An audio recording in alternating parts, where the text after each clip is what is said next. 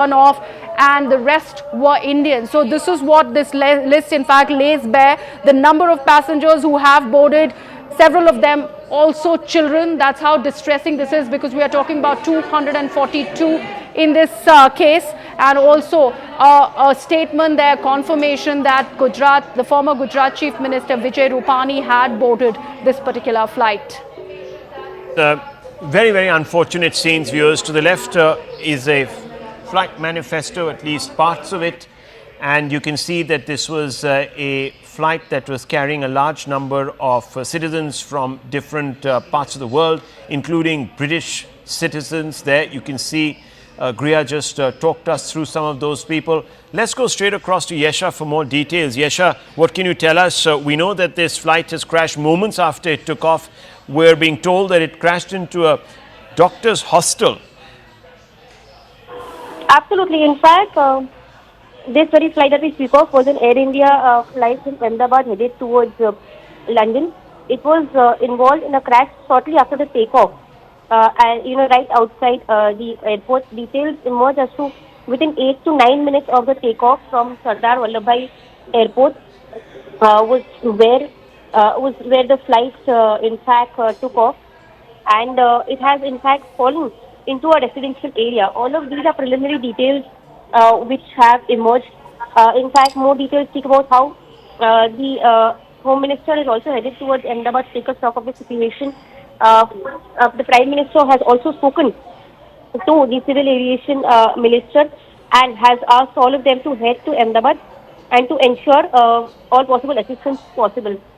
What's also important to note is that as of now, details from local sources have spoken about how there have been more than 40 bodies that have been brought to the hospital. So far, no official source has in fact gone ahead to mention as to what can be the toll here, but it seems to be a massive tragedy, particularly because so far Ahmedabad Airport has also been kept non-operational for any further flights from here on, which is where all the local authorities have been rushed to the spot, and there are expected to be more than 200 people who would have been on board that very flight.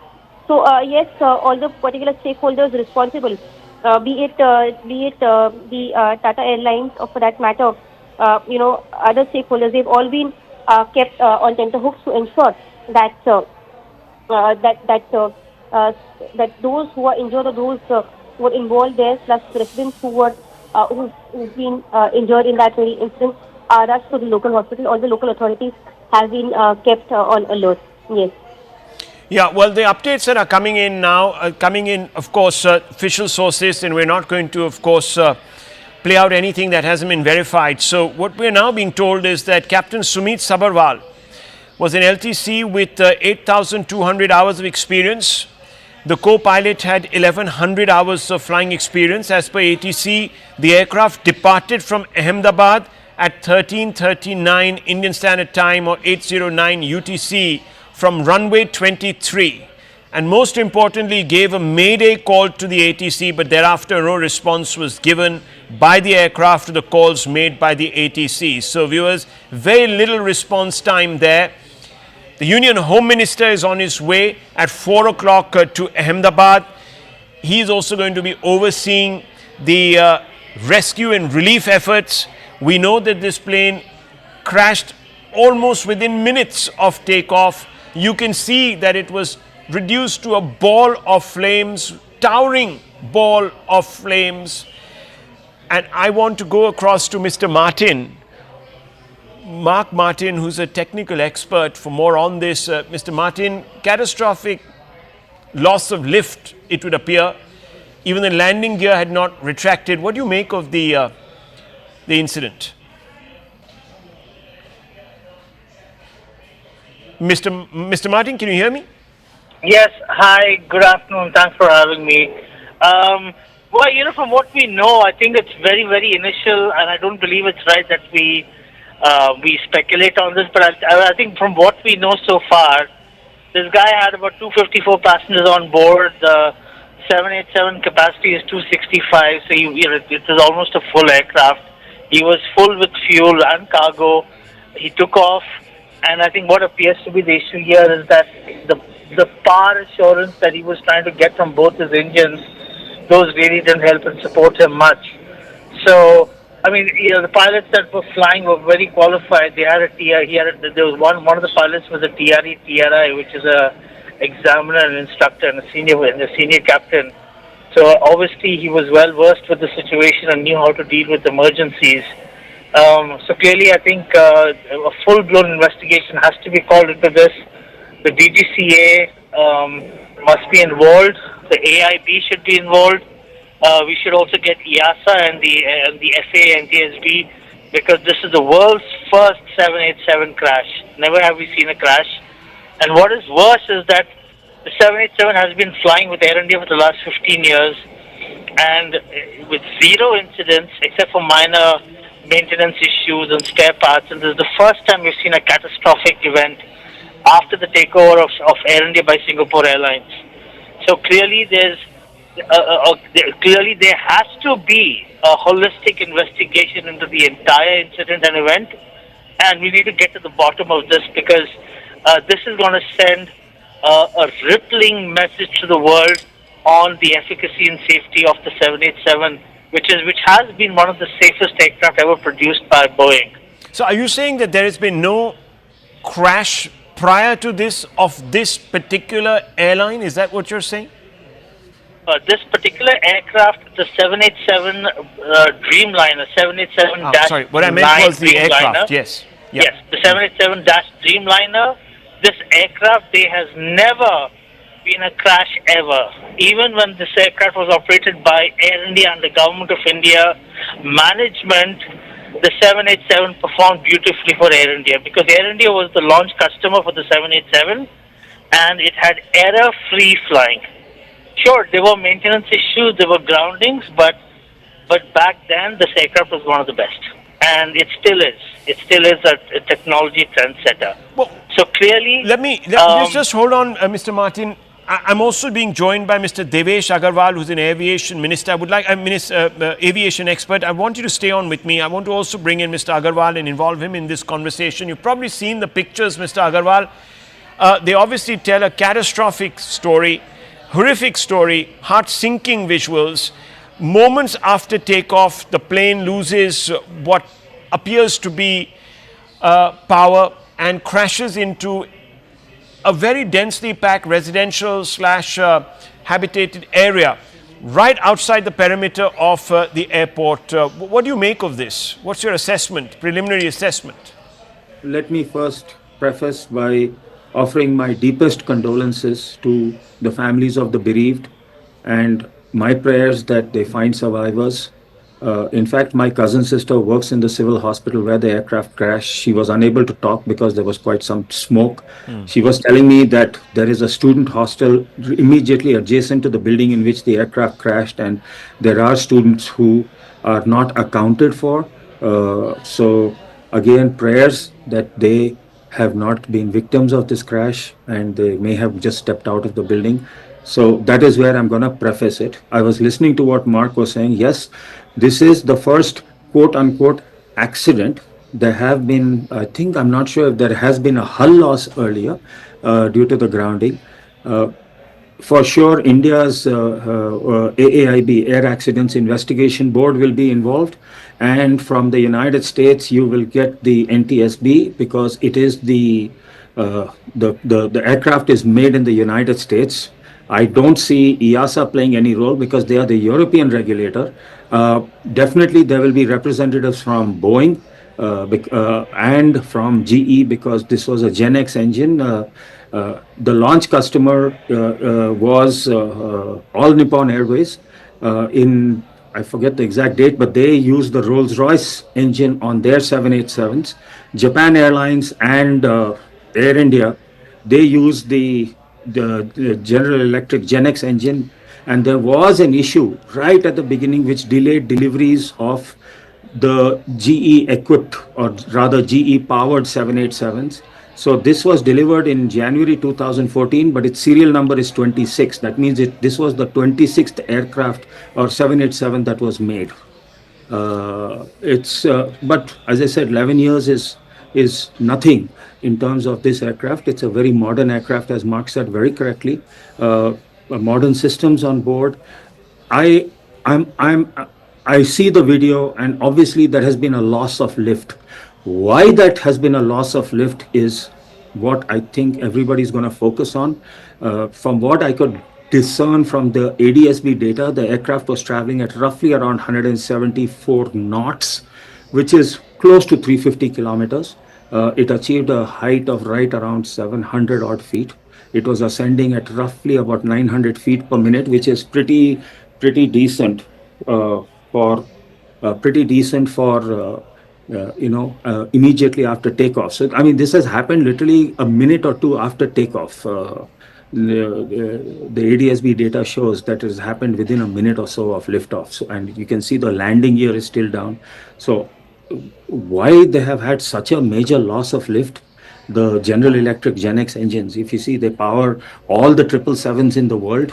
They power the 747s and a good number of 787s, and they are a very, very, very reliable engine. To the extent, I think, you can see India operates, Air India operates the San Francisco to India flights, and they spend large periods of time over the North Pole near the Siberian Arctic, very far away from airports. And the GE engines are rated to allow pilots to fly as far as 6 hours away from the nearest airport. That's how reliable these engines are. And whether it's regulators or designers, they feel confident in terms of the engine reliability that it will not fail. Even if one engine fails, an aircraft is certified to at least take off. So it may not be able to maintain high altitude, but it'll definitely take off. And tests are done. In fact, there are videos online where there's been a case of a Lufthansa A321 taking off from Frankfurt, and a bird got sucked into its engine, and the aircraft took off. So I don't want to speculate. Surely there's been a loss of lift, but why that has happened is very difficult to say. Is it unusual? Is it unusual for both engines to? I presume this would have been a result of both engines. There was a Mayday call that was issued by the pilots. Correct. Of course, the ATC didn't have time to respond because obviously there was very little reaction time. But is Right. it usual for both engines to pack up? No, no, sir. That's what I'm saying. It is unusual for even one engine to fail. That's what I was saying. The GE engines, this is based, the Gen X engine was a derivative of the very famous GE 90 series engines, which are extremely long-lived engines. I can't even hazard a guess. Maybe Mark will know how many GE 90 total family engines, but I would venture to say. there's an accident, but ਹੁਣ ਹੋਸ ਜ਼ਿਆਦਾ ਖਬਰ ਮੇਰੇ ਕੋਲ ਨਹੀਂ ਹੈਗੀ। ਅਸੀਂ ਤੇ ਇਹੀ ਪ੍ਰਾਰਥਨਾ ਕਰ ਰਹੇ ਹਾਂ ਕਿ ਜਿੰਨੇ all those who were on board should be all right, and we should await the news. I don't think one should speculate on that. Sir Punjab Bhajpa ਨੇ ਚਾਰਜ ਵੀ ਸਨ। ਹਾਂਜੀ ਉਹ ਤੋਂ ਪਹਿਲੇ ਯਾਰ ਖਬਰ ਤਾਂ ਲੈ ਲਓ ਪੂਰੀ। Well, viewers, there are all sorts of course, inputs that are coming in. We don't want to really lend anything to any rumor. So we're going to continue to stick with the official record that we're being shared moment to moment by the authorities. I can tell you that the last update, and Devesh Agarwal is here with us, and we're going to stick with him. But I want to quickly go across for more updates to Payal. Payal, now we know a few things. For example, that this particular flight did send out a Mayday call. The pilots did call for help. There was very little time for the ATC to do anything about it, and clearly for the pilots to also react. It was a craft laden with ATC, which explains why there was this huge ball of fire and flame that rose up into the horizon. But what are the updates you have, Payal, right now for us to share? Rahul, of course, the investigation teams are on their way, and it is for them to come out and do the entire investigation. Of course, a lot of talks have been doing the rounds as far as the efficiency of these engines are concerned. The expert that you were just speaking to, as in terms of what could be the reason as well, we do not want to speculate at this point in time. And added us, the government has also assured us that they will be giving us timely updates, from time to time, telling us what really is happening. But the man whose soundbite that you just played right now will definitely, Rahul, know a thing or two about how the aviation industry really works. Hardeep has very successfully led the country as a civil aviation minister. It was during his regime that the entire merger of Air India and Vistara took place, and the Tatas took over as well. So he definitely will know a thing or two about the technicalities as far as that is really concerned. But like I said, at this point in time, the government of the day wants to make an effort to have all the hands on the deck, whether it's the rescue and relief operation that is being, of course, led by the Gujarat state government, and therefore you have the Union Home Minister, who's also a member of parliament from Gandhinagar, which is of course the capital city of Gujarat. He's rushing there. He also, he also controls the disaster management teams across the entire country. So his being present there on ground will also give a lot of solace to the locals once he goes there and gets the situation on ground. And a short time, after which of course Rammohan Naidu, civil aviation minister, very young in his civil aviation ministry days, his first year just about getting complete, reaching there as well. So obviously that's going to be a all hands on the deck approach that has been put in place. Bhupendra Patel, in fact, has also spoken to Union Home Minister Amit Shah in the past, and has also spoken to Rammohan Naidu as well. So he's also marshalling on the resources, including his ministers being on ground as well. We can just hope and pray that the casualties are minimum, but we'll have to just wait and see on the numbers, because many people are being rushed to the nearest hospitals possible. All kind of help is being given, and therefore the Union Health Minister has also asked for all medical help to be rushed to the accident site as soon as possible. Well, let me go across to Devesh Agarwal. Thanks indeed for that update from Pyle there. We're also being told that the Union Home Minister is on his way to Ahmedabad. He's going to depart at about 4 o'clock from Delhi. The AIB is already sending 3 teams to go and scour the crash site for clues, etc. We were speaking to Devesh Agarwal, aviation expert, to express dismay at the catastrophic failure of the Gen X series of GE engines, which he says are very, very reliable. In fact, Mr. Agarwal said that the plane can fly on one engine. For 2 engines to fail is very unusual. Would you still stick by that statement, Mr. Agarwal, and give us a little bit of a background on this engine? Well, one thing, please, as I said, I never ever said that there's a failure of the Gen X engine at all. I said there is a loss. From the video, we can make out that there is a loss of lift on the aircraft. Okay. What has happened is obviously going to be determined by the accident investigators. I was only saying that the GE Gen X engines are extremely reliable engines. They are fitted on more than half of the world's 787 fleet, and I can't even recall how many 787s are currently operating, but they're in the hundreds. And it's a very reliable aircraft. Please, I've never made that statement.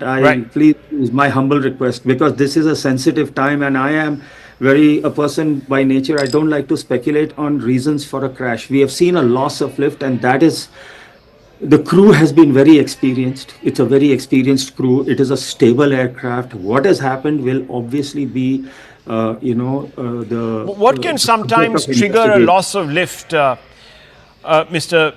Agarwal? See, you could have a loss of engines. You could have, and why did those engines lose the power? Is it a bird strike, or is it possible that you get what is called a microburst wind shear? What happens is, this normally though happens in thunderstorm conditions. You have air rising and a column of air shooting down towards the ground. And so it sort of tends to push the plane down. If you remember, Delta Airlines had a crash, if I remember, Delta 191 back in Dallas Fort Worth, which was as a direct result of a microburst right as they were getting ready to land at the airport. So we don't know why there is a loss of lift. And to be honest with you, one engine failing itself is out of the very, very far-fetched possibility. Both engines failing is an impossibility. So there is obviously something else that has happened that has caused the loss of lift. These 2 engines are too reliable. And as I pointed out, the aircraft could have climbed with one engine. So definitely there has to be some other reason. We just don't know. We absolutely don't know. You can see the pilots have not even retracted the gear. So the aircraft is not in what we would call in a clean condition. So it's what 700 feet off the ground. It's at a climb rate of 1,000 feet per minute. That means that 70% of a minute, less than 45 seconds after takeoff. It's not. It's just within 45 seconds to a minute after takeoff. There's obviously something else that has happened that has caused this loss of lift, and that's what needs to be investigated.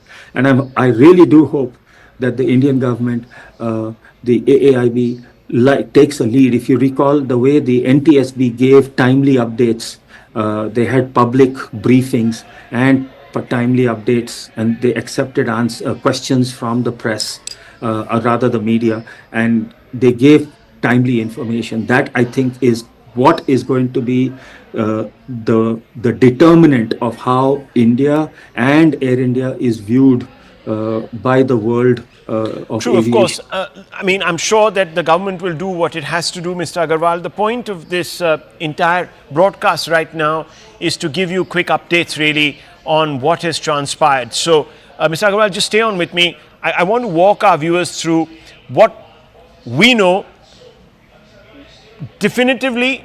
About 2 hours back, the Air India plane, a Dreamliner, takes off from Ahmedabad airport. It is on its way to Gatwick, but the moment after it takes off, even before it could retract the landing gear, there is a catastrophic loss of lift. The aircraft collapses through the sky. You can see those pictures in the middle of your screens into what we're being told is a doctor's hostel attached to a medical college.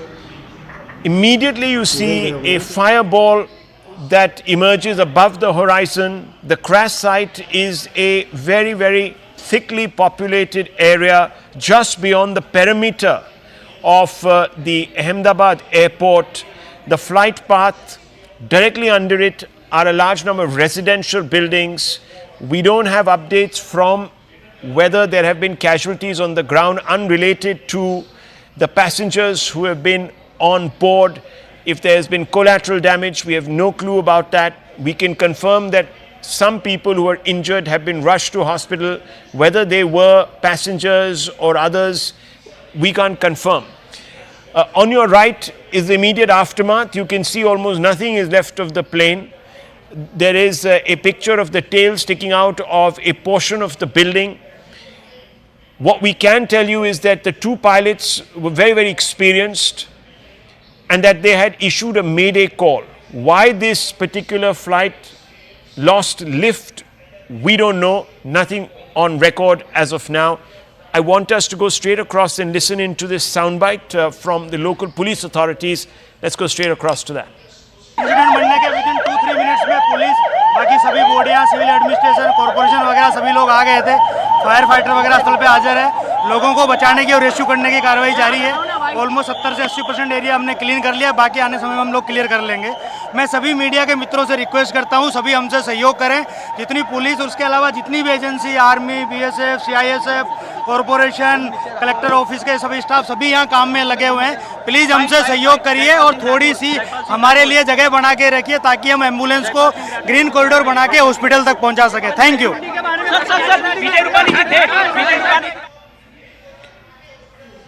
Okay, there's that new video there, and you can see the what appears to be at least one part of the plane sticking out of a building, or seems to have settled on top of the building. Very difficult to say from this angle, but certainly you can see that that might be a part of the wing, which of course bears the fuel at some levels. I'm not an expert, so I would like Mr. Agarwal to come in on this. And before that, a quick update from Payal. Payal, what can you tell us?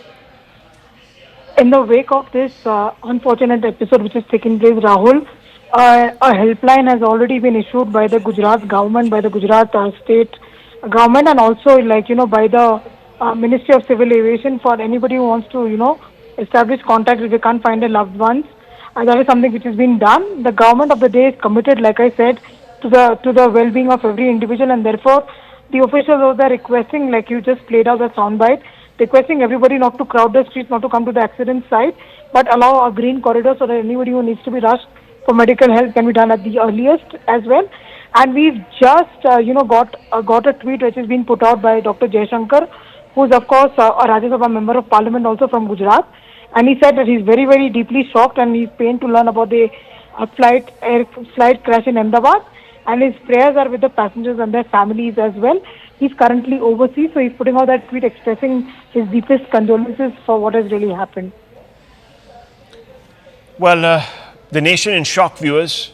We're getting a lot of reactions from the Prime Minister, the Home Minister, to several Chief Ministers of different states, to the Aviation, Union Aviation Minister, who's on a special flight from Vijayawada straight across to Ahmedabad because there is no direct flight from there, at least available as of now. On the left is the debris, remnants of the craft. In the middle is the moment of the crash, heart-sinking moment really, viewers. This flight was almost full. It had 142 passengers aboard it, two very experienced pilots who were in control and command, and they issued a Mayday call.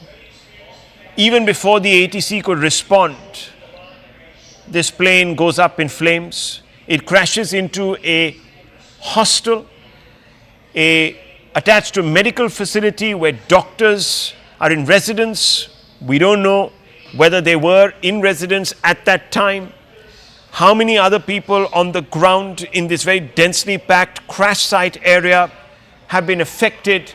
To the right, you can see that the obvious aftermath suggests that this was a very, very catastrophic result.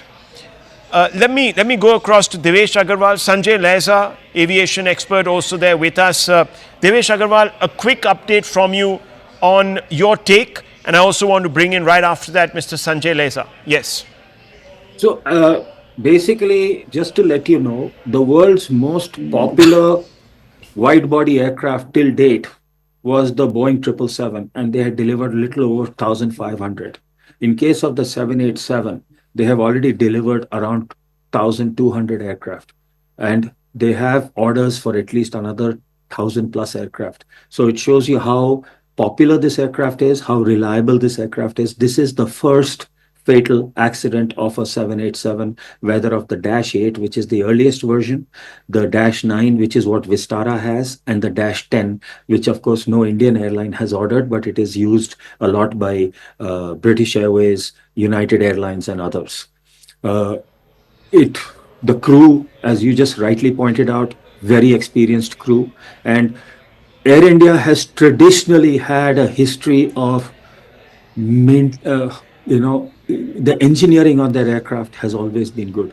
We hear about, the interior of the aircraft, but the airworthiness of the aircraft has never been in question at Air India. That is something that airline has a legacy of, and it is a very proud and, strong legacy and a history at that airline that the aircraft are safe.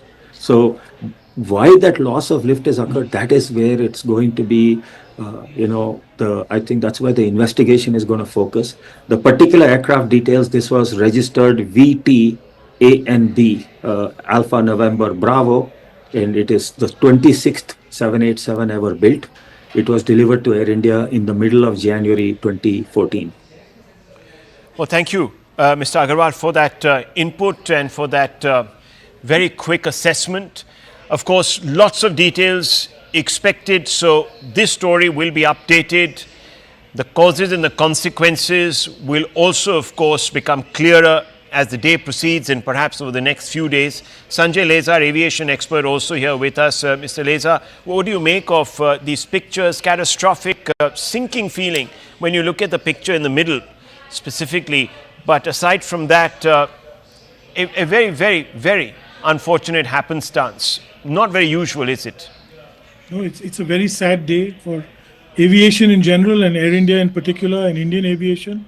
My heart goes out to many of my former colleagues who've probably on that aircraft as well as in the company. Prayers and thoughts with them. Very tragic, and it's pretty certain, or it appears to be that either the aircraft had major engine failure, whether it's through ingestion of birds or just stalling. But you can see loss of power and the aircraft dropping, like Devesh was saying earlier. The 787 is one of the most sturdy aircraft which has not had any fatalities or any accidents like this so far in its history. This aircraft is only 11 and a half years old. So again, a very new aircraft. Like he said also that Air India aircrafts are very well maintained engineering wise. So that should not have been a problem. The pilots were very well experienced, more than 10,000 hours between them. So, really one is left scratching his head trying to figure out what could have been at the bottom of these two engines failing and the aircraft sinking. Also, it's rammed into a building which is a medical college and a medical college hostel. It was afternoon time, and we believe the lunch mess must have been full of kids who were studying in that hostel. So I worry about what may have happened over there. Part of the aircraft tail seems to have been lodged on the roof of that building, and the rest has collapsed beyond that. It's a very, very grim situation. We can see, we've already heard from sources in Ahmedabad that almost 40 bodies have been recovered. We don't know what's happening so far. I think 11 or 12 were taken to hospital. Whether they have survived or not, we're not certain. We're still in the realm of speculation as far as that is concerned. But it's a black day for aviation in India and the world over, really. Mr. Lezar, from what we gleaned from our short conversation with Mr. Agarwal was that the Dreamliner can fly also on just one engine. So this sort of adds another layer to the fact that there was this catastrophic failure of lift. I don't know if it was engine induced, and neither did he want to actually hazard that guess, but what do you think really happened here? A Mayday call was issued, the landing gear hasn't been retracted, so it's very, very early in the flight. How would something like this anomaly gone undetected? Is it possible? Would checks have been, are checks conducted before a flight takes off for a long haul? What kind of checks are they? Can you just walk us through some of the preparatory procedures? Well, there's no question about checks. Checks are taken whether it's a long haul or a short haul. There are detailed checks that go on by the ground engineers as well as the pilot himself. Either the first officer or the PIC does a walk around. Typically it's the first officer, they check. Systems are checked, so there's absolutely no question of not having been checked. You're right, so is Devesh, that the one engine could have helped it, but obviously it's clear from images. We don't have any data. We know that it took off 175 knots was the speed. We know it was a hot day, so the profile of the weather profile, takeoff profile must have been built according to that. Also very heavy aircraft, 240 passengers plus baggage plus fuel for a long haul flight to London. So it's not exactly light. Possibility of perhaps both engines having stalled is all I can say, because there's absolutely zero lift. When you look at the image that you're playing on your screen right now, it shows that the aircraft has struggled to lift off and is just not climbing. There's zero climb. And rightly, as you mentioned, the pilot did issue a Mayday call, which the DGCA itself has reflected in its press statement. And before the ATC could respond, it just hit the building and went up in a ball of flames. He couldn't direct the aircraft anywhere, could not maneuver it to safety. So correct me if I'm wrong, Mr. Lezar, the GE engine, the Gen X series of GE engines are known to be very reliable. Very reliable. They are very reliable and very, very powerful engines. So, I'm only speculating that there were birds that bird hit that happened. That's about it. I can't think of anything else. This was a major ingestion or something that caused both engines to stall. Because even in the videos that I've seen, I've not really heard the engines, the togas being introduced or the power of the engines coming into force. So I really can't tell. From this distance, sitting far away as we are, and we really is not fair to speculate beyond that. True. A bird hit, could it result in this kind of an incident? Multiple bird hits could stall the engine. It's about stalling the engine. And this is the most critical phase of flight, takeoff. As you all know, landing and takeoff are the most critical, but takeoff is particularly critical because you could lose complete power as we see as happened here. And the fact that he issued a Mayday call, just pushes us towards that conclusion, unless there was catastrophic failure in both engines that we do not know about as yet. Mr. Nezar, we were told that the Boeing could actually fly on one engine also, in case there was a bird hit to one. In this early period of flight, is that possible? Well, I don't know if one engine would be able to lift an aircraft with, at this stage of flight with all that load. But be that as it may, it's pretty clear you can't see the aircraft bank to either side. It's obvious that there seems to be total loss of power in this aircraft, not from one, possibly both engines. That's what I can surmise from the videos and the data that we've received so far.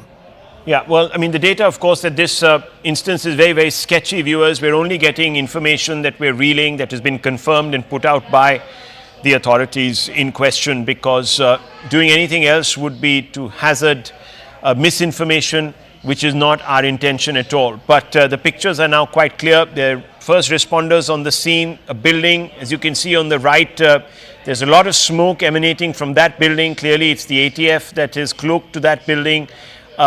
Whether there have been people inside that building that have also been affected, we don't know. We have seen bodies and being pulled out of the wreckage. We also have seen people the injured rather, being wheeled into hospital. Obviously, we can't tell you if those are passengers or if there were people on the ground, but the scenes are extremely overwhelming. Let's go straight across to the MOS of Civil Aviation, who has spoken to our network. Let's play that out. Sir, हमसे बात करने के लिए शुक्रिया। मैं जानना चाहता हूं कि अभी फिलहाल वहां की स्थिति क्या है, किस तरीके से सरकार जो है वो मदद कर रही है। जी, अभी तो वहाँ की जो गवर्नमेंट है, स्टेट गवर्नमेंट के साथ हमारे अधिकारी संपर्क में है। राहत बचाव का कार्य भी शुरू हो गया है जी, और हम भी घटनास्थल पे पहुंच रहे हैं। मैं भी थोड़ी देर में वहाँ पे पहुंचूंगा। माननीय HM सर, देश के गृह मंत्री अमित भाई भी वहाँ पे पहुंच रहे हैं। तो अभी सभी स्तर पे कार्रवाई शुरू है, काम शुरू है। और सर, प्राइमरी इन्वेस्टिगेशन में क्या कुछ सामने आया है कि एग्जैक्टली रीजन क्या था? नहीं, अभी तक तो जांच चल रही है।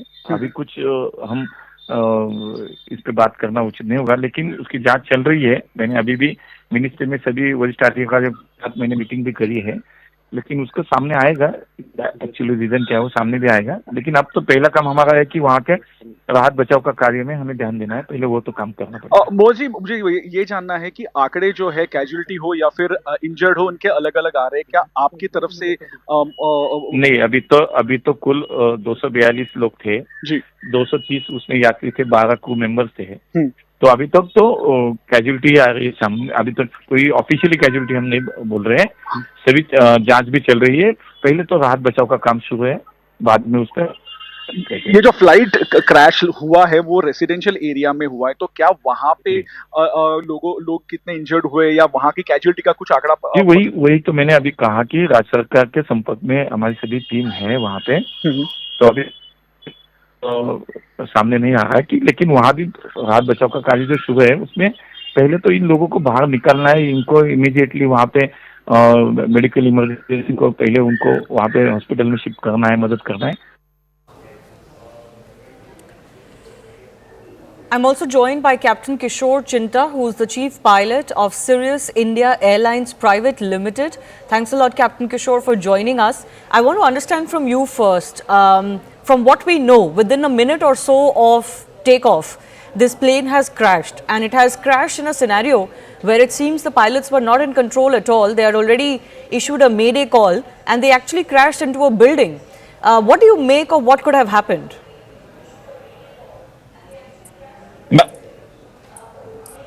Ma'am, I've seen the videos. The 787 has 70,000 on each engine.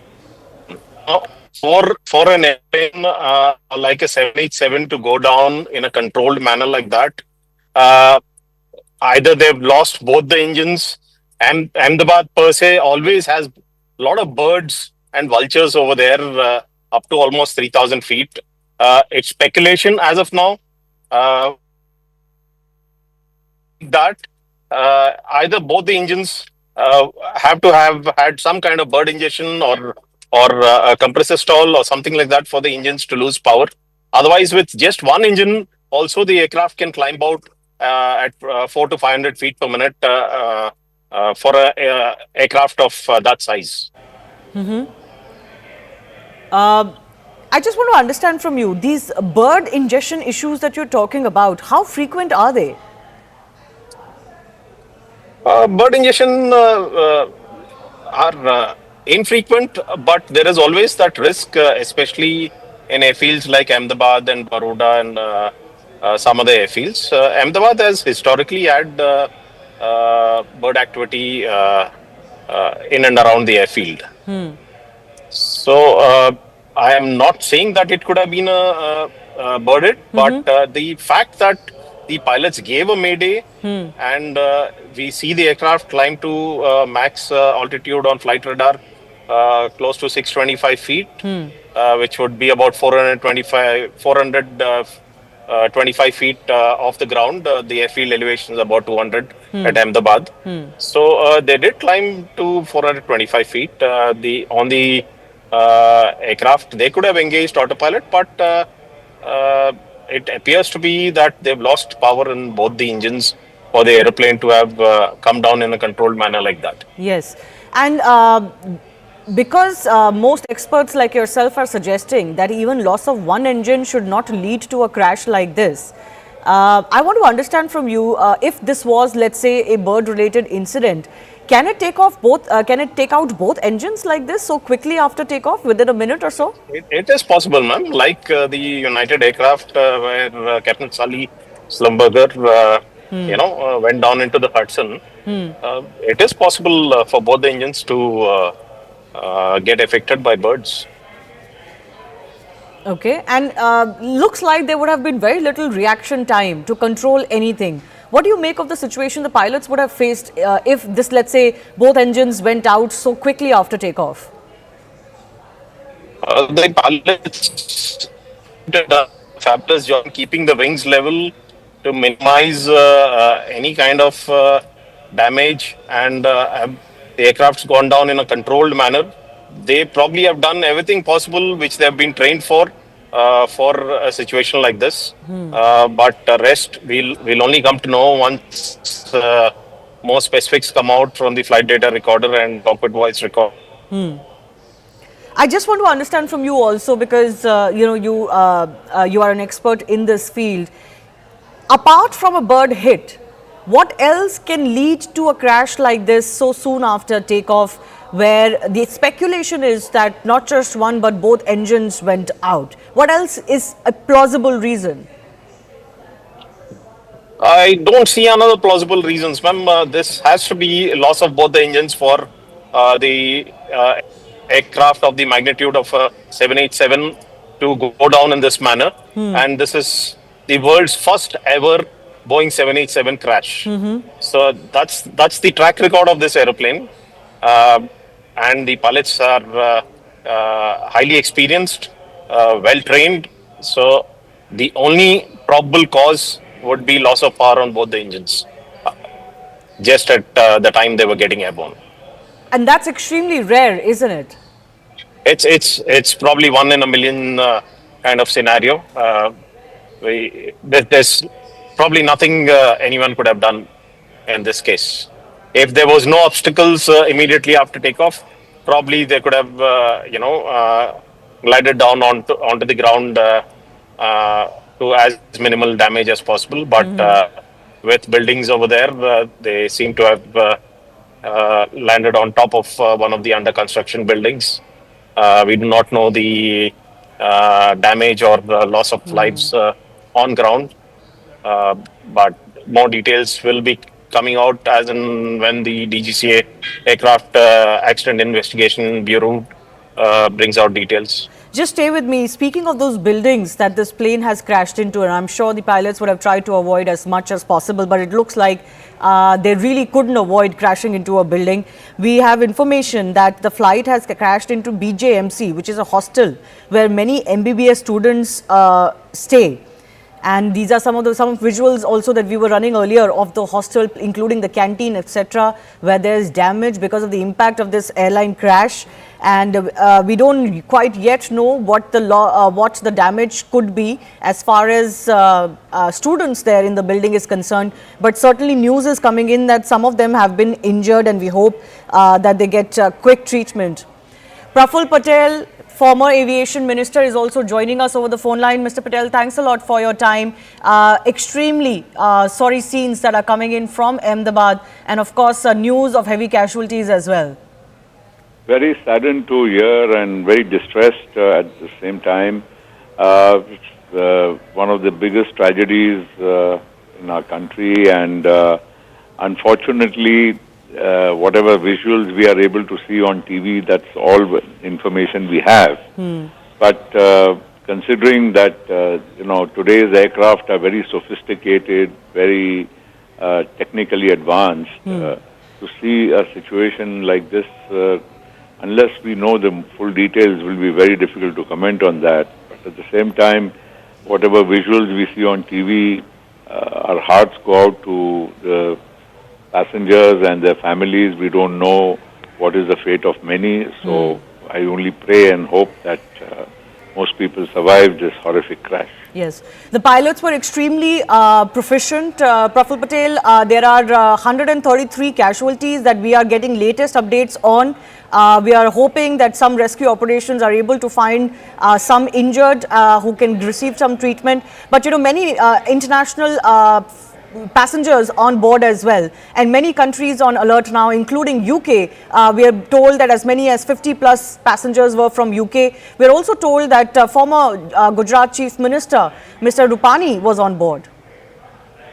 Well, I've seen Mr. Rupani's name on television, and having been a person who's known him for many years, I only hope and pray that he is well.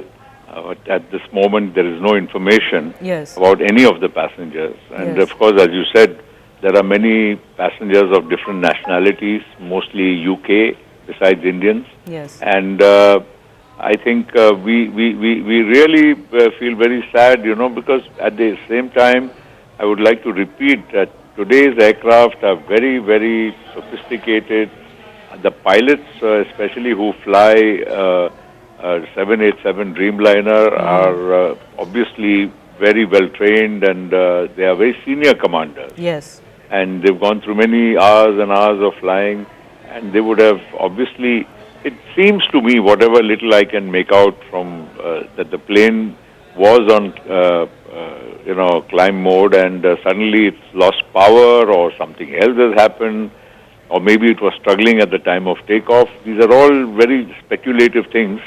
But one thing is certain, if the pilot gave a Mayday call, we don't know the exact time of when he gave the Mayday call. Was it just immediately on climb, or soon after takeoff, sir. In fact, within a few minutes, it seems this flight has crashed. It had barely reached the height of 700 feet. This flight couldn't have flown more than 60 seconds because of the very fact that it's just 825 feet into the air, which is virtually nothing. It just would not take more than 60 seconds.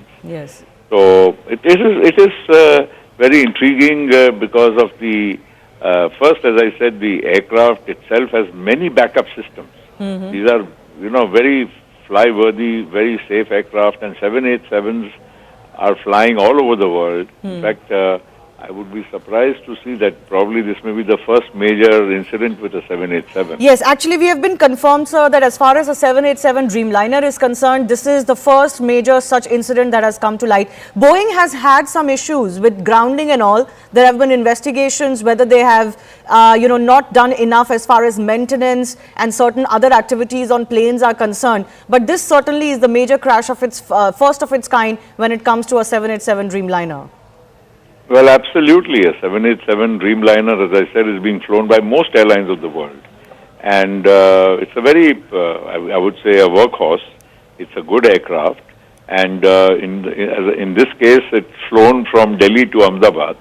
So obviously, it was absolutely flyworthy. Otherwise, no aircraft takes off. And pilots also, before they take off, they go through all the checks.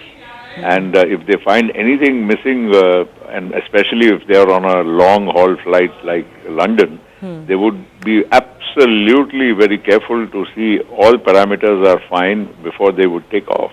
Okay. So obviously something has gone wrong after they started their roll on the runway for takeoff. Yes. And in between that and the climb, those 60 seconds have been, I'm sure, very, very the reason for whatever has happened. Yes. I do thank you for joining us, Praful Patel, the ex-aviation minister. Also reading out what Prime Minister Narendra Modi has just put out. The tragedy in Ahmedabad has stunned and saddened us. It is heartbreaking beyond words. In this sad hour, my thoughts are with everyone affected by it, have been in touch with ministers and authorities who are working to assist those affected. We also know that Home Minister Amit Shah is travelling to Ahmedabad. My colleague Payal Mehta is also joining us with more on this. Payal, words coming in from Narendra Modi as well. Everybody offering, of course, their deepest thoughts to those who have been affected, including, of course, the families. Already 133 have been confirmed dead. Yes, it is, of course, heartbreaking beyond words. That's what the Prime Minister really said. And this has happened in his hometown, which is in Ahmedabad. The tragedy in Ahmedabad has stunned and saddened everyone. He has been in touch with the ministers and the authorities who are working to assist those who are affected.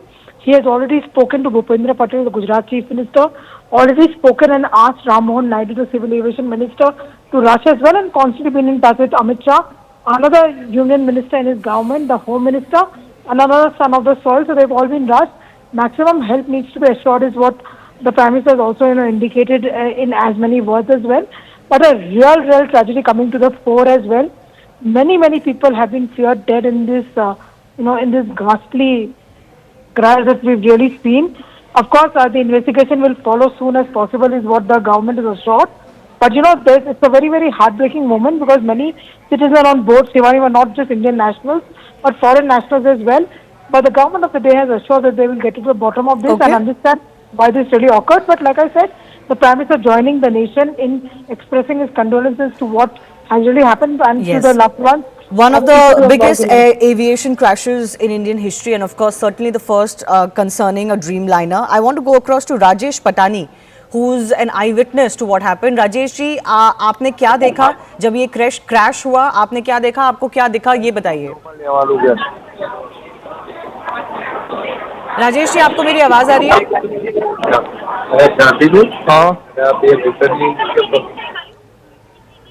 आप crash के वक्त कहाँ थे? आपने क्या देखा? ये बताइए.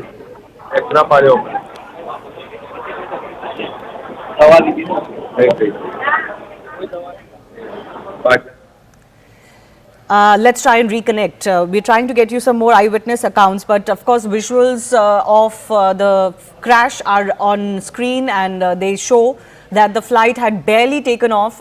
Within less than a minute, of course, this flight has crashed. It seems the pilots have lost all control because they couldn't even deviate the flight from a what seems to be a residential area. There was, in fact, a MBBS students' hostel that has come into the path of this crashing airline, and the aircraft burst into flames immediately upon impact. Those visuals have also been caught by those who were living in the vicinity of the Ahmedabad airport. Captain Kishore Chinta continues to be with us. Captain, I want to understand from you, in such a short span of time, if both engines are lost, how much can captains do? How much can the pilots and the crew do in such a situation? What can they do? There's not much the pilots can do other than look for an area where they can crash land the aircraft in the safest possible manner.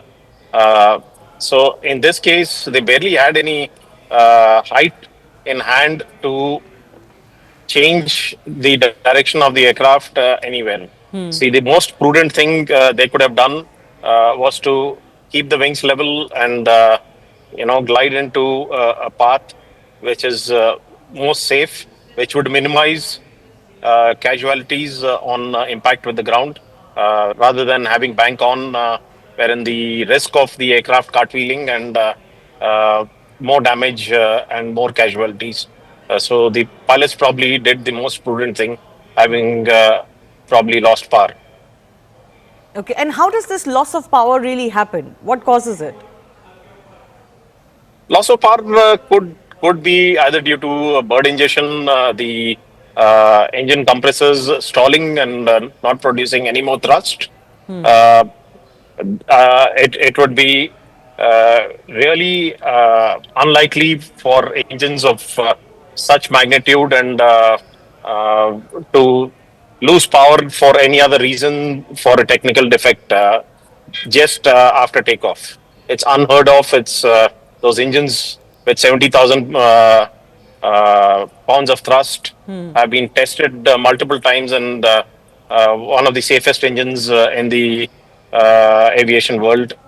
So nothing else could have caused, in my opinion, the loss of power. So this couldn't have been any kind of technical failure, and the most plausible reason you can think of is bird ingestion, but of the kind which took out both engines. Yes, that's, like I said, we can only speculate as of now. I haven't heard of a technical defect taking out both the engines just after takeoff ever in the aviation history. Right. Certainly what has transpired is shocking everyone. This is already, as experts have told us, the first of its kind crash, including involving a 787 Dreamliner. And the way this crash has transpired, soon after takeoff, within a minute of takeoff at very low altitude, seems to suggest the pilots lost all control. They couldn't even divert the plane to a safer area, and it crashed immediately within a minute of takeoff. What also is concerning is that they seem to have lost all control, so both engines were out. There was a Mayday call given, but agencies tell us they didn't really manage to contact this flight after that. So it all points out to things going wrong very, very quickly. Harshit. Yes. Captain Kishore, I'm going to come back to you in just a bit. Harshit is an eyewitness of this crash. Harshit, आप कहाँ थे जब ये crash हुआ और आपने क्या देखा? हम मेस में ही थे जहाँ पे ये प्लेन टकराया था. अच्छा, तो आप स्टूडेंट हैं जो मेस में रहते हैं वहाँ पे हॉस्टल में? हाँ, मैं कॉलेज से लाइब्रेरी से पढ़ के मैं यहाँ पे खाना खाने आया था 2 बजे. तो फिर कैंटीन में भी वहाँ पे क्रैश हुआ प्लेन का पार्ट्स जो आप वहाँ पे खाना खा रहे थे? हाँ, वहाँ पे वो सिर्फ टकराया था, प्लेन आगे क्रैश हुआ था. अच्छा. हमारी बिल्डिंग में सिर्फ टकराया था, इसलिए धमाके की आवाज आई. अच्छा, आपके आसपास कितने लोग थे? कोई इंजर्ड है? इंजर्ड इसमें ऐसा है कि जो बारी के पास खाना खाने बैठे थे उसको थोड़ा वो इंजरी हुई है, बाकी सब ठीक है. अच्छा, कितने बच्चे हैं वहाँ पे? खाना खाने के लिए तो यहाँ पे 50-60 लोग हम आए थे, ऊपर और नीचे दोनों. अच्छा. इंजरी सबको नहीं हुई है. जी जी. और आपके हॉस्टल, आप किस हॉस्टल में रहते हैं और कितने लोग हैं वहाँ पे? हम अतुल्य में 11 में रहते हैं. कितने लोग होंगे पूरे हॉस्टल में? कितने लोग रहते हैं वहाँ पे? हम तो MBBS स्टूडेंट ही वहाँ से 1 से 5 साल तक के सभी बच्चे वहीं पे ही रहते हैं. अच्छा. और वो सब इसी मेस में खाना खाने आते हैं. जी जी जी. और उस वक्त 50-60 बच्चे वहाँ पे थे जिस वक्त ये खाने हाँ, ये खाना खाने का ही टाइम था, इसलिए वो सब वहाँ पे ही थे. जी. आपकी जो बिल्डिंग है उससे ये प्लेन टकराया नहीं है, ये आगे जाके एक बिल्डिंग में क्रैश हुआ है. तो आपको उस बिल्डिंग के बारे में कुछ पता है? क्या हुआ वहाँ पे, क्या देखा आपने?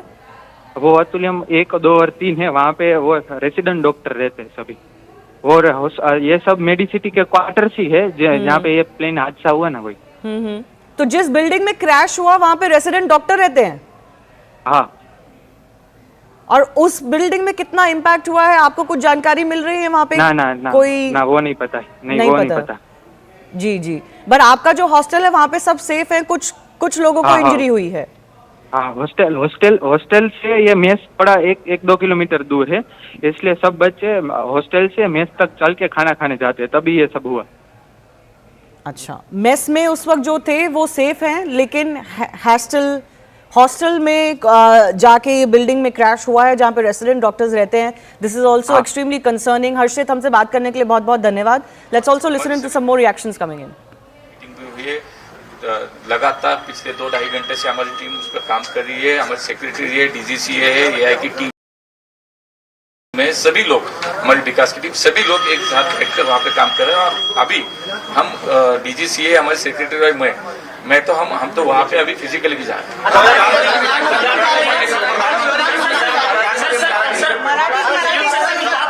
प्रधानमंत्री जी इसका मॉनिटरिंग कर रहे हैं. माननीय प्रधानमंत्री जी ने नायडू जी से हमारी सभी लोगों से बात भी की है, वो मॉनिटरिंग कर रहे हैं. हमारे होम मिनिस्टर वहाँ पे पहुँच रहे हैं. और मुझे लगता है कि सभी स्तर पे ये अभी राहत का कार्य बड़ी इमरजेंसी के लेवल पर शुरू होगा. क्या सभी प्लेन का इंडिया के ऑडिट होगा? नहीं, अभी तो आज मुझे लगता है कि पहली बात तो यह है कि हमें इससे पहले बाहर निकलना है. बाद में सब होगा, उसकी जांच होगी, उस पर रिपोर्ट आएंगे, उस पर असल में क्या रीजन है वो भी सामने आएगा. ये आज मुझे लगता है कि थोड़ा टाइम दोनों कंपनीज जो है, सारी एयरलाइन कंपनीज, क्या वो बहुत सस्ता ले रही है क्या लोगों के जान को लेकर? क्योंकि कोई भी बारिश हो जाए तो प्लेन में कुछ होगा. मुझे लगता है कि कोई जो रियल उसका रीजन है वो सामने आने तक थोड़ा सा सर, जहाँ पे प्लेन गिरा वहाँ पे कुछ कैजुअलिटी हुई है? लगता है, ऐसा लगता तो है, लेकिन थोड़ा सा मुझे लगता है कि ऑफिशियली थोड़ा सा बिल्डिंग में कुछ लोग रह रहे थे ऐसे भी. सर, डॉक्टर्स हॉस्टल बताया जा रहा है. नहीं, यहाँ से एनडीआरएफ की टीम भी गई है, वहाँ पे बाकी सेनादल की टीम भी गई है. मुझे लगता है कि सभी जो टीमें हैं सभी लेवल पे वहाँ पे काम शुरू.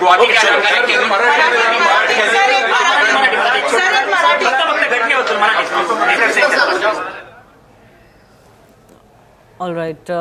There is, of course, all hands on deck approach as far as the aftermath of this aircraft crash is concerned. Not only are concerned ministers moving to Ahmedabad, Home Minister Amit Shah is also expected to travel to Ahmedabad. Captain Kishore Chinta continues to be with us. This is, of course, a situation that will possibly need a lot of investigation to figure out what exactly happened, because it seems like a crash that hasn't really been seen of this nature and also of this aircraft itself before. So much deep investigation required as far as this case is concerned.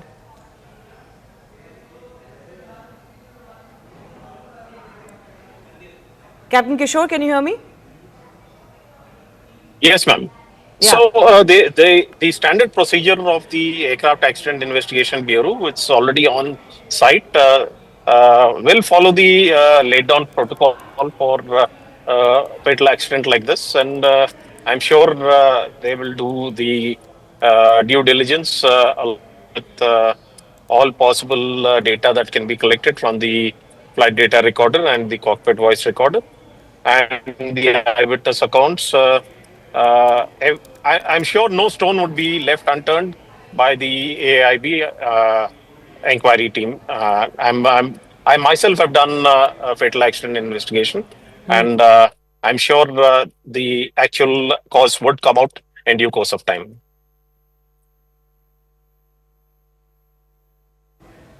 Can you just take us in detail into what exactly will go into the investigation of this crash? The black box is going to become extremely crucial.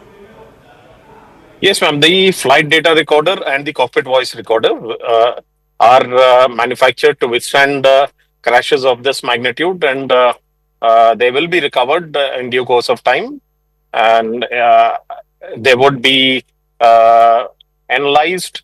All the data from the crash will be analyzed by the Aircraft Accident Investigation Bureau team.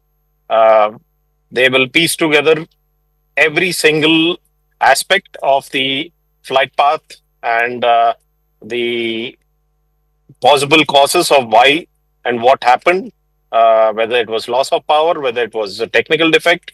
Everything will be there in the flight data recorder, and they will be analyzing that, and they will analyze the flight path of the airplane based on the data available, and the Mayday call will be recorded on the CVR as well as the ATC transcript of the radio transmissions which they received.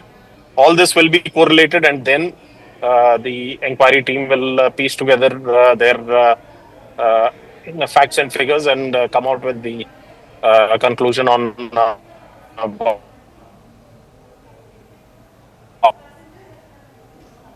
From the initial information that we're getting, we're being told that after the Mayday call, there wasn't any contact that was available with this flight.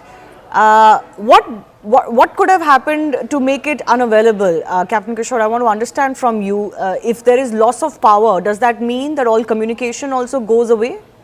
Could the pilots have recorded? How would they?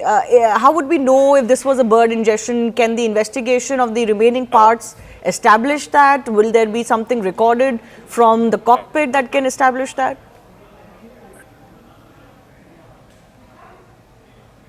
There are enough standbys.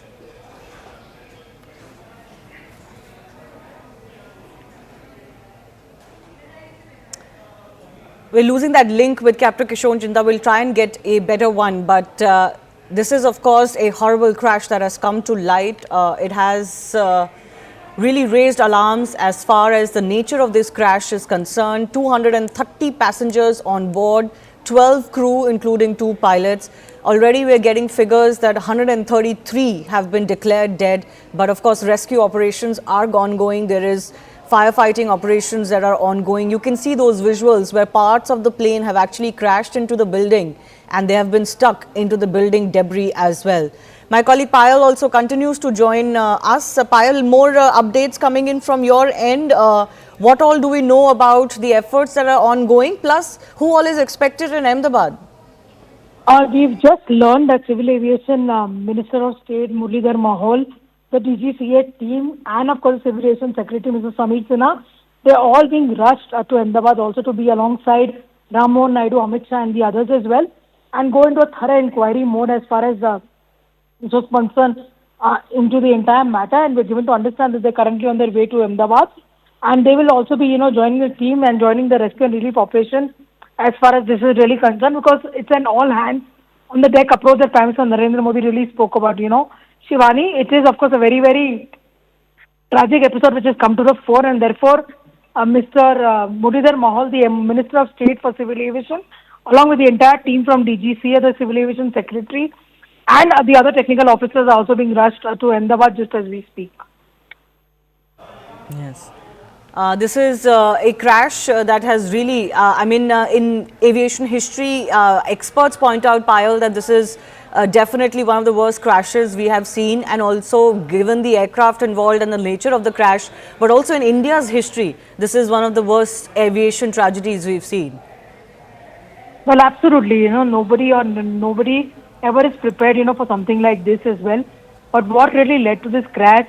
What were the technicalities involved? We will only know once the DGCA team reaches there, the investigation team reaches there, and they find a black box that, Anvit was speaking about a little while ago. And only then will we know what really led to the crash, because it is pretty important to understand what led to the failure and what led to this tragedy within probably 40 to 50 seconds of the pilot, reaching out to the ATC. So obviously, all of these things are going to be there, but as of now, the most important thing is to in fact ensure maximum rescue and relief operation. Therefore, all hands on the deck. But it's the Gujarat administration, the Gujarat Chief Minister, the Gujarat Home Minister, Union Home Minister, who is also a son of the soil. Ram Mohan Naidu also currently on his way. He's a Civil Aviation Minister, and so is Muralidhar Mahol. Updates that we're getting, Payal, also tell us that the railways have also decided to operate certain special trains to and from Ahmedabad. Anything more you're learning on that? Special trains are going to be in place for passengers to fly either from there to Mumbai or to Delhi, because currently the airport at Ahmedabad stands shut as well. A lot of international flights are also likely to be diverted to other locations as well. So preparing for that, Ashwini Vaishnav, the Union Railways Minister, has just put out a series of tweets, essentially speaking about the kind of work that has to be done. And even if medical teams have to be rushed from nearby locations, the railways will also be putting in their maximum efforts as far as this is concerned. And again, like I said, it is an all hands on the deck approach that the Union government is adopting over here. Because nothing more valuable than human lives being lost over here. So, Payal, you're reporting that MOS Civil Deviation and DGCA Chief, Civil Aviation Secretary, all being rushed to Ahmedabad. They're about to reach the Delhi airport. But these are, of course, going to be special flights, isn't it? Because as you're mentioning, the Ahmedabad airport has been shut for civil activity as we speak. We're also getting updates that the Gujarat Chief Minister has reached the civil hospital where most of the dead are being taken. Most of the people or the dead bodies that have been taken there have I believe been declared dead on arrival. So not many survivors so far, but we're hoping for some good news as rescue and relief operations continue. But this is also going to be a huge challenge on ground. Those are some of the visuals coming in from on ground as well, Payal. Huge challenge on ground to ensure or to try to race against time to see if you can find any survivors. Absolutely. Like I said, that no country can ever be prepared for a tragedy like this, while all hands on the deck approach, and therefore the Civil Aviation Ministry has put all the resources together. The civil administration has also put in all these efforts together. Appeal is being made to all the citizens saying that do not rush to the airport or do not crowd around these areas. Make sure that we are able to get a green corridor in place should we need to rush somebody for medical emergency.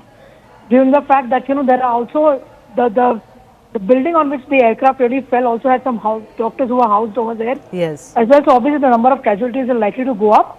As far as Mr. Mohal is also concerned, it is pretty possible that he might just be on that flight with Union Home Minister Amit Shah. He's also Mr. Amit Shah's, MOS in the Ministry of Cooperation. So obviously he's been rushed. He was at the Civil Aviation Ministry just a short while ago. He's just been asked to rush from there immediately, along with all the officials as well. So obviously that is something which the government of India is looking to do to make sure that maximum efforts are there on ground. Yeah. A high-level meeting has in fact been held at the Civil Aviation Ministry. Secretary and DGCA officials have attended. All of them have now been directed to move to Ahmedabad as well. Let me also go across to Mr. Sivaraman, who's formerly with the DGCA, joining us. Sir, your first thoughts on this massive tragedy? It seems like one of the worst airplane crashes, not just in India, but worldwide as well. Yeah, I agree with you. First of all, my condolences to all those people who have lost their lives, and I pray for the recovery of any injured in this crash. It is really surprising to me also because I have seen a couple of accidents in my career as DGCA, investigated some of them, and also seen other accidents outside India. This is really strange because the aircraft had taken off normally, and at 800 feet it started going down flat. Which means it had lost its lift. I mean, that's what I can guess only because I am not an expert in this area, neither am I a great pilot or an engineer. But however, it seems after the first Mayday call, the pilot could not communicate with the ATC, which means a lot of things could have happened inside the aircraft, might have been filled with smoke, or the pilot would have been unconscious. Nobody knows what has happened. Because normally this is a very, very fine aircraft and very few crashes like this have taken place. And that too immediately after takeoff. Even if one engine had failed, the pilots are quite competent to handle it. And that is it had taken off after 800 feet, he could have very well handled it. If both the engines had also failed, it would have been possible for him to land it. But quite possible that the plane did not have any lift at all for him to maneuver it to some space where he could have landed. One should not make any wild guesses. I'm reasonably certain that now they would be able to recover the black box, the CVR, and moreover, this aircraft can transmit its engine parameters to the ground. And I'm sure Air India would have set up these facilities. Similarly, the DFDR, which records all the flight data, they could have also been transmitted to the ground. Because these facilities have been in existence for a very, very long time. And I'm sure Air India would have seen to it that these facilities are available. And in this particular case, when I contrasted with the accident that took place of the Air India 320 in Bangalore, the authorities have acted very swiftly. And they have acted magnificently, I must say. All the required help has been rendered to the people there on ground. And also people have been moved very fast from the accident area. I only pray that at least some people come out alive from this accident, and I hope that the authorities will be able to find out what really went wrong. One should not miss any aspect of investigation, particularly in these very tense times. because, I mean, I'm not trying to, I don't want to be very explicit on this matter, but every angle should be explored and every possible agency should be involved in investigating this accident. Sir, in your experience, what follows next as far as the investigation itself is concerned? See, as far as investigation is concerned, earlier as DGC, I used to conduct the investigation myself.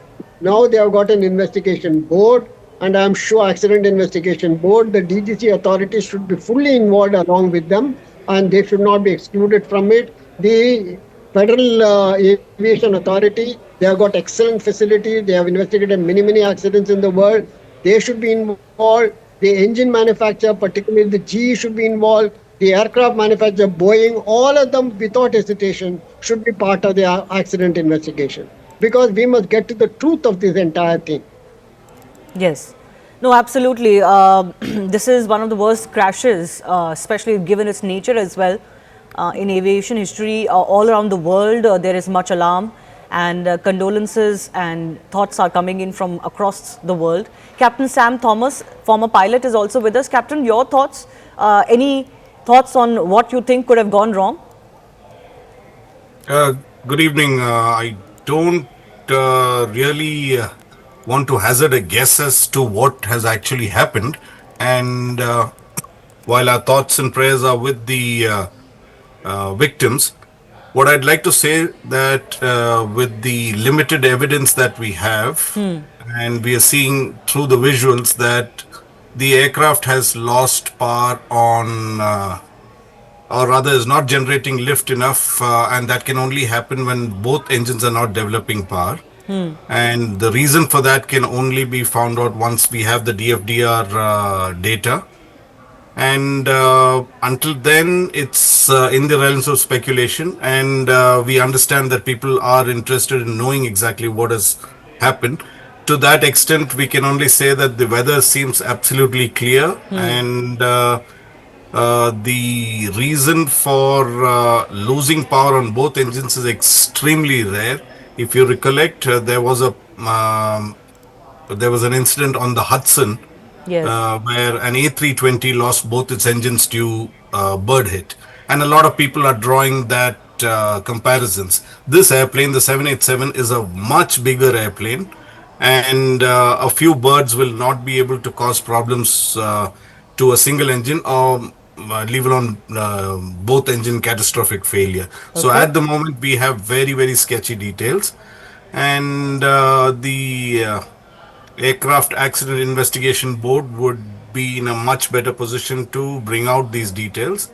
And at the moment, the incoming details that we have is that both the engines did not develop sufficient power. Yes. I'm going to come to you on that issue of how both engines can go out, because that's extremely rare. That doesn't really happen.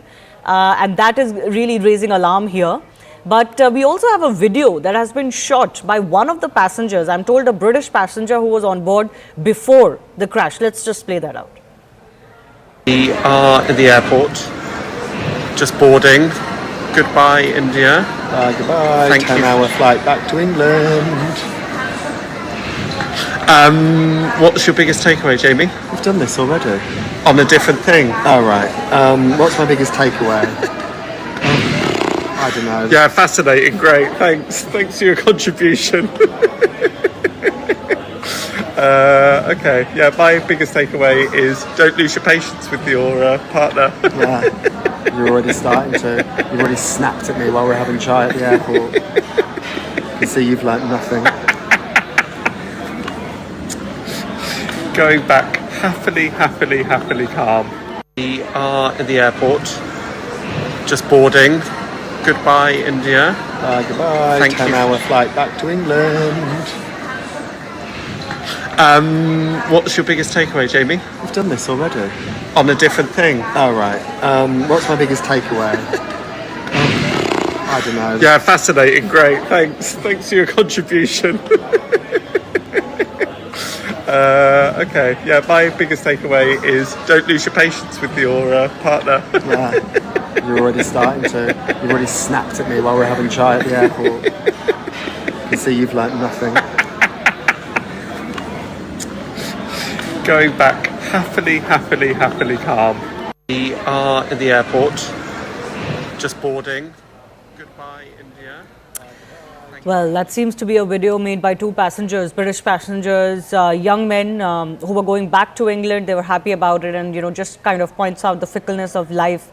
Nobody could have really seen this coming. Captain Sam Thomas, former pilot, and Mr. Sivaraman, who is formerly with the DGCA, both on the show with us. I do thank you for your time. Captain Sam Thomas, I just want to take your thoughts once again because our viewers would be curious to know.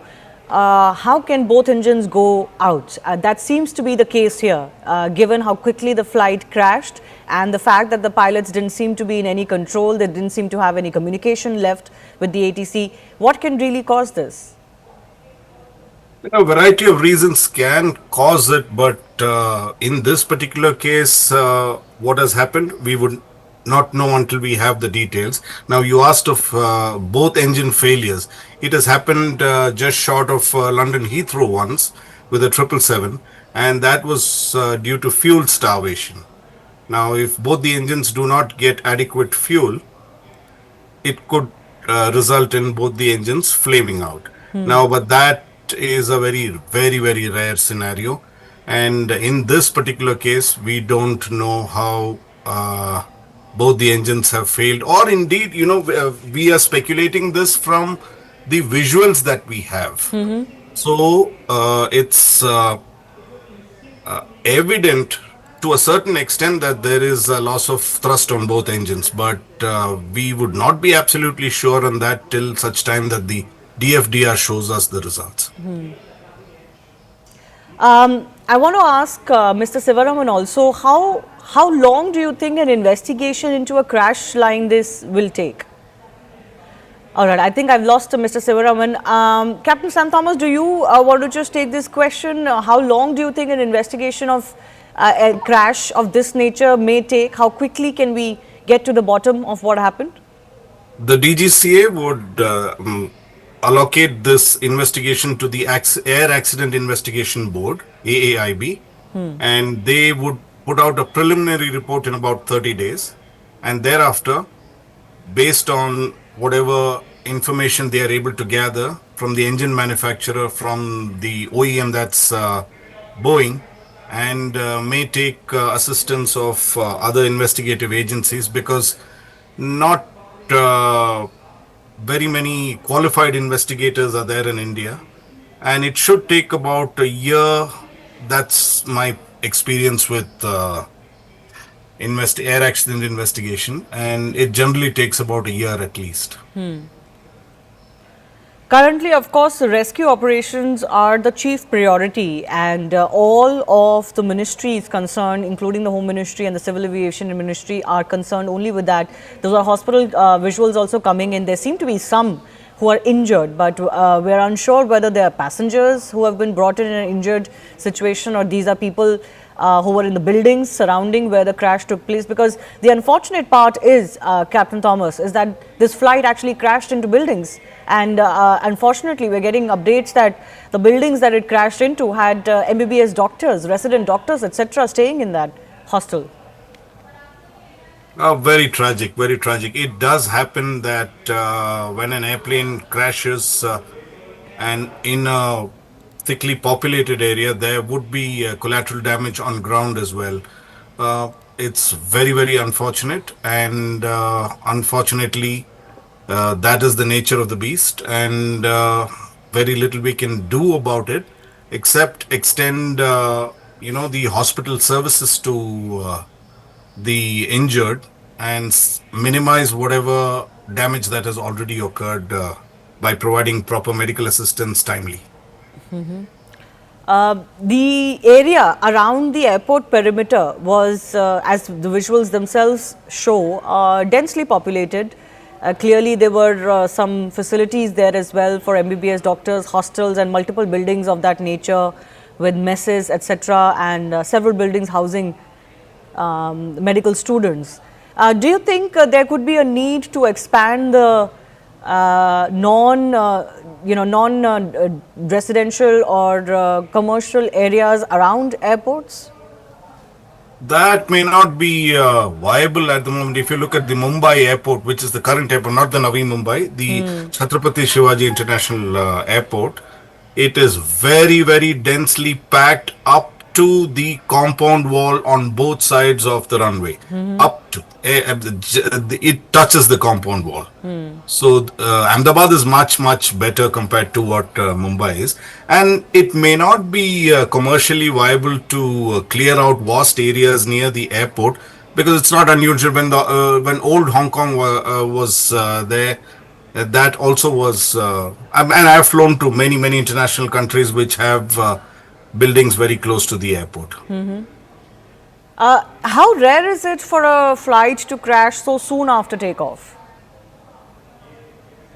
See, a crash as such can happen at any phase of the flight. Though the takeoff and landing are some of the phases that most commonly it happens, but there is no set rule that it could happen only at this phase of flight. It could happen at any phase of the flight. And takeoff and landings are more critical than, say, a climb or a cruise.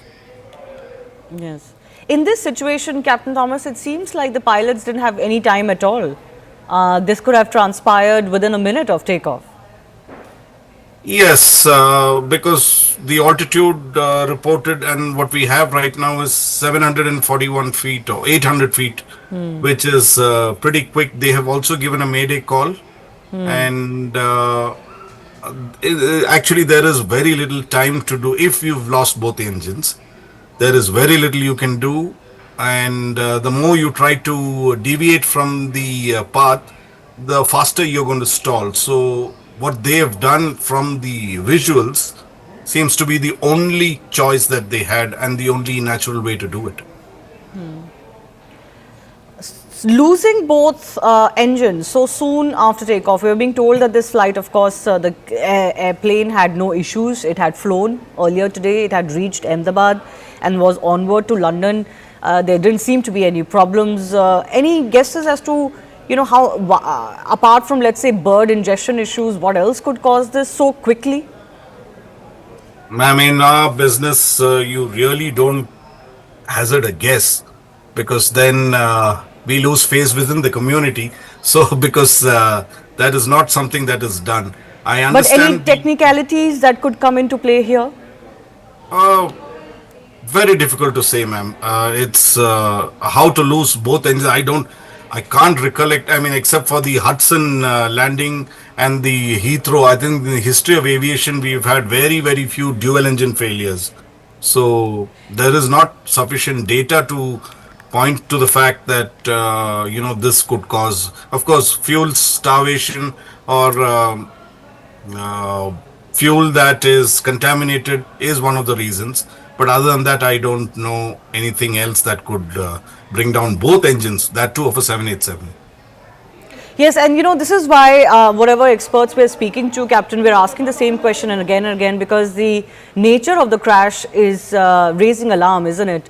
So soon after takeoff, even though takeoffs are sensitive, but losing both engines, you know, crashing into a building, and literally no time that had elapsed for a flight that was clearly deemed to be fit. There were no issues with the airplane that had come to light. Earlier, I was speaking to a captain who pointed out that around this airport, there are many bird-related issues. Is that the only plausible reason that comes to mind? I do understand. I have operated to Ahmedabad several times and there is a bird issue. But once again, you would need very large birds and a large number of birds to put both the engines off. Which is very, very unlikely. I know all over India we have a bird problem. That's in Bangalore we have a bird problem, but not significant enough to affect the engines of a 787. These are very big engines, very reliable engines. Even if you were to hit a bird, it will ingest it and throw it out pretty quickly. Right. We're also playing out those visuals that are coming in of the Chief Minister having reached the civil hospital. Major focus right now is on getting help on ground, both at the crash site and also, of course, as far as medical facilities are concerned. We're getting to know from CRPF that about 150 personnel are involved in rescue operations.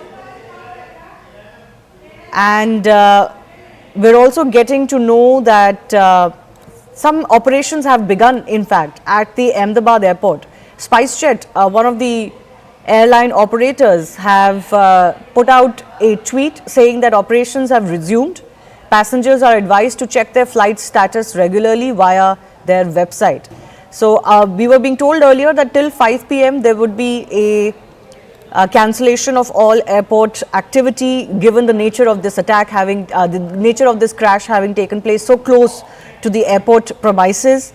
But at least as far as other operations are concerned, we are being told that they may be up now. People in Gujarat, the government, the agencies are working against time to ensure that they can mobilize as much help as possible. Visuals coming in from that civil hospital as well, where the Gujarat Chief Minister is also visible.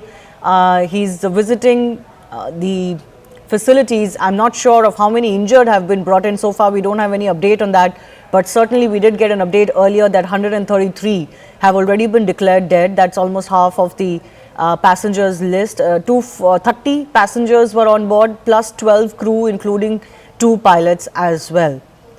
All authorities are working to ensure that they can first focus on ensuring that both the crash site and other facilities are up to speed. BSF has also pushed 2 teams. CRPF Rapid Action Force 100 personnel have been sent, and from Group Center in Gandhinagar 50 personnel have been told to reach Ahmedabad. I'm also joined by Captain C.S. Randhawa, who's President of the Federation of Indian Pilots. Thanks a lot for joining us, Mr. Captain Randhawa. Your first thoughts on this crash that has taken place? It was an extremely tragic crash which has happened in Ahmedabad, and I came to know about just about 1 hour and 30 minutes after the crash. And I could attribute this maybe due to birds, because Ahmedabad has got a big problem about birds. So until unless, because the captain has given a Mayday call. So a Mayday call, if it was one engine failure, he could have easily handled it. Even if it was an engine fire, he could have handled it. So the 2 possibilities which are very, very likelihood which could have taken place is both engine failure due to bird strike or some jamming of the control. And how does that, we've spoken about bird ingestion issue and how rare that would be for both engines to go out because of that issue so quickly after takeoff. But you're talking about these jamming issues. Can you explain what they are and how they happen? The jamming of the control could have taken place, maybe the elevator, because that is what is responsible for the aircraft to lift off, and I presume that the aircraft has initially taken off and maybe about 200-300 feet, and 200 feet you engage the autopilot, and thereafter it has started descending, if you see the video. Now I'm going by the total video clip. Rest will come out in the DFDR and the CVR, what has taken place, because there has been no call after the pilot has given the Mayday call. Right. Exactly. There has been no communication after the Mayday call. Yes. No communication whatsoever, and like once in a million chance it does happen, like we saw the Hudson crash where the aircraft was ingested, both the engines were flamed out by the ingestion of the birds. So there is a possibility, because I have flown a lot over Ahmedabad and I have done a lot of training flights, 20 landings in a day I have done, training. So birds are a big problem there. There is no doubt about it. So I foresee a very high chance of both engine failure. That's what most experts are pointing out to, that we have spoken. Yes. But even that is extremely rare, isn't it? Both engines just don't go off. Yes, it is a very rare possibility, but possible in aviation, sometimes things happen the first time because it's not an old machine. It's a new aircraft, maybe about 7-8 years old, and a technical fault like this has never taken place on I have flown the 777 and of course on the 787 also I was converted. So these aircraft are unlikely to have such problems. Till now in the world, they have had no problem on the 787 and the 777s. Yeah. So very high possibility of a bird ingestion because he's given a mayday call. Now that depends that what that mayday call was. So, sir, in your experience, these Yeah. moments, what would these moments have been like for the captains in the cockpit? I would say the pilot, when he's given the mayday call, he was knowing that it's a no-go situation. It is the end because height is not there at all. You see, height was not there, and nothing the pilot could have done. It is just after liftoff. At least when the Hudson crash took place, he had the height. He put the aircraft down in the Hudson Bay. But in this case, he had no. I don't think so he had any control, and the aircraft had just gone on the takeoff path and outside the perimeter. That's gone and crashed in the populated area. Very unfortunate, Captain Randhawa. Thank you very much for speaking to us. Very, very unfortunate situation there, viewers. What a tragedy to be covering.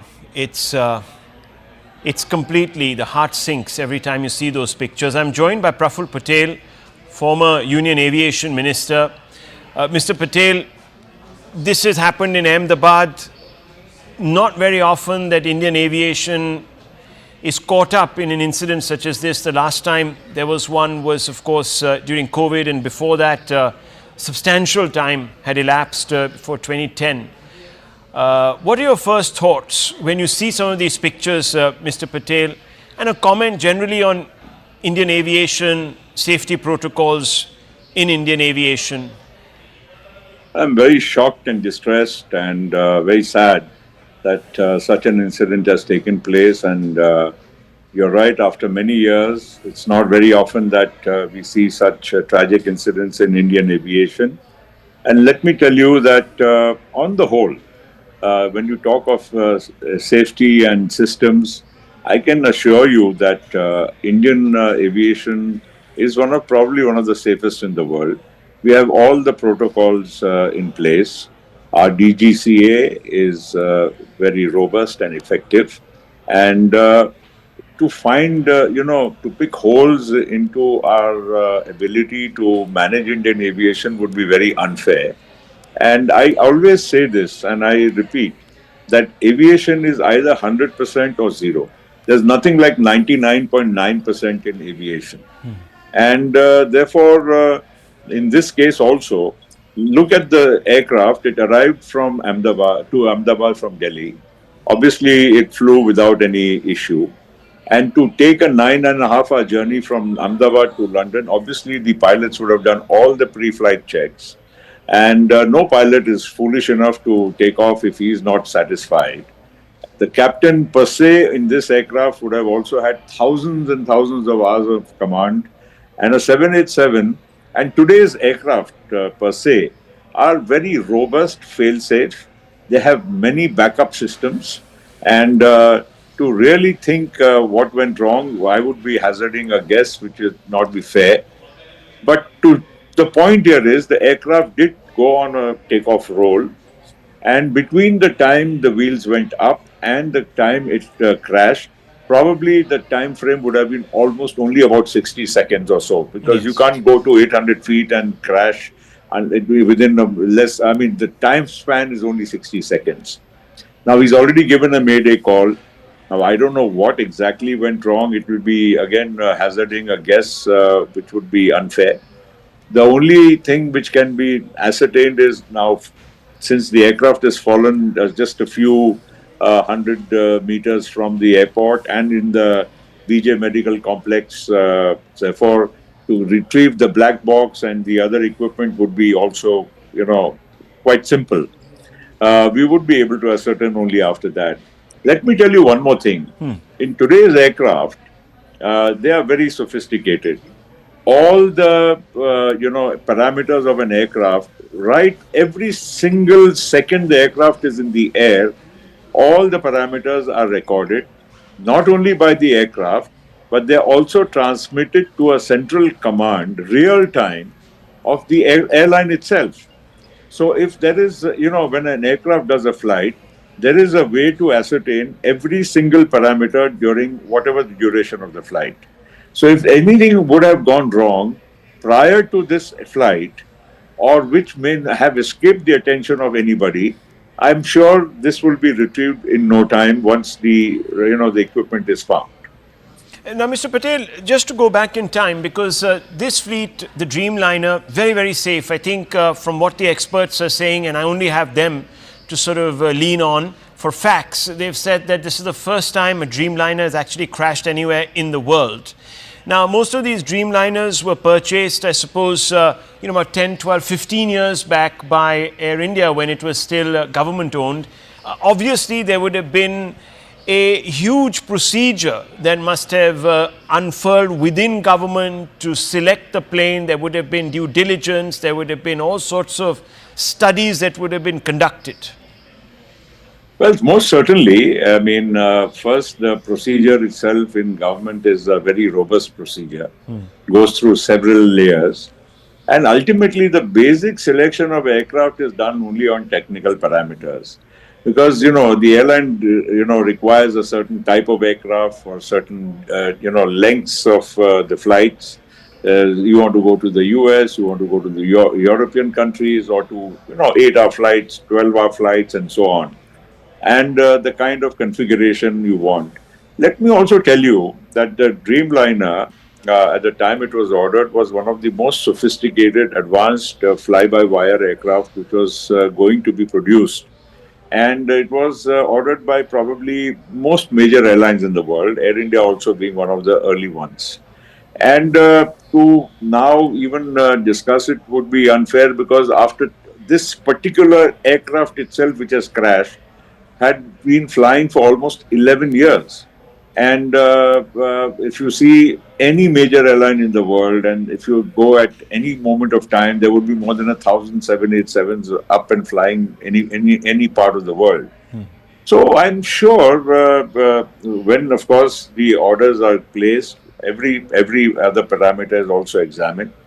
And of course, it is the airline's requirement which primarily drives what is the choice of aircraft. Let me also remind you that in the world for wide body, you only have two aircraft manufacturers. You have a Boeing and an Airbus. And the comparable aircraft are, a 350 for the Airbus or a 787 Dreamliner for Boeing. So it's not really that we are ending up, with too many choices. And let me be honest, whether it's a Boeing 787 or an A350 of Airbus, technically, technologically, they would all be on par in terms of efficiency. So it's a minor thing between one and the other. But the fact of the matter is, all the machines flying today, irrespective of this type of aircraft, are very, very robust and sound. And every aircraft has backup after backup. I don't think, of course, the pilot's efficiency, his knowledge, his presence of mind is the most important factor in any aircraft flying. But even technically, an aircraft, is so designed that it can overtake a lot of functions which a human, mind and hand cannot, perform in the shortest possible time. So the response time of an aircraft, its systems are very, very robust. Here, of course, there seems to have been a catastrophic failure of lift, and that didn't give the pilot, even though very experienced pilot with lots of man hours of flying, didn't give much of time to the pilot to even react. And only a Mayday call, and as you said yourself, 60 seconds, and it was down laden with fuel. Obviously, there will be questions asked. I'm at this moment as in the dark as anyone else, Mr. Mr. Patel about what could have been the reasons, but there has been a lot of internal strife within Tata. After it took over this particular airline, Singapore Airlines came into it and so on and so forth. There are a lot of cost cutting, lots of valuable AI senior engineers were sort of let go of. Could this have at some level affected operations, maintenance, checks, all of that? Do you think, or it's too premature to get into any of this? I think it is premature. See, the other point is, Rahul, that the fact of the matter is that there's a human being, a senior experienced captain who is flying the machine. Yeah. And he has every right to say, I cannot fly this machine because it is unfit to fly or there's a technical deficiency. And if there was one, he wouldn't have done it himself. Yes. So I think it's hazarding a little bit of a wild guess. Yes, but I would also like to say that, the maintenance of Air India compares to the best anywhere in the world. Now, yes, you are also plagued with certain older aircraft, you are plagued with certain other problems. Like you just said, because it's been, integration of the old with the new. But that does not come into the way of the safety of the aircraft per se. And I would therefore say, and I can also say with a lot of sense of confidence, that Indian aviation checks and balances of the DGCA and other, the airline also has its own manual. The airline also has its own SOPs. Airlines don't cut corners, especially an airline like Air India, to save cost or something just for the heck of making some more money. I would say that Air India as an airline has its own SOPs put very, very strongly in place. And again, this commander, or many of the commanders, or most of the commanders, I would say, flying a 787 have so many thousands and thousands of hours of pilot in command that they know the aircraft inside out. They know everything what needs to be done. And I don't think an aircraft flying to London on a 9.5-hour flight would have taken off without the proper pre-flight checks by the captain or his second in command. What would you now say in the aftermath to passengers? Remember, the aviation sector was really, really coming back after COVID, the disruption of COVID, one of the hardest hit sectors as we know, but it's really bounced back. We have record number of flights, record number of airports opening across the country. I am sure for a few days there's going to be some consternation, maybe even a little bit of apprehension in the minds of a large number of passengers, civilians, customers, etc. What's your message to them? Well, my message is that, very sad and tragic. I'm sure people do get shaken up when they see such, visuals on their screen. But aviation still, by far, is the safest mode of transportation anywhere in the world. And if you consider the accident to the number of flights ratio, I think it will be far, far, far, safer than any other public transport. So let's not panic. Let's not think that this could be, an everyday affair. And we should be patient, confident, and also be confident that our aviation in India is absolutely in good shape. Let's not, see one incident. This accident unfortunately happened in India. Probably it could have happened anywhere in the world. When we see a visual in any other part of the world, we don't get so upset. Because it's happened in our country, we will certainly be, stirred and shaken. Let's just have faith. Our aviation sector is good, sound, safe, and this is, of course, a lesson. We should, strengthen our systems even further, and we should learn from some things. If at all, the inquiry, once it's complete, will, throw up some definitely revelation as to what has happened. So we should be, concerned, but we shouldn't be scared, and we shouldn't, stop flying or reduce our flying, or, every time you fly, you start praying to God. Of course, we pray otherwise, but we don't have to worry about safety and pray. That's all I'm trying to convey. Right, Mr. Patel, on that note, thank you very much for speaking to us as we pray, of course, for those who were in harm's way. You're seeing that building. Thank you, Mr. Patel, very much for speaking to me. My thoughts and prayers Yes. are with everybody. Thank Yes, you. thank you very much. Thank you very much. You see that visual on the left of your screens, viewers? That's the tail of the plane that has crashed through a hostel attached to a medical college just outside the perimeter wall of this particular airport in Ahmedabad, the Sardar Vallabhbhai Patel International Airport. And we're apprehending that there might be casualties because this accident took place at around 1:45, and it was lunch hour, and there were many students, many doctors, aspiring doctors in the canteen, and the plane crashed into the canteen, and those visuals tell the story. Viewers, very quickly, let me give you a quick update. Operations have resumed at the Sardar Vallabhbhai Patel International Airport in Ahmedabad. This is PIB India putting out that update. The airlines and the Aviation Ministry have put out a medical emergency helpline and a control room helpline. It's 0793508211. That number will flash as it is right now under our screen. You can see it. You can call in if you have apprehensions that some of your relatives or others that you know might actually be in harm's way. I want very quickly to give you a quick overview, viewers, as we continue our coverage. The RPF disaster management team, headed by ASC and ADI plus 6 staff, along with hospital team, 6 doctors, 20 staff and 7 ambulance, rendering all possible help in rescue operation. The tragic Air India flight crash at Ahmedabad. We don't still know if there have been any survivors. We are gleaning through data that is coming in through the hospitals to figure that one out, but quite clearly that's the timeline to the right of your screens. At 1:39 it takes off. Within 60 seconds it has a catastrophic loss of lift.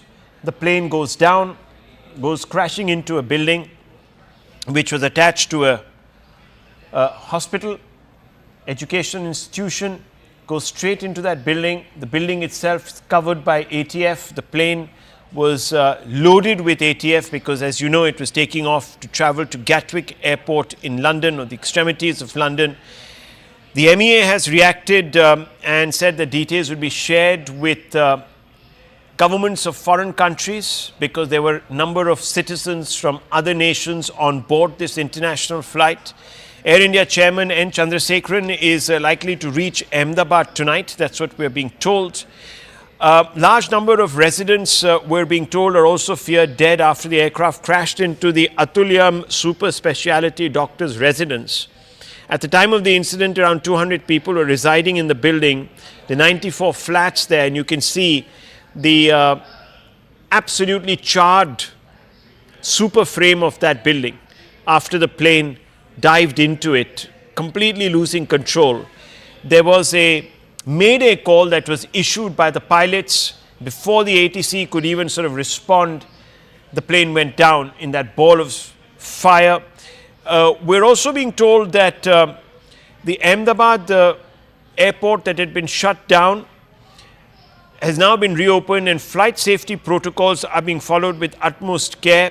There are also directions that have gone out to prevent people when they take off, take photographs. So you won't be allowed to do all of that, because clearly the flight path.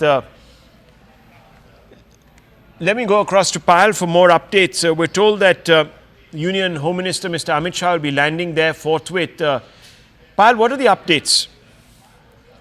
As far as the Ahmedabad airport is concerned, Rahul, is one of the busiest airports in Gujarat, because not only does it have so many domestic flights coming, it's a busy destination as far as businesses are concerned, but it also has a lot of international connectivity as well. But that airport has been opened up, in a calibrated manner, so passengers have been requested that they should check the timings of the flight, etc., and only then move to the airport. As far as the Union Home Minister is concerned, he is expected to reach there in some time, and the Civil Aviation Minister Ram Mohan Naidu is also expected to reach anywhere between 5:30 and 6 p.m. And just a short while ago, Muralidhar Mohal, the Minister of State for Civil Aviation, along with all the DGC officials, along with the Civil Aviation Secretary Mrs. Samir Sinha, They are all on board, so they should also be landing in Ahmedabad in a couple of hours as well. And this flight of happiness and hope, has turned into a flight of tragedy for so many people, who were looking to go back to their homes, especially the foreign nationals, and to many as well. So, our hearts really go out to these people. But, like I said, the government of the day has said that they'll get to the bottom of this, and nobody who is involved with any negligence whatsoever will be spared, is what we're given to understand. But yes, flights are going to be resuming in a calibrated manner, and therefore all kind of numbers, whether it's medical emergency numbers or numbers concerning finding the loved ones even at hospitals, etc., have been put out by the civil administration.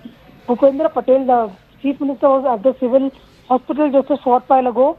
So all hands on the deck approach, Rahul. Absolutely. There are also more updates that are coming in, viewers, as we scroll through the news updates that are coming up on my screen here. We're also being told that the Air India has called upon the authorities to investigate and ensure that all examinations, forensic examinations of the crash site, etc., are conducted utmost. We're also being told that Air India management officials have held meetings with DGCA staff. Air India has been asked to submit the health report of all their aircrafts. There are also some pictures that make the heart really weak coming in from inside the mess of the hostel where the plane crashed. Devastating scenes there. One just hopes that the casualty figures are not as high as what appears from the scene of devastation. We're being told that former Chief Minister of Gujarat, Mr. Rupani, was on board. We don't still know whether he has survived this or he's injured. We have no updates really on his well-being, but he was a former Chief Minister of Gujarat from 2016 to 2021, the state president of Gujarat. When his name was declared as the Chief Minister, he took over from Anandiben Patel, Miss Anandiben Patel, former MP from the Rajya Sabha and a two-time MLA, hailed from Rajkot West, came from an influential Jain community. He didn't fight the 2022 assembly poll, citing his wish to step back from electoral politics. He was currently in charge of Punjab for the BJP and was on his way to England and was aboard that flight. There are pictures also coming in of the ill-fated crew of this flight, and we are told that there were at least 10 crew members on board this flight from different parts of the country. Many leaders, many countries are extending commiserations, shock at the events. Remember, this is the first time in recorded history that the Dreamliner has gone down. Very, very reliable aircraft. Many people are convinced that this aircraft could not have suffered the failures that are being attributed to it. But viewers, as we know, one can't give in to speculation. This is an extremely sensitive situation right now, and therefore one cannot hazard any information on what could have gone wrong in a speculative way. We're being told now, no survivors of this crash, but we are going to not take that at face value till the authorities come out and give us some sort of a confirmation. But Payal, it does seem that the outlook is not good.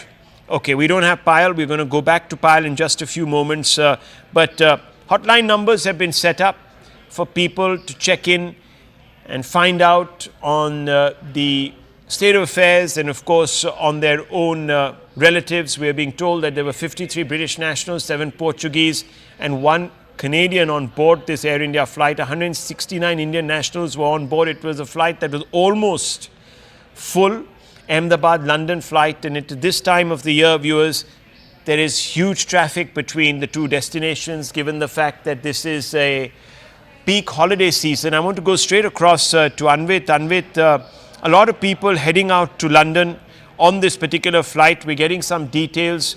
We're being told unofficially that the possibility of survivors is very, very slim.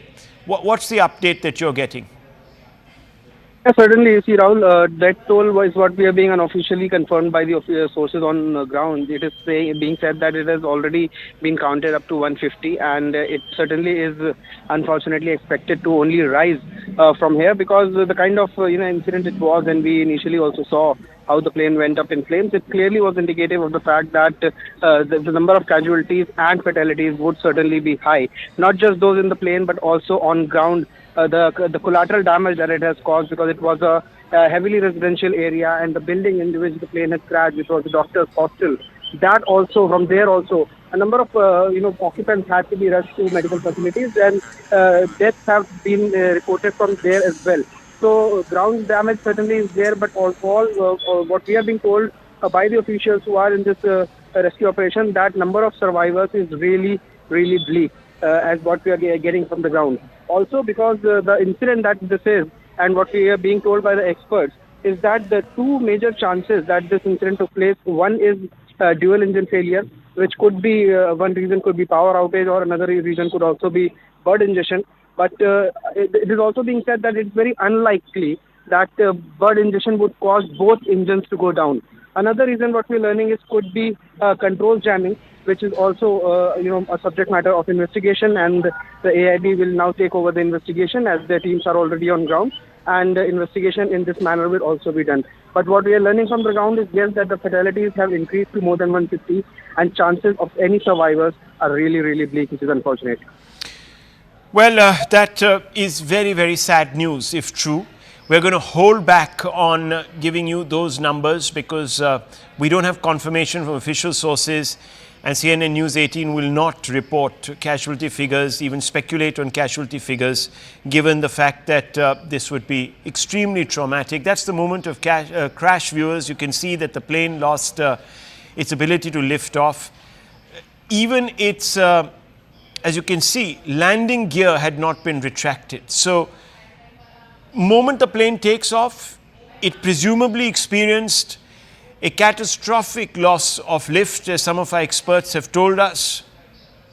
The pilot had very little time to react, about a minute, in which a Mayday call was issued to the ATC. The ATC responded to the Mayday call, got no response, looked out and saw a ball of flames engulfing the skyline.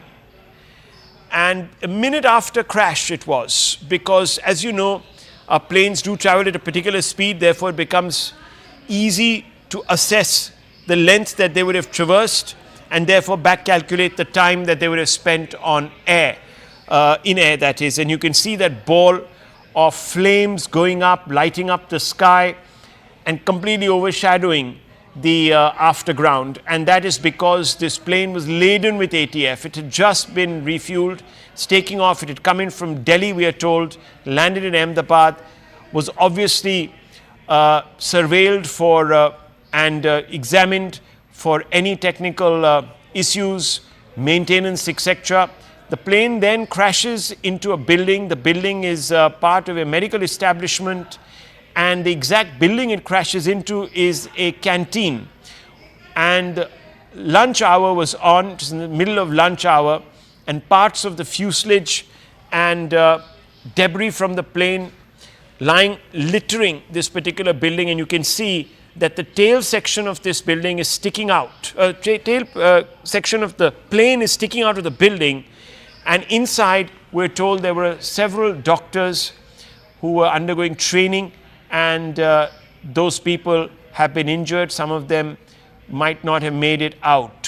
There are, of course, more visuals of the debris on fire in the immediate aftermath. You can see the ground scorched, trees, just about anything within the perimeter of the crash site reduced to ash, carbon.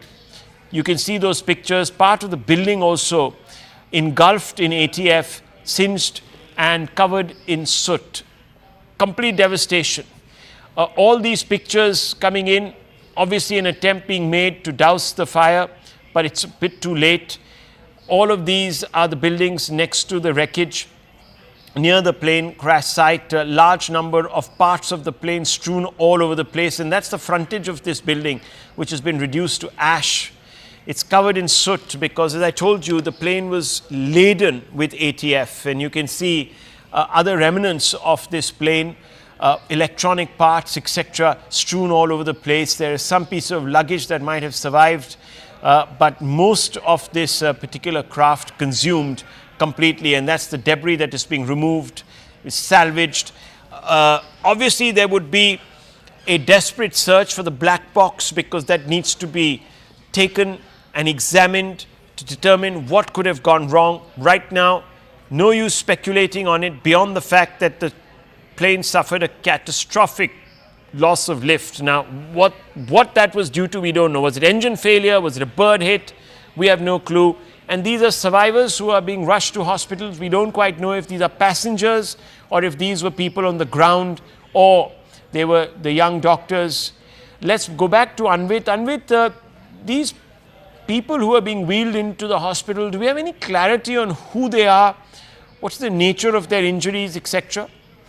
Okay, we don't quite have him, but there is a lot of grief, a lot of shock on the ground, and you can see that being reflected on the faces of some of those people who were witnesses.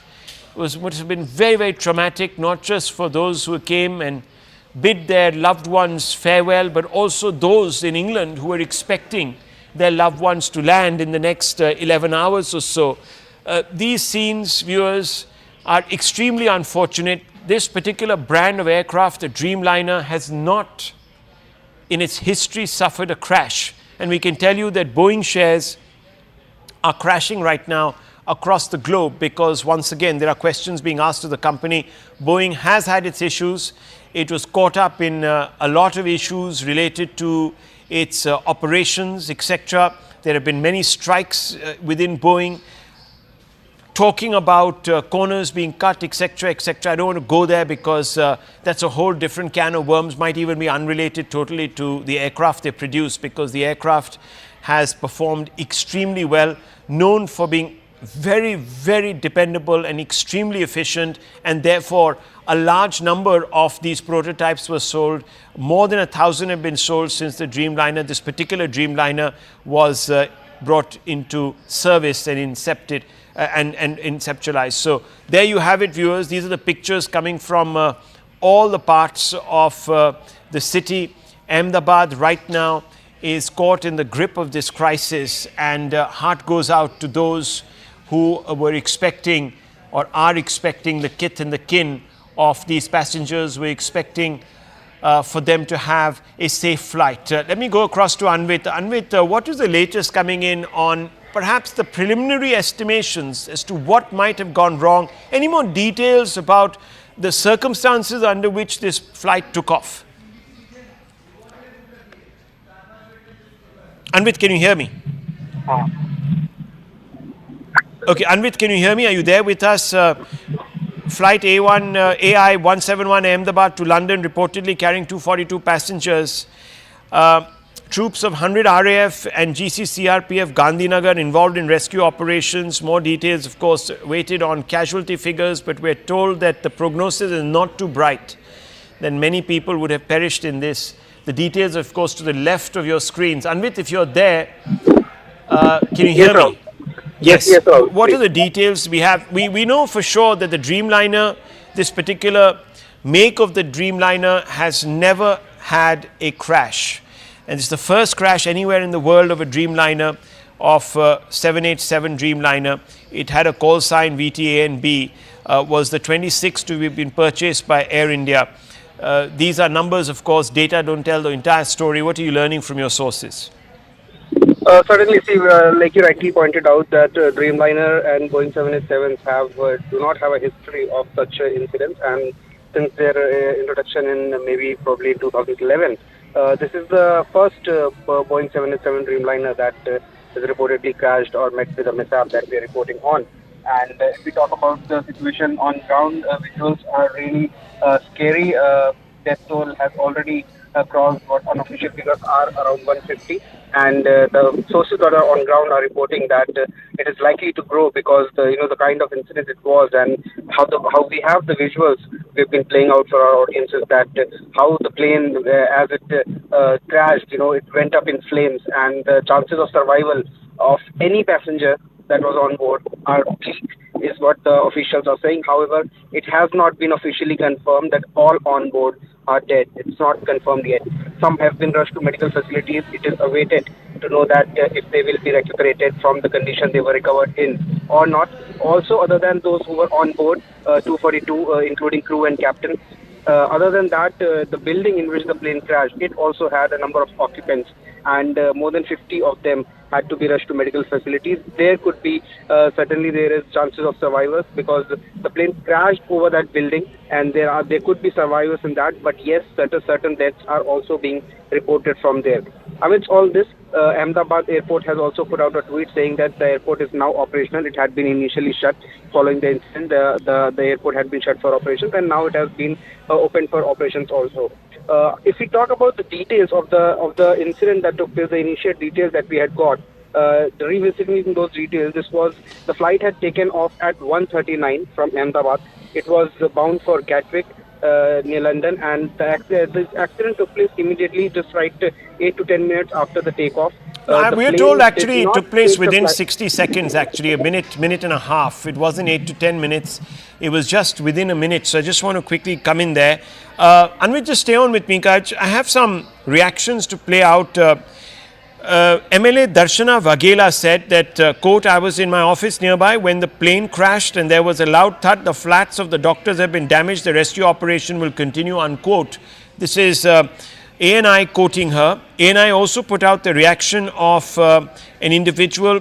He said, and I quote, my son had gone to the hostel during lunch break and the plane crashed there. My son is safe and I have spoken to him. He jumped from the second floor, so he suffered some injuries, says Ramila, who reached the civil hospital in Ahmedabad. So clearly a parent, very worried parent. Now, Anvit, what about those people who found themselves on the ground but in the direct line of the crashed plane? See, the incident was completely unforeseen, and when this happened, it certainly raised panic among those who were on ground. Some people had caught this incident on their phones, and they have recorded how the plane went down and the flight path as it was declining on its flight path. That has been recorded. Some videos we have played also on scene. But yes, there certainly was panic when visuals were coming on from on ground. We also saw how locals had gathered, the hundreds of people had gathered at the crash site, which also was another challenge for the first responders, be it the police, the firefighters, disaster management authorities, or the paramedics and ambulances. That also was a challenge, and many people had gathered, but that is also Anvit, just hold your thoughts. That is the Gujarat Chief Minister, who has just emerged from the hospital after visiting those that were taken there. And we showed you pictures of people being wheeled into hospital about an hour and a half back. One just hopes that the prognosis from the hospital is not as full of foreboding as what we're being told by our sources. And on the right, you can see that's the mess that has been reduced to ashes there. Parts of the plane, this is the tail of the plane crashing into the roof section of this cafe, bringing the roof down. An eyewitness has been quoted as having saying that after my office 200 meters from here, as soon as I stepped out of the office, I heard a very loud noise and smoke filled the area. Suddenly a commotion broke out here, and then we saw that this incident had occurred. When I reached the spot, I saw debris scattered here. There was a fire and smoke was billowing here. Nothing was visible. We then came to know that the wings of the aircraft fell here and that an aircraft crashed. We don't know about the casualties, but there is a building here where doctors reside. And that's the building that we were talking about, viewers, out of which is sticking out the tail of the plane in a rather ominous way. Now let's play out some eyewitness depositions. यहीं मेरे office में बैठी थी, जैसा धड़ाका हुआ मैं वहाँ office से वहाँ गई। बहुत बड़ा प्लेन क्रैश हुआ था, तो बहुत धुआं और आग लगी थी। जो डॉक्टर्स के फ्लैट थे उनको बहुत डैमेज हुए हैं, और उसमें से कितने डॉक्टरों को हमने निकाला है, लोकल कार्यकर्ता और सब मिलके। बाद में जो प्लेन में से निकाले हैं वो लोग भी बहुत बड़ी दुखद दुर्घटना, बहुत की मौत कुछ अभी कोई अंदाजा नहीं लग रहा है। रहने वालों को भी बहुत नुकसान हुआ है। हमारी बहन जा रही थी 1 बजे जा रही थी। एक की 1:10 की फ्लाइट थी और जा रही थी लंदन। ये लंदन जाने से पहले ही क्रैश हो गया प्लेन। मेरी शादी था, वो खम्बिसर थी और लंदन जा रही थी। हाँ फिर बस वो 1 घंटे में समाचार आ गया तो प्लेन क्रैश हो गया है, इसलिए मैं वापस अहमदाबाद से बाहर निकल गया था तो वापस आए सील में आ गया। अभी कुछ भी समाचार नहीं मिला है अभी तक। यहाँ पे जो ऑफिस से बाहर निकला तो मैंने देखा कि आवाज़ जोर से आवाज़ आया विंग्स का, फिर पूरा धुआं भर गया।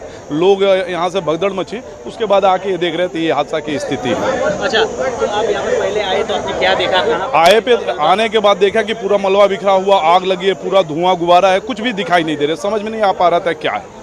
हाँ, उसके बाद पता चला कि ये विंग्स गिरा हुआ है, फ्लाइट वो किया, और फिर प्रशासन ने चारों तरफ से घेर लिया। जब से आए कितने बजे हुआ तकरीबन ये हादसा, कुछ समय लगभग 45 मिनट पहले हादसा हुआ।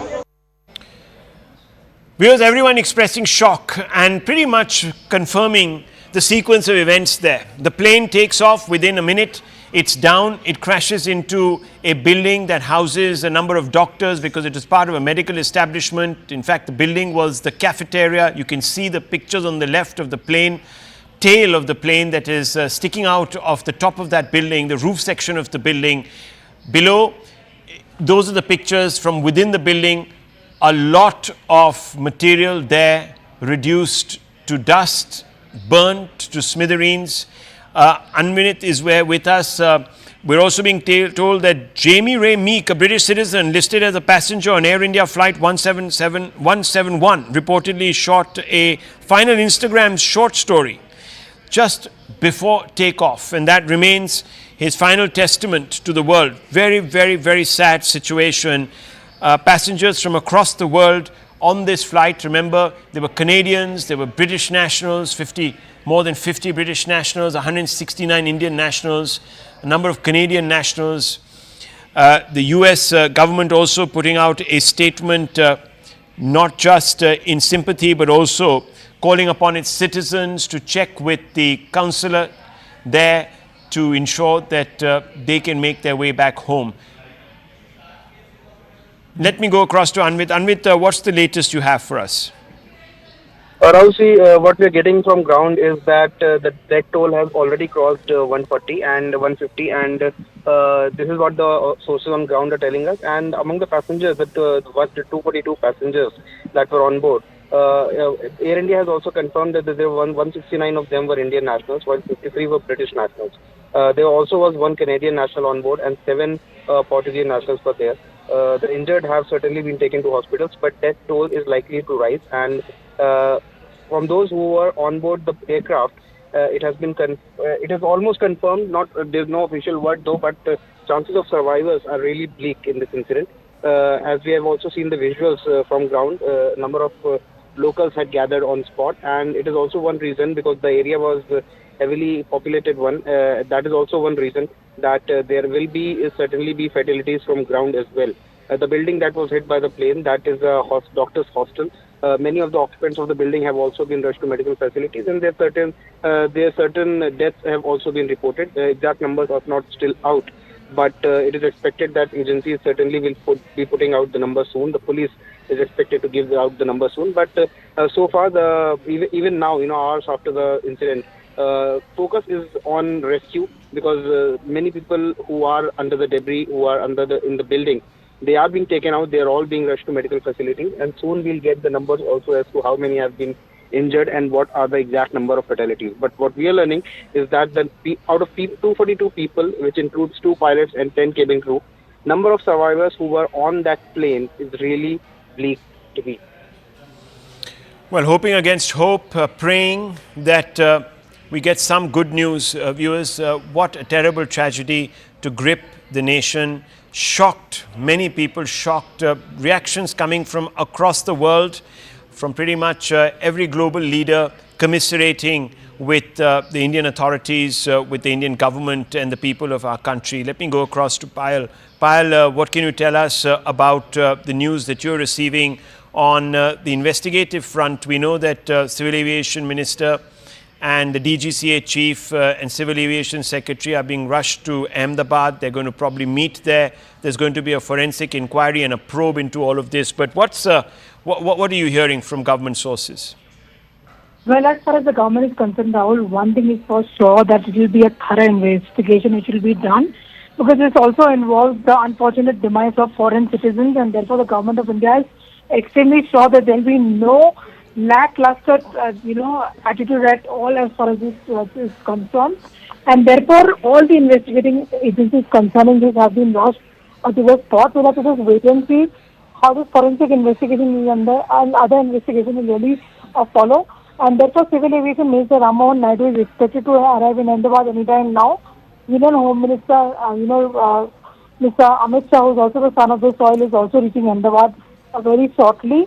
And, all the NDRF and the other teams are already there in Ahmedabad and helping with the rescue and relief operation. And another flight has taken off from Delhi to Ahmedabad. It consists of officials from the DGCA, consists of the Civil Aviation Secretary also, and Muligar Mahal, who is the Minister of State for Civil Aviation. The government of India has assured not just the people over here, but also to all the foreign nationals and their countries that a thorough investigation really will be done. It's very difficult at this point in time to point a finger at anybody in particular, given the fact that this is a modernized equipment, it's a modernized flight that had actually taken off from Ahmedabad.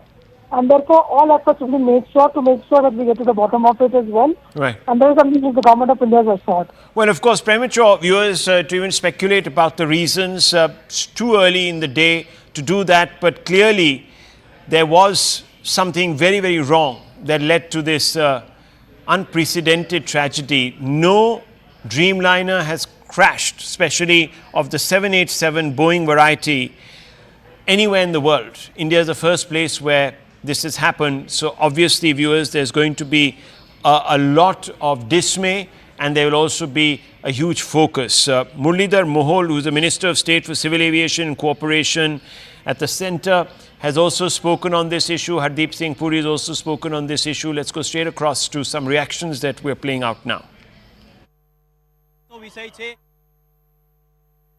कुछ समय पहले दोपहर को एक दुर्भाग्यपूर्ण घटना घटी है। एयर इंडिया का AI-171 जो अहमदाबाद से लंदन जाने वाला जो फ्लाइट था वो क्रैश हो गया है। उसमें कुल 242 लोग थे, 230 पैसेंजर थे और 12 क्रू मेंबर्स थे। तो वहाँ पे अभी सब राहत का कार्य शुरू है, बचाव का कार्य वहाँ पे शुरू है। हमारे मिनिस्ट्री में भी अभी हमने एक वरिष्ठ अधिकारियों की एक बैठक भी करी है। जांच तो शुरू है, वरिष्ठ लेवल पे हमारी मीटिंग भी अभी यहाँ पे हुई है और वहाँ पे अभी इमरजेंसी में जो बचाव राहत का कार्य चल रहा है उस पर चर्चा हुई है। अभी किसी बात पर बोलना, यानी कि कितनी कैजुअल्टी हुई, क्या हुआ, तो उस पर थोड़ा टाइम लगेगा। There's a plane crash. Ahmedabad to London flight ਸੀਗੀ ਸਵੇਰੇ 8 ਵਜੇ ਦਾ ਸਮੇਂ ਸੀਗਾ ਸ਼ਾਇਦ ਐਂਡ ਉਹਦੇ there's an accident but ਹੁਣ ਉਸ ਦੀ ਜ਼ਿਆਦਾ ਖਬਰ ਮੇਰੇ ਕੋਲ ਨਹੀਂ ਹੈਗੀ। ਅਸੀਂ ਤੇ ਇਹੀ ਪ੍ਰਾਰਥਨਾ ਕਰ ਰਹੇ ਹਾਂ ਕਿ ਜਿੰਨੇ all those who were on board should be all right and we should await the news. I don't think one should speculate on that.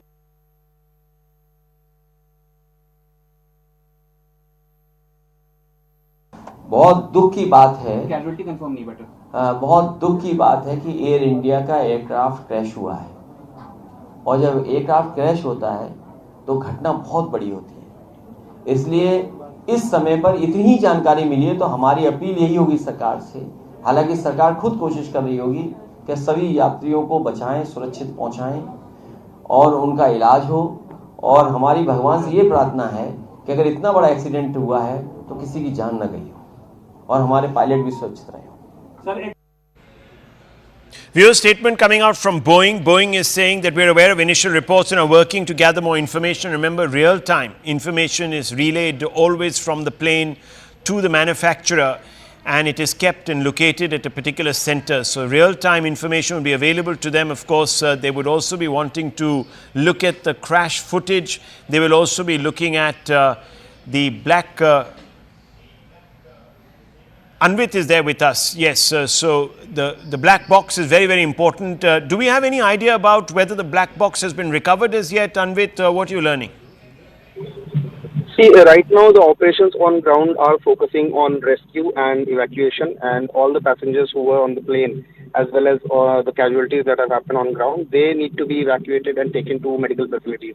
Even the bodies, the charred bodies that we've seen visuals, they need to be moved to mortuaries, and PM will be conducted, and those formalities need to be done. And only after that, see, AIB teams are already on ground, and there will be DGCA officials are also already there, and they are looking into parallel investigations or have also begun into the cause of the probable cause of this crash.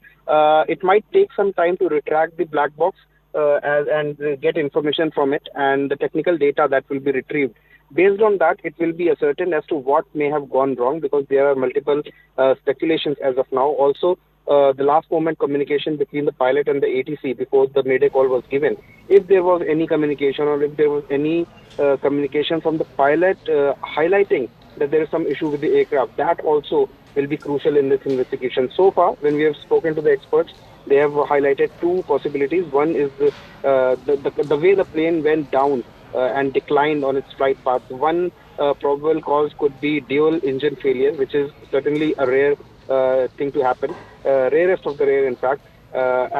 This, however, it is being suspected that there is a birds problem in Ahmedabad. It is also in the Bangalore airport, we have reported in the past, but the menace of birds need to be really huge to bring both engines down. So that is also what makes it a rare happening, and that is one reason why the experts are saying that fuel starvation could be one reason, or fuel contamination could be one reason that why both the engines stopped working mid-air. That is one reason. Another, what they're talking about, is there could be a power outage or control jamming, which is also a possibility that would bring the plane down. So these are the reasons that the AIB will also be looking at, and also the DGCA. Well, can you confirm? Can you confirm? Because there are reports, of course, coming out that those are the Minister of Home Affairs.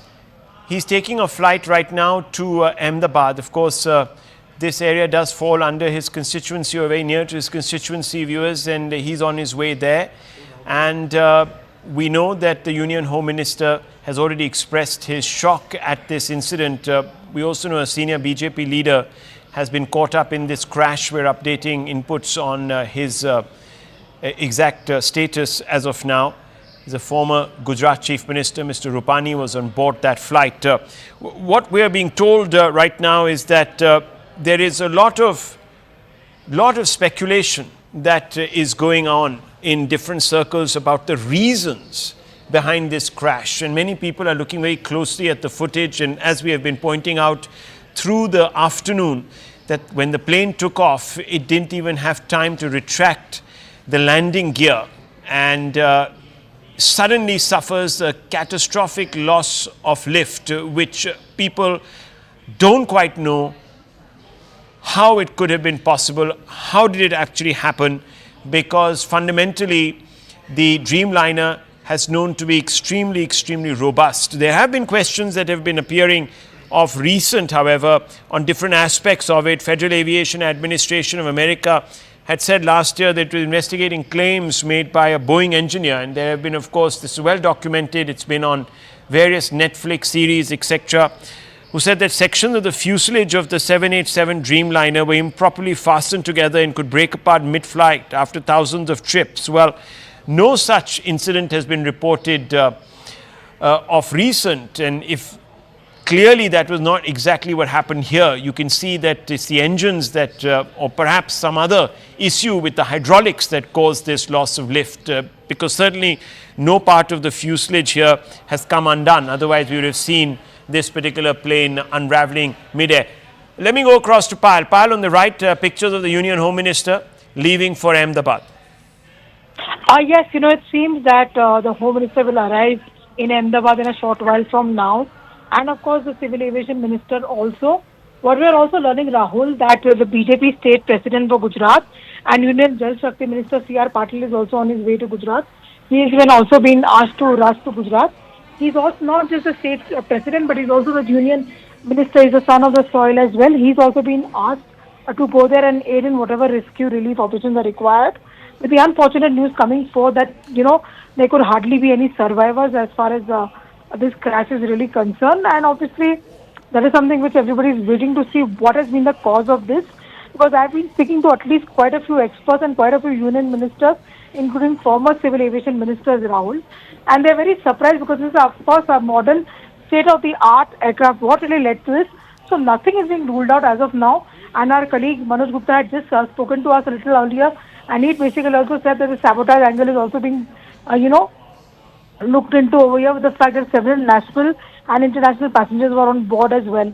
And what an unfortunate, episode coming to the fore, not just for those people who are actually on the flight, but also for the building on which this aircraft fell, where, the doctors were having their lunch break as well, and a complete, very, very tragic afternoon to speak the least as well. But all hands on the deck approached by the Prime Minister, and therefore multiple ministers are being rushed to the accident site.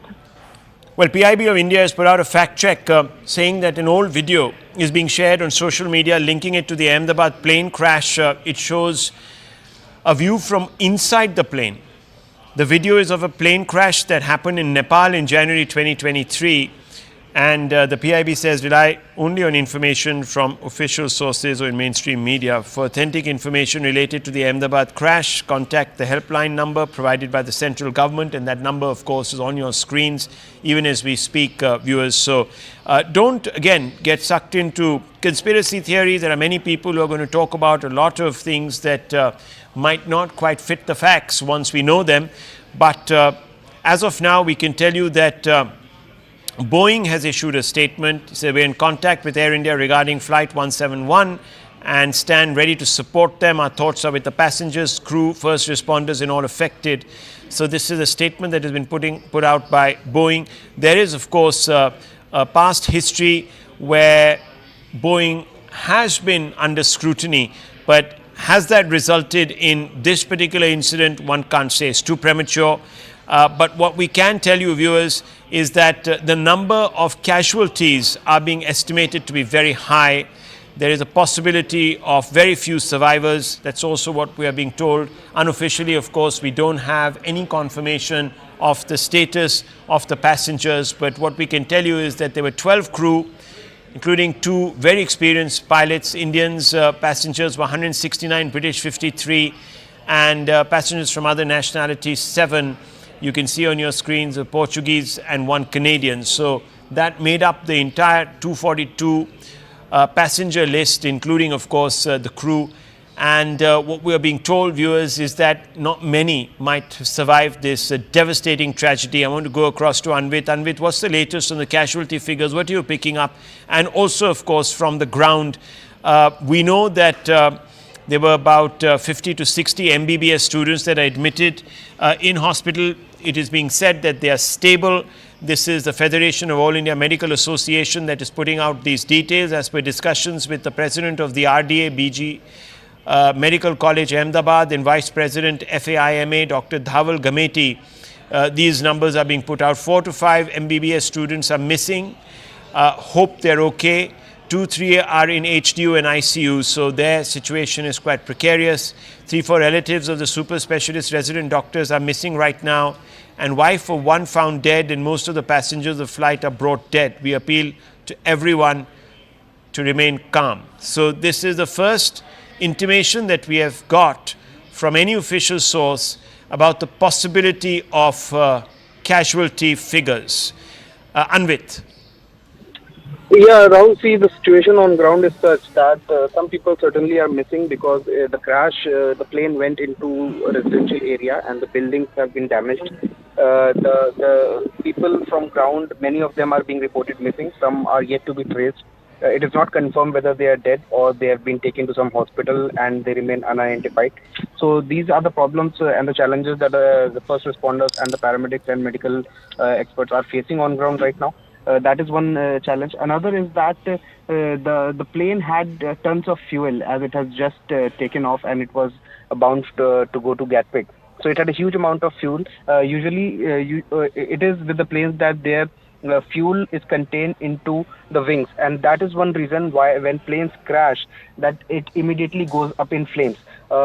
This is one reason, and this is exactly what we saw that happened with this flight as well. The moment it touched down, the moment it touched the residential area where it crashed, the plane went up in flames. And that is one reason why mostly in air crashes, the number of survivors is the least. And even in this incident, hardly there would be any survivors, is what we are learning from the sources on ground, which is highly unfortunate. But this is the reality that there might the chances of survival of anyone on board that aircraft might be very less. Also, there are casualties, collateral damage from the ground because it was the residential area. We saw how the plane's flight path declined instead of rising, and it had been taking off. And it was just minutes after taking off that the flight went down and crashed. So the visuals are clearly suggestive of the fact that they would the casualty figures that have already crossed 150 is what we're learning from the ground. That is expected to only rise. It is unfortunate, but yes, some people have also been rushed to medical facilities and they have been marked safe. This includes a number of hostelers and the doctors from who were living in the hostel in the building in which the plane has crashed. So they have been marked safe with some injuries, and they've been said they're out of danger, which is a good news in this.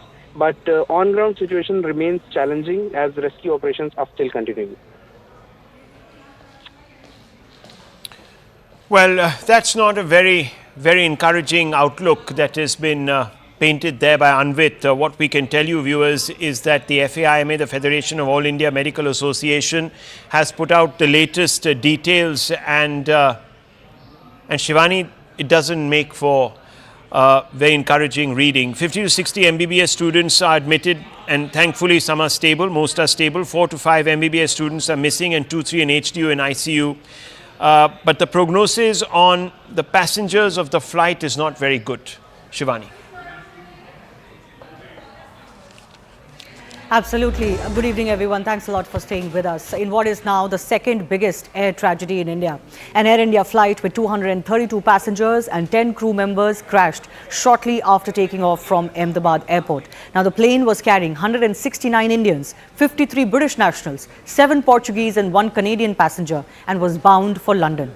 Already, 130 plus casualties have been confirmed. 130 plus passengers have been declared dead, even as rescue and relief operations are on. The tragedy and crash has been so severe that the worst is now feared as far as the casualties are concerned. The aircraft involved was a Boeing 787 Dreamliner 12, and is believed that the pilots lost both engines and plunged very quickly after takeoff. Before Ahmedabad, Boeing 787, known as the Dreamliner, entered service in October 2011 and had never been involved in a fatal incident. But there have been many concerns over safety and audit-related issues with Boeing, the company itself. Home Minister Amit Shah, Civil Aviation Minister K. Ram Mohan Naidu have travelled to Ahmedabad along with other ministry and DGCA officials. News also is that former Gujarat Chief Minister Vijay Rupani was on the flight travelling to London, where his family is currently, and we are awaiting confirmation on his condition. Let's take a look at exactly what happened. Air India Boeing flight AI-171 from Ahmedabad to Gatwick in London crashed immediately after takeoff from the Ahmedabad airport itself. As per ATC, the aircraft departed from Ahmedabad at 1:39 p.m. this afternoon from runway 23. So it was scheduled to leave this afternoon. It departed or took off at 1:39 p.m. There were 242 persons on board the aircraft, consisting of 2 pilots and 10 cabin crew, as I mentioned. The aircraft was under the command of Captain Sumit Sabharwal with First Officer Clive Kundar. Captain Sumit Sabharwal is a line training captain with 8,200 hours of experience. The co-pilot also had 1,100 hours of flying experience. Now, the captains, the crew gave a Mayday call to the ATC shortly after its takeoff, but thereafter no response was given by the aircraft to the calls made by the ATC. Now, the flight is said to have crashed within a minute after takeoff from runway 23. It had barely achieved a height of 600 odd feet. And the worst is that it actually lost control so badly that the pilots crashed right outside the airport perimeter. The Air India flight crashed at an under construction building, but it also damaged in its path a medical college and hospital, where few students have also been injured. We're also trying to ascertain more about their condition on ground. So what exactly happened mid-air? Initial data from flight Air India 171 shows that the aircraft reached a maximum barometric altitude of 625 feet only. Now, this is not a lot. This is just about 425 feet above the altitude of the runway itself, which is at 200 feet. Minutes after making that Mayday call, the Air India flight started to descend with a vertical speed of minus 475 feet per minute. So you can imagine that actually the flight went down so quickly that within a few seconds it had crashed into those buildings, possibly giving no time to the pilots and others to even try to maneuver away from what seems to be a heavily densely populated area. These are some of the videos that we have also been able to capture through various residents of that area. This is of course the moment the Air India Ahmedabad London flight crashed. After takeoff, you can see that it immediately burst into flames, which is why we are fearing heavy casualties and possibly no survivors. Minutes after the flight crashed at this under construction building, visuals show parts of the flight up in flames. Footage also shows firefighters dousing those flames soon after the plane had crashed. And because the proximity of this crash site is so close to the city and the airport itself, the rescue and the fire services actually managed to get to the area, to the crash site fairly quickly, within minutes, is also what the police has confirmed. The visuals from the crash site show the debris of the flight AI-171 scattered across the area. This is one visual that is extremely damning as far as this crash is concerned. This is one portion of the crashed aircraft that has actually got stuck on top of the building, and other parts that have fallen on the ground, where of course there are lots of people that you can see as well. Dramatic visuals also show these parts crashing into these buildings at various areas. There is another mess hall where about 50 to 60 students that are studying, there are MBBS students that were studying in the nearby colleges, and there is a hostel where they used to live, and mess hall where they were eating lunch, when actually parts of the plane crashed into the windows of that mess as well. But thankfully there have been no casualties there, at least the mess hall is concerned. Soon after the crash, rescue efforts were in place, of course. Injured were rushed to hospitals. These are some of the visuals that we've managed to access. Chief Minister of Gujarat has also visited the civil hospital where most of the injured are being taken. These are, of course, injured. We don't know whether these were passengers. It's unlikely that they were passengers, because the situation also is that there could be more casualties or injured from on ground, from the buildings and across the airport perimeter where this plane crashed and burst into flames. We're also getting more fresh visuals that are arriving of the moments after the crash. Take a look at this visual. These are visuals of this densely populated area. You can see buildings are also on fire. There is debris on the ground that has caught fire as well. So these are the buildings that have come into the path of this crashing aircraft. We are being told that MBBS students lived in these hostels, and we are waiting to get more as far as their condition is concerned. But there is also a mess building, a mess hall where students had gone for eating during the lunch hour, which also bore the brunt, but less severe brunt of this crashing aircraft. At least there we spoke to an eyewitness. The students are safe. But the eyewitnesses told us that there is another building where this craft had crashed into. The visuals we also showed you earlier of the crashed aircraft stuck into the building, and there could be some casualties feared. But of course, we're trying to get you the latest. Let's also listen in, not just to eyewitnesses, but other relief agencies on ground as well. यहीं मेरे office में बैठी थी, जैसा धड़ाका हुआ मैं वहाँ office से वहाँ गई। बहुत बड़ा प्लेन क्रैश हुआ था, तो बहुत धुआं और आग लगी थी। जो डॉक्टर्स के फ्लैट थे उनको बहुत डैमेज हुए हैं, और उसमें से कितने डॉक्टरों को हमने निकाला है, लोकल कार्यकर्ता और सब मिलके। बाद में जो प्लेन में से निकाले हैं वो लोग भी बहुत बड़ी दुखद दुर्घटना, बहुत लोगों की मौत कुछ अभी कोई अंदाजा नहीं लग रहा है। रहने वालों को भी बहुत नुकसान हुआ है। हाँ, जस्ट बोर्डिंग हुआ तो मैं अंदर फ्लाइट के अंदर वॉक करते जा रहे थे, बट सामने बहुत बड़ा धुआं वगैरह दिख रहा था। बट उस टाइम मुझे ये नहीं मालूम था वो प्लेन क्या है। जैसे कोई आग, झाड़ी में वगैरह जंगल में आग लगती है ना, लाइक वैसा कुछ तो लग रहा था। ये मालूम नहीं था कि वो प्लेन क्रैश हुआ है। तो उसके बाद क्या हुआ, इंडिगो की तरफ से इन्फॉर्मेशन, एयरपोर्ट की तरफ से क्या इन्फॉर्मेशन मिला? नहीं, तब तक कुछ नहीं, फिर हम अंदर जाके बैठे, हमारे साथ में हम फ़ोटो भी निकाले थे, जैसे कोई आग लगी होगी झाड़ी वगैरह में।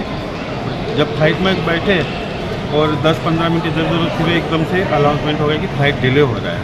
बट वहाँ पे उन्होंने ये रीज़न नहीं बताया कि किस वजह से डिले हो रहा है। डिले हो रहा है इतना ही बताया था।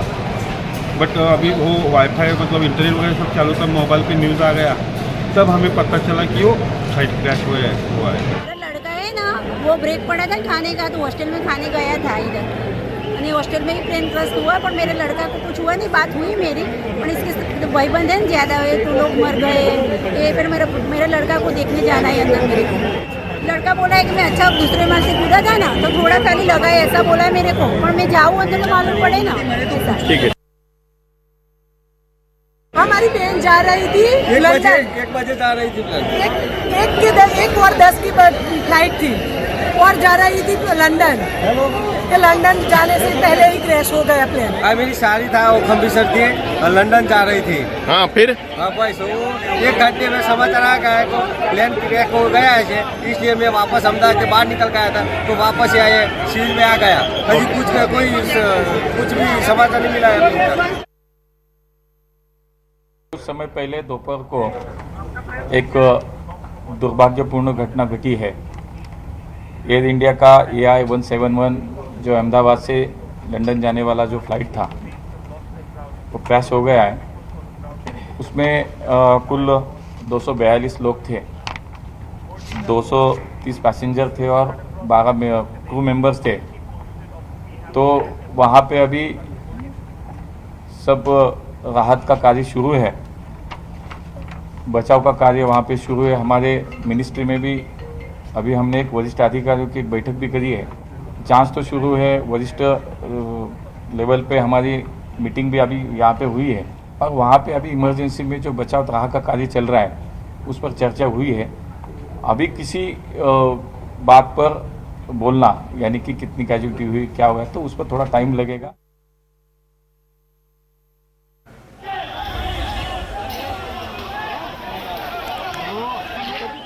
Let's go across to some of our experts joining us. Captain C.S. Randhawa is President of Federation of Indian Pilots. He's also served as former General Manager of Air India and former Deputy Chief Flight Operations Inspector at the DGCA. Group Captain M.J. Vinod is a former fighter pilot with the Indian Air Force with us. Dr. Vandana Singh, Chairperson of Aviation Cargo, Federation of Aviation Industry in India.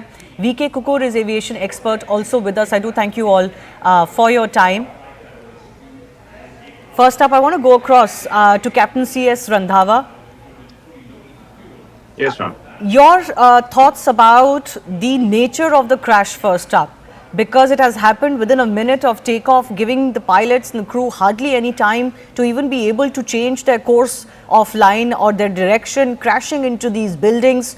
What do you think could have transpired? What could have been those moments like inside that cockpit? Okay. To start with, this was an extremely tragic accident which has occurred. Let me give you some background. This flight was from Ahmedabad to London Heathrow and must be carrying at least 65,000 to 70,000 liters of aviation turbine fuel, which is highly inflammable. And it is in the category of the kerosene, and it is much more inflammant than petrol. Now, the aircraft has taken off. The pilot must have engaged the autopilot around 200 to 250 feet. Now, it seems that the aircraft would have been about 500-600 feet when it started descending, which I have seen through the video. And the pilot has given a Mayday call. Yes. Normally, the Mayday call should succeed with the nature of failure. Supposing I say Mayday, Mayday, Mayday, engine failure, left engine failure or right engine failure or both engine failure. The pilot has not given that. I think must be because the time was too short and the pilot was still thinking that what he has to do. Okay. Now there are, I could be wrong, the actual analysis will come after the DFDR, the digital data flight recorder, which will be taken out, which records many parameters of the aircraft, speed, height, engine thrust, your engine oil pressure, temperature. There are various parameters this DFDR, which is called the black box, records. In addition to that, there is a cockpit voice recorder, which has got a recording up to 2.5 hours, and then it starts auto erasing. So these two will be able to tell us during the investigation, which I don't think so, the AAIB, which will be instituted to do this inquiry of the crash, they will take time, because even the Boeing company will be involved in, in this investigation. So just hold your thought. Just hold your thought. I'm going to come back to you and all our other experts as well. My colleague from News 18 Gujarat, reporter Maulik Dhamecha, is actually joining us from the BJ hospital where this plane crashed. Yes. मौलिक, हमें जरा दिखाइए वहाँ पे किस तरह का damage हुआ है और आपको क्या इन्फॉर्मेशन, क्या जानकारी मिल रही है कि कोई वहाँ पे जो बच्चे थे, जो स्टूडेंट्स थे, उनके क्या हालचाल है? बिल्कुल पूरा मामला जो है वो 1:30 बजे के आसपास जब प्लेन क्रैश हुआ तब बना था। फिलहाल ये दृश्य से आपको दिखाना चाहूँगा कि ये जो पीजी अस्पताल है, जहाँ डॉक्टरी की अस्पताल से पढ़ते हुए बच्चे, जहाँ प्लेन क्रैश होने के नाते लगभग 22 से 30 बच्चे थे, जो यहाँ पे प्लेन क्रैश होते ही सीधा ब्लास्ट हुआ और ब्लास्ट होने के नाते वो यहाँ जलकर राख हो गए। साथ ही साथ 133 से भी ज़्यादा पैसेंजर जो प्लेन में सवार थे, अहमदाबाद से टेक ऑफ की हुई फ़्लाइट जो थी वो लंदन की ओर जा रही थी, पर करीबन एयरपोर्ट से निकलते ही लगभग 1 किलोमीटर दूर आई होगी और 1 किलोमीटर दूर आते ही ये ब्लास्ट होने के कारण सारा जो है तहस नहस हो चुका है। पूरी बिल्डिंग जो है 8 माले की बिल्डिंग अभी लगभग 4 माले की रह चुकी है। पूरा काटमाल जो है वो खसने की काम जो है वो पुलिस, NDRF की टीम, पूरा गुजरात पुलिस का फोर्स और साथ ही साथ आर्मी की टीम जो है वो भी जुटी हुई है। लोकल जो पुलिस और फायर ब्रिगेड की टीम जो है वो भी फिलहाल तैनात है। एक जो अस्पताल से निकाले गए जो डॉक्टर की ओर से बोले गए जो मृत लोग हैं उनको यहाँ से PM की ओर ले जाया जा रहा है। माना जा रहा है कि आने वाले समय में और भी जो कई डेड बॉडीज जो है वो निकाल के यहाँ से रवाना किए गए। कई सारे बच्चे थे, कई सारे युवा थे जो यहाँ से फ़्लाइट में सवार होते हुए और कई जो आशास्पद युवान जो डॉक्टरी की पढ़ाई करने आए हुए थे और ये प्लेन क्रैश होने के नाते अभी फिलहाल मौत को भेटे हुए। मौलिक जी, मैं आपसे कंफर्म करना चाहती हूँ एक बार और। मौलिक जी, मैं आपसे कंफर्म करना चाहती हूँ एक बार और। आप कह रहे हैं कि 22 से लेके 30 बच्चे जो MBBS की तैयारी कर रहे थे और इस हॉस्टल में रहते थे, उनकी मृत्यु हो गई है, अस्पताल ले जाया जाएगा।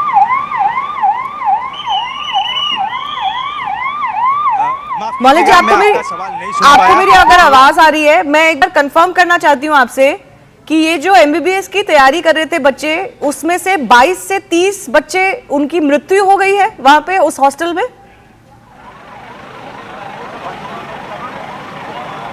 माफ़ कीजिएगा, आपको एक बार क्वेश्चन जो है वो रिपीट करना पड़ेगा क्योंकि एम्बुलेंस की आवाज़ इतनी आ रही है, मैं आपको सुन नहीं पा रहा था। पर फिलहाल एक दृश्य जो है वो आपको दिखाना चाहूँगा कि जो अभी भी फ़िलहाल कई सारे स्वयंसेवक हैं, कई सारे एम्बुलेंस जो है वो यहाँ के लिए काम में जुटी हुई, कागजात जो है वो निकालने के जुटी हुई। फिलहाल एक एक करके एम्बुलेंस जो है वो अंदर भेजा जा रहा है और फिलहाल कोई भी अंदर आ ना जा सके, इसीलिए BSF का जो पॉइंट है वो BSF भी यहाँ अंदर जुटा हुआ है। लाइट जो है वो लाइट बिल्कुल ऑफ कर दिया है। टॉरेंट पावर की टीम जो है वो टॉरेंट पावर की टीम जो है यहाँ लगातार तैनात है। साथ ही साथ कई सारे स्वयंसेवक हैं वो भी जुटे हुए हैं। फिलहाल अभी AMC के जनरेटर मंगाए गए हैं क्योंकि जो आसपास में जो बड़े घने वृक्ष से उनको काटने के लिए कहीं जो जनरेटर की व्यवस्था जो है वो AMC की ओर से की जाए। ऐसी कई सारी मात्रा में एम्बुलेंस जो है एक दो डेड बॉडी निकालने के लिए आती जाती रहती है। अभी फ़िलहाल 50 से भी ज़्यादा डेड बॉडियाँ ऑलरेडी निकाल चुके हैं और उनको अस्पताल भेजा जा चुका है। फिलहाल ये मामला लगभग 1:30 बजे से जब शुरू हुआ है और अभी 6 बजने की वारदात है। 6 बजे के बाद 6 बजे बाद भी यहाँ से कोई बाहर निकलता है, एक दो डेड बॉडियाँ जो है वो बाहर निकलती नज़र आ रही, यानी कितने लोग हैं वो अभी कहना मुश्किल है। फिलहाल जो इंजर्ड लोगों की एक सूची बाहर आई है। वो इंजर्ड लोगों की सूची में ऐसा जानने मिला है कि लगभग 25 लोग जो है वो फिलहाल इंजर्ड है। उनकी अलग अलग वार्ड में सिविल अस्पताल के अंदर जो है वो सारवार होने जा रही है, और बाकी सारे जो लोग हैं उनको यहाँ से डेड बॉडी जो है वो निकाल के आगे की ओर ले जाया जा रहा है। मौलिक जी, अगर आपको मेरी आवाज अब आ रही है, आपके आसपास बहुत आवाज है एम्बुलेंसेस की, मैं आपसे कंफर्म करना चाहती हूँ कि जो बच्चे इस हॉस्टल में थे उनमें से कितनी की मृत्यु हुई है, जो आपके पास अभी जानकारी है?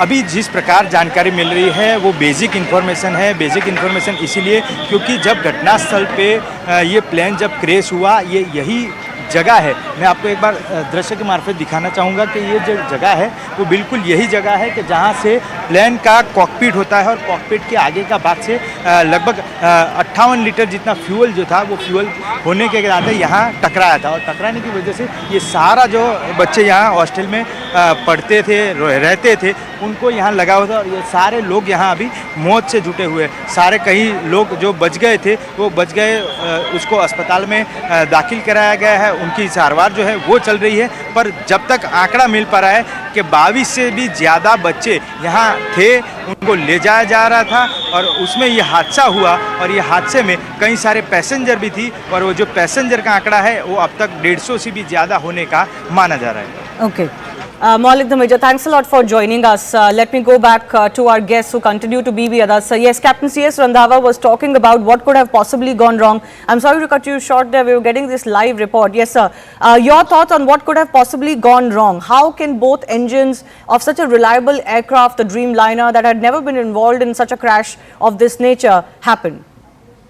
See, I said earlier that this could have been due to bird ingestion, because Ahmedabad is a known airfield for a lot of bird activity. I have flown there enough number of times, and that was one challenge we used to have about the bird activity at Ahmedabad, even when we used to do training flights.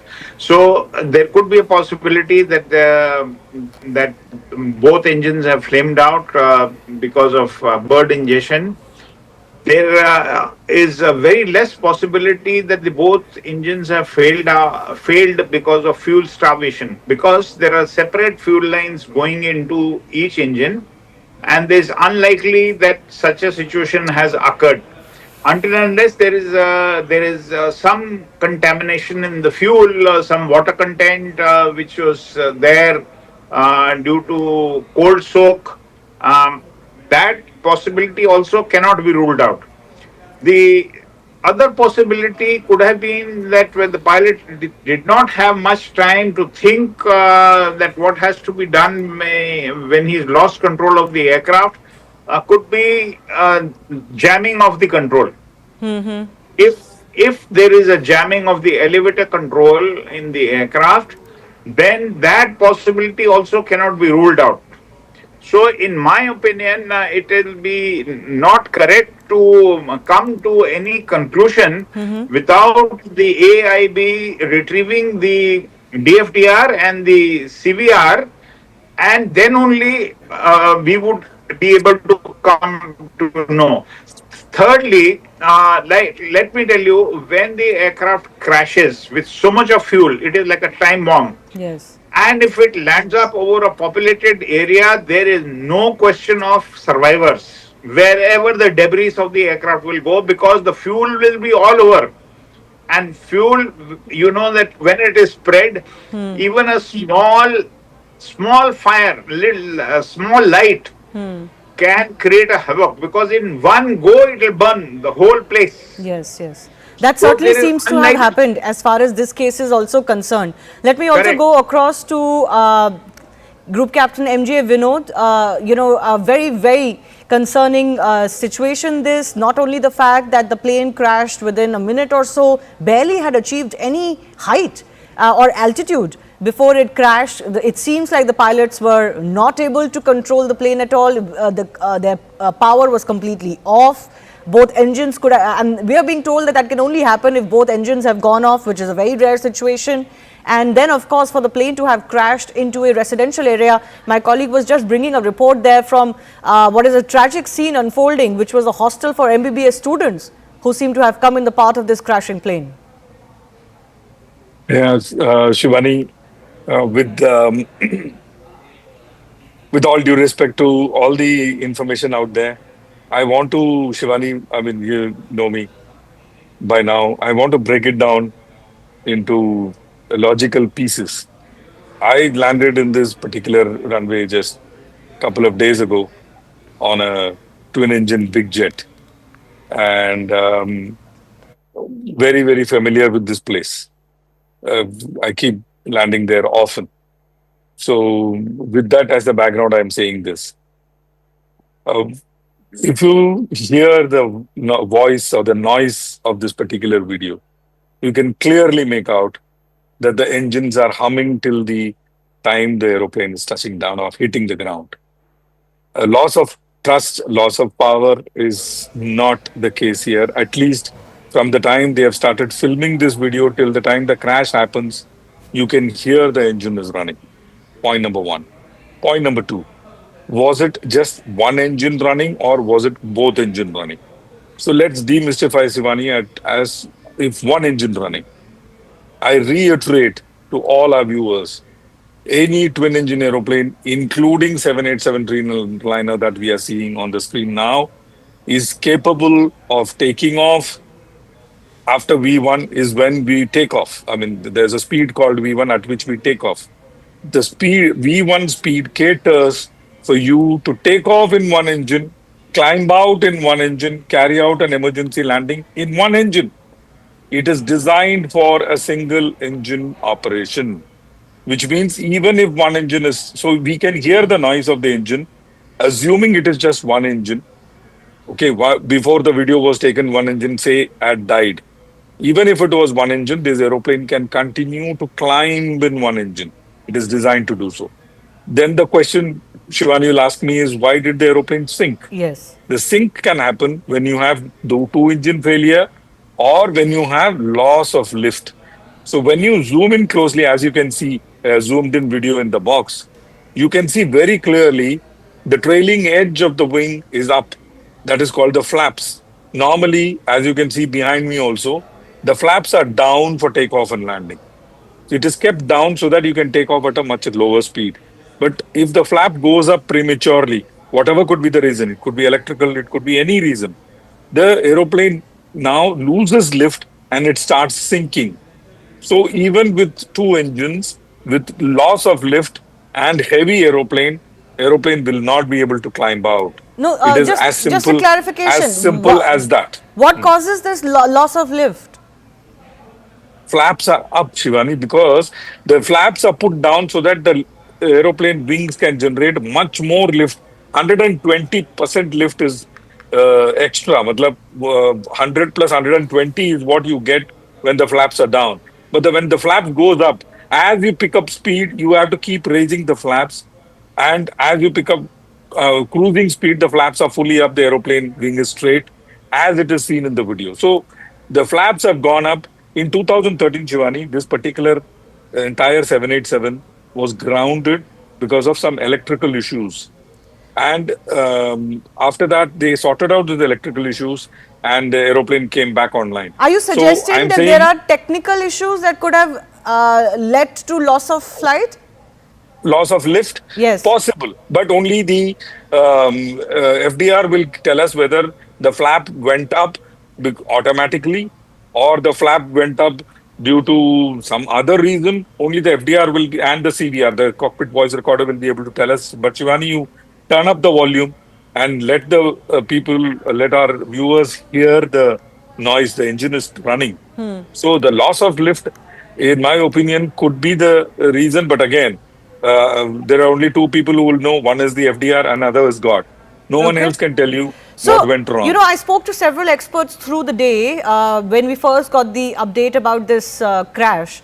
And most are suggesting that this nature of crash soon after takeoff in what was clearly a fit aircraft to fly, it had come from Delhi to Ahmedabad and then was flying from Ahmedabad to London, could not have happened given that the pilots had no time to react, to respond. After Mayday call, they were incommunicado. This couldn't have happened without loss of engine. But you are suggesting that loss of engine is not the case here. Turn up the volume. You will know what I'm saying. Just turn up the volume of this particular video. You will know what I'm saying. See, sound is a very, very important clue. Visual, Okay. yes, but sound is a very, very important clue, especially. You'll be surprised to know, and the viewers will be surprised to know. With sound, you can even make out what is the RPM of the engine. We have that technology where we can make out what is the RPM of the engine, and with that, we can make out whether engine was at what RPM is it going around, and did it function correctly or not. So Okay. these are the things we are able to make out with just sound. So So the the engine, question that at least arises one is engine was working, Shivani. At least okay, one, okay. and one is enough. And one is clearly enough. So the question that Yeah. arises is whether it's a technical, mechanical failure or some sort of a manual error. Dr. Vandana Singh is chairperson of Aviation, Cargo and Federation of Aviation Industry in India. And Dr. Vandana, I want to come to you with the issues surrounding the Boeing. While the Boeing Dreamliner is being called an airline with great safety record, we do know that there are whistleblowers plus other investigations that have happened into Boeing operations that have pointed out to serious lapses in security protocols, audits, etc. In fact, in April 2024, a whistleblower had actually warned against the safety of the Dreamliner 787 itself. What do you make of what has happened today? Rightfully said, well acknowledged, and thank you for having me on your show, Shivani. Yes, indeed, first of all, 787, a Dreamliner as such is a very robust aircraft, and it has a good health check about it, that it is flying all over the world, and it's being maintained well. There are whistleblowers everywhere, whether it's Airbus, whether it's Boeing, whether it's any other company, we know about that. I am actually questioning the maintenance of this particular equipment, and if all the checks were done in order. I'm also hearing all about, what could it be? Of course, the flight data, the recorder is going to reveal what it was, but it could have been a massive electrical or a software system failure cause, which means it is causing total FADEC, full authority, digital engine control, meaning complete down. But then, if the engines were running, the question is what went wrong. It could be a critical maintenance issue. It could be a weight and volume issue. It could be a misdeclaration on the flight. It could be cargo. It could be something as simple as a lithium battery or dry ice or something which is cargo aircraft only, which is loaded on this equipment. We also see it tail heavy. When we are seeing the visuals, we are also seeing it tail heavy. So there are many questions there, many speculations there, and all the experts are talking about it. But having said that, both Boeing and Airbus are having their own, set of flaws, questions. Do not forget the Qantas flight in 2008, where not engine failure, but how electrical and software glitches completely disrupted it and caused the crash. So the question is, we can speculate right now. Flight data, the recorder is going to reveal everything, but whistleblowers are definitely needed. Whistleblowers have to come out, because this is talking about the safety and security of human life. We are playing with that. And I'm questioning everything from ground handling to critical maintenance to the fact, did this go through A check? It's an 11-year-old equipment, fine. It has a long life, no problem. But did it go through its A checks, which is 400 to 600 hours? Was it being checked properly? And I won't even question the C check or the D check here, which happens every 12 to 24 months, or D check, which takes after every 6 to 8 years. Was that being done? Were the audits being done by Air India? We are doing audits on Turkish Airlines, very good. Are we doing audits on Air India? Are we even checking if everything is in order? Is the maintenance coming into play? Are the people there, actually the engineers, doing their job? Is there contamination of the fuel? Why is it tail heavy? Is there a misdeclaration of weight volume? What is it? These are the questions that come to my mind at this point of time. Over to you. VK Kukur, what do you make of it? This is a unique kind of a crash, if I can say so. You can correct me if I'm wrong, but I'm saying this after speaking to several experts during the day over the last 4 or 5 hours, where they seem to suggest that, you know, this is a very unique kind of crash. Something like this is not witnessed very often. Because the kind of crash, the visuals that have been captured suggest that there was engine loss. Some of our experts are now suggesting that engines were working. They can hear the clear engine hum in the visuals that have come out. What is your sense of what could have gone wrong? It's a very, very unfortunate thing which has happened in the history of aviation. As far as 787s are concerned, they are supposed to be the best aircrafts, and I find that there is no reason at the moment to say that there's a maintenance issue or any other issue. It is something which has happened in a critical stage of the takeoff. It has happened when the aircraft is not even 400 feet above the ground. It has happened, it can only be ascertained when DFDR and cockpit voice recorders are checked and the truth will come out. But it appears there seems to be a power loss, whatever reason it could be. And the pilot must have tried to maintain, and that is why you can see the nose of the aircraft is going up and up little. That means he's trying to maintain and he's losing the speed. And the aircraft is descending maybe 400, 500 feet per minute or whatever it is. Now, it can be a loss of power, it can be a loss of lift, it can be any other reason which has taken place in split of second, which probably did not give any time for the pilots to do anything, because they were handling the aircraft fine, because you could see the aircraft the way it is going down and it is stable. There was nothing that it was tilting here, there, or some failures have taken place and trying to correct them. No, it's flying off. From the pictures I can see.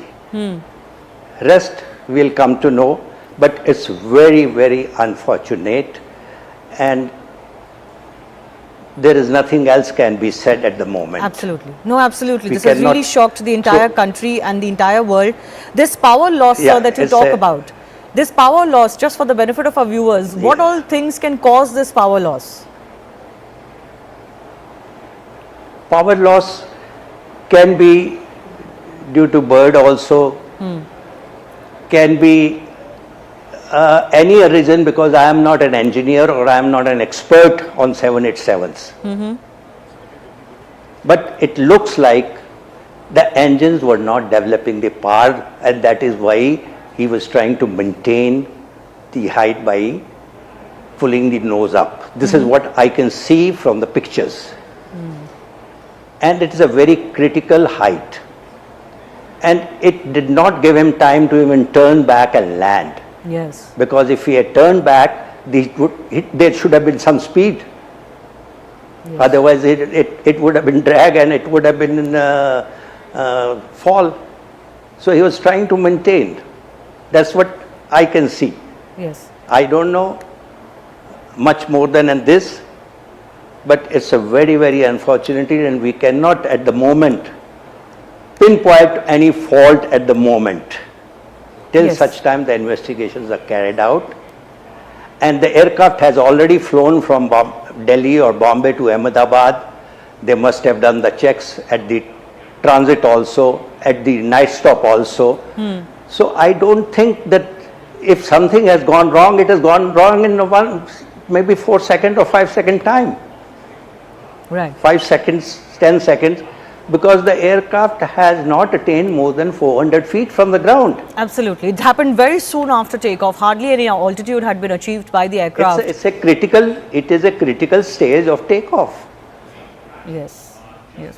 Captain Saurav Bhatnagar, who's a former A320 pilot from with Indigo, is also joining us. Captain Bhatnagar, your sense on what could have gone wrong as far as this crash is concerned? Hi, good evening.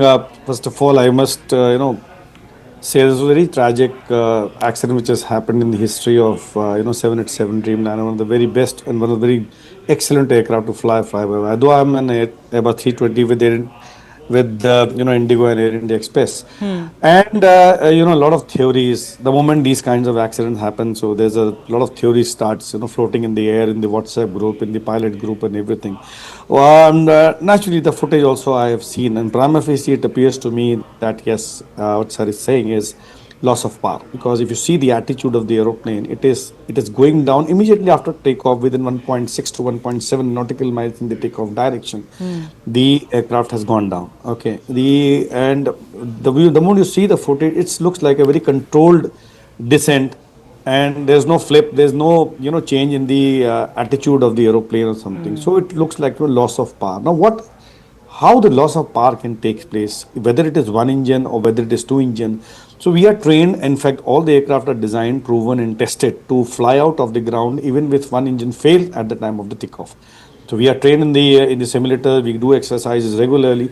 So the engine, even single engine with full takeoff weight, certified takeoff weight, is designed to climb out of the runway on a single engine, clearing all the obstacles in the runway path and achieving the climb gradient for that airport which is designed. Having said that, so looks like to me that if there was some engine failure or one engine failure, the aircraft still is very flyworthy and could have gotten airborne. But the very fact that it came down like under the full force of gravity looks like loss of power on both engines, which could happen because of multiple burst strike. If you have a multiple burst strike or on both the engines, and even though the engines are in the process of winding down and not even the loss or thrust is reduced, or there's some pipeline break on whatever can happen, right? But the engines are not producing that much thrust, and the aircraft had just taken off with full weight, all of it going to London with so much of weight on board, full fuel, everything. What you see immediately on the fire, the ball of fire, the black smoke is of fuel. Anything other than that, when you have an electrical circuit on fire, that is a white fumes are there, but the black one is always the fuel. It was a full fuel. So it's so prima facie, it appears to be a loss of engine or power on both the engines, but it's premature to say anything as of now.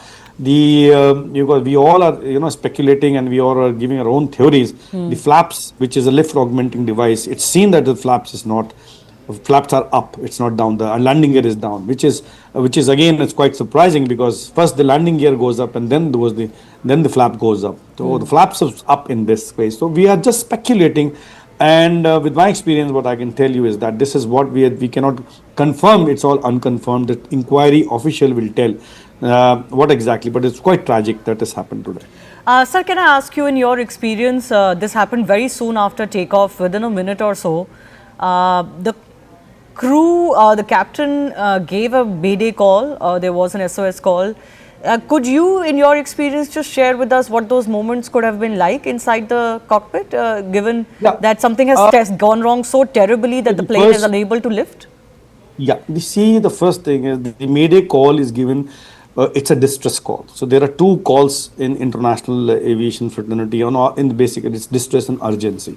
So distress is Mayday, Mayday, Mayday. Urgency is pan, pan, pan, pan. So this is it is to identify what kind of the emergency the aircraft or the aircraft is experiencing.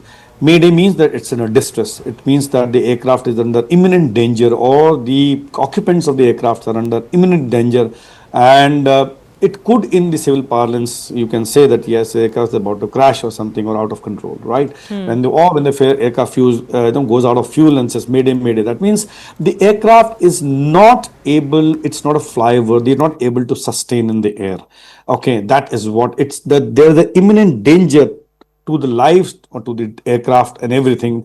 That is why it's a distress call given. The very fact that the pilot gave the distress call of Mayday, Mayday, Mayday, it means that he did not have whatever could have been done, what already been done.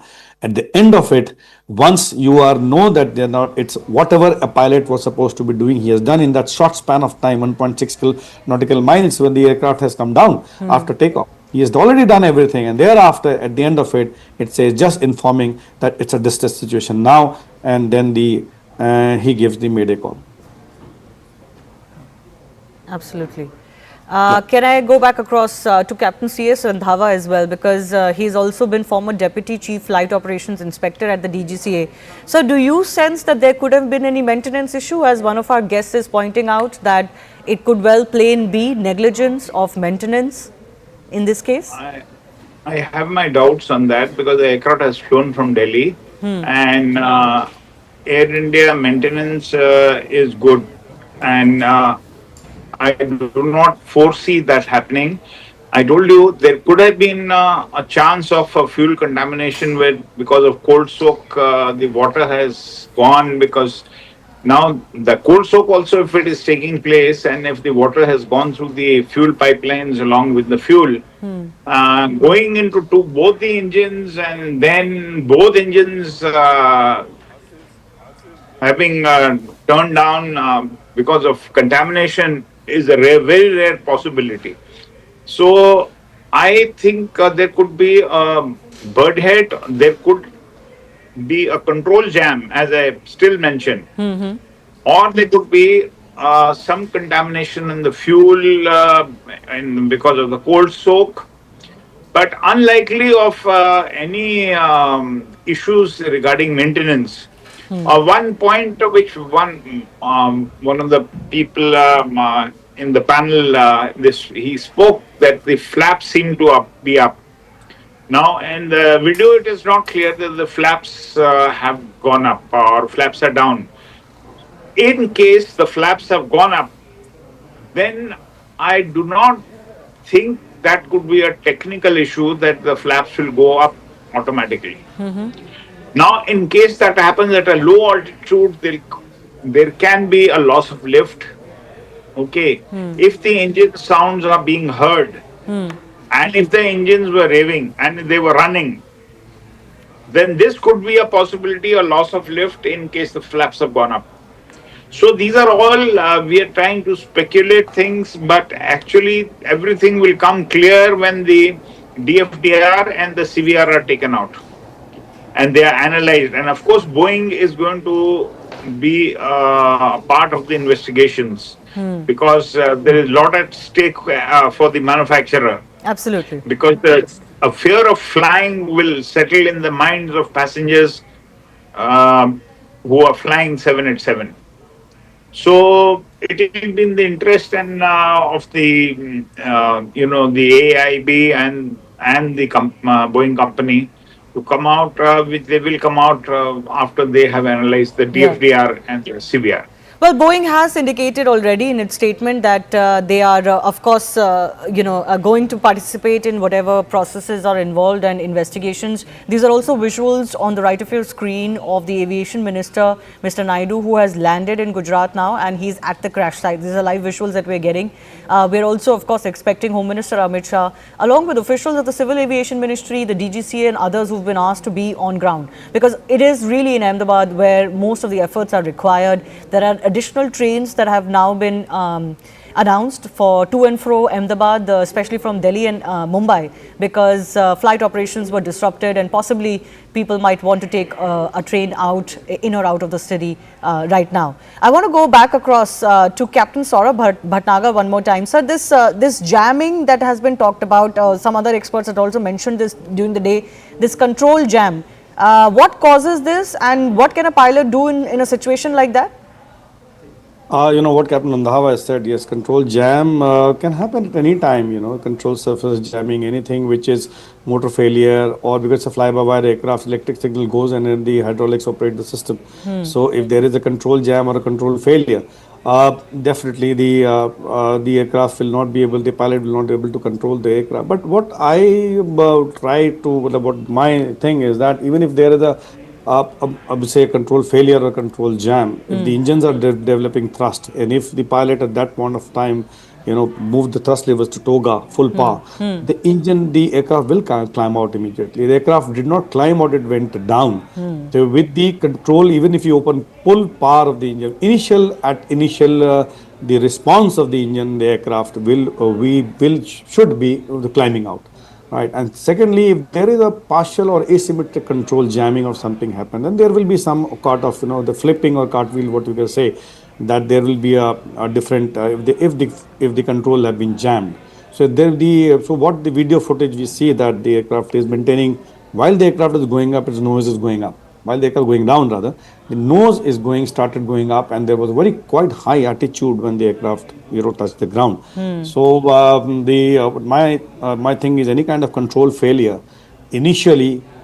The moment you put full power out, there is definitely a lot of thrust is generated immediately on the engine, and there will, even if there is a control is not able, the aircraft will have a nose up attitude and go up first instead of going down. So something So more. that's my take on this. Something more could have happened, and not just a control jam, as far as the situation. It was basically it came down under the force of gravity. That's what I get, and because the weight was very high at that, it couldn't have glided also something of that sort.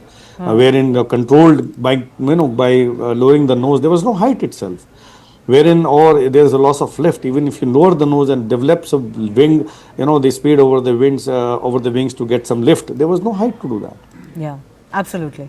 Well, certainly very tragic whatever has happened, and one only shudders to think what would have happened in the cockpit, giving pilots no time really to do anything. And there are about 50 to 60 medical students who have been taken to hospital now, we are being told, and we really do pray for their well-being. Let's also take final comments from Group Captain MJ Vinod and Dr. Vandana Singh one more time.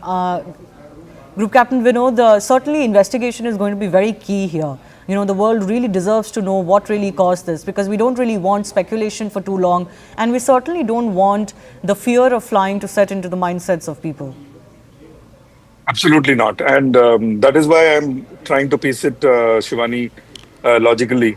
Umpteen number of reasons are there. All those reasons can be sifted out by just these visuals.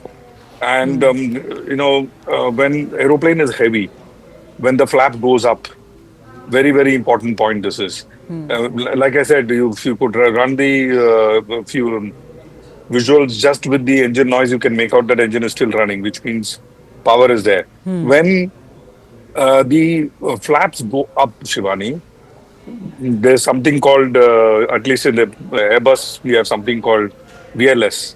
And there is, we call it the barber pole, the low speed regime. It comes up and the aeroplane goes into low speed regime, and especially when you're heavy, you get into low speed regime very fast. You get into stall condition very fast when you take the flaps up prematurely. And in this case, it is the loss of lift. The reason could be umpteen, including electrical. So that is something we may need to keep in mind. Why the flap went up is the question that FDR will answer.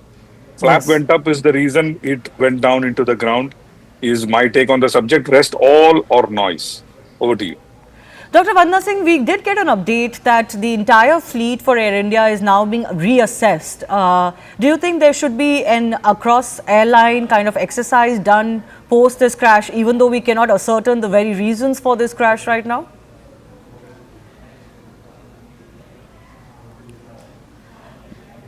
Ma'am, could you please unmute yourself?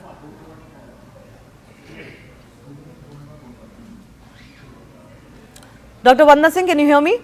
I can hear you. Yes, go ahead. We can hear you now.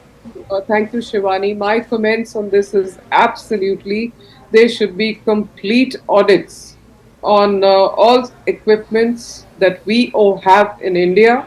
We should be very, very vigilant. This was the writing on the wall. It has been for a very long time. We have been seeing various cases happening in the US where we have been coming on the various channels and discussing it, and including the case that happened at the Jeju airport where it went into a thick wall. Now the question is that it is very pertinent, it is very important that these checks are done. We should not be just looking at Turkish, we should be looking at ourselves also, and we should be making sure that yes,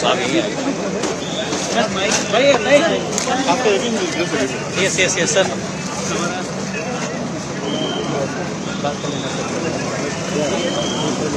Minister Mr. K. Ramohan Naidu to speak. The media is there with him. He's at the crash site. In fact, those are the buildings that you can see in the background. These are the hostels, we are told, and medical college students were actually staying in these hostels. One of the buildings is the mess. कोई issue नहीं sir, कोई issue नहीं sir. अभी आए inspect कर रहे हैं तो थोड़ा टाइम दीजिए हमें. Okay, thank you. I think the minister there just indicating that they've just come there. They'll take some time to inspect and speak after that. The media trying to take a response from the civil aviation minister there. थोड़ी देर करेंगे. कोई issue नहीं sir, कोई issue नहीं sir.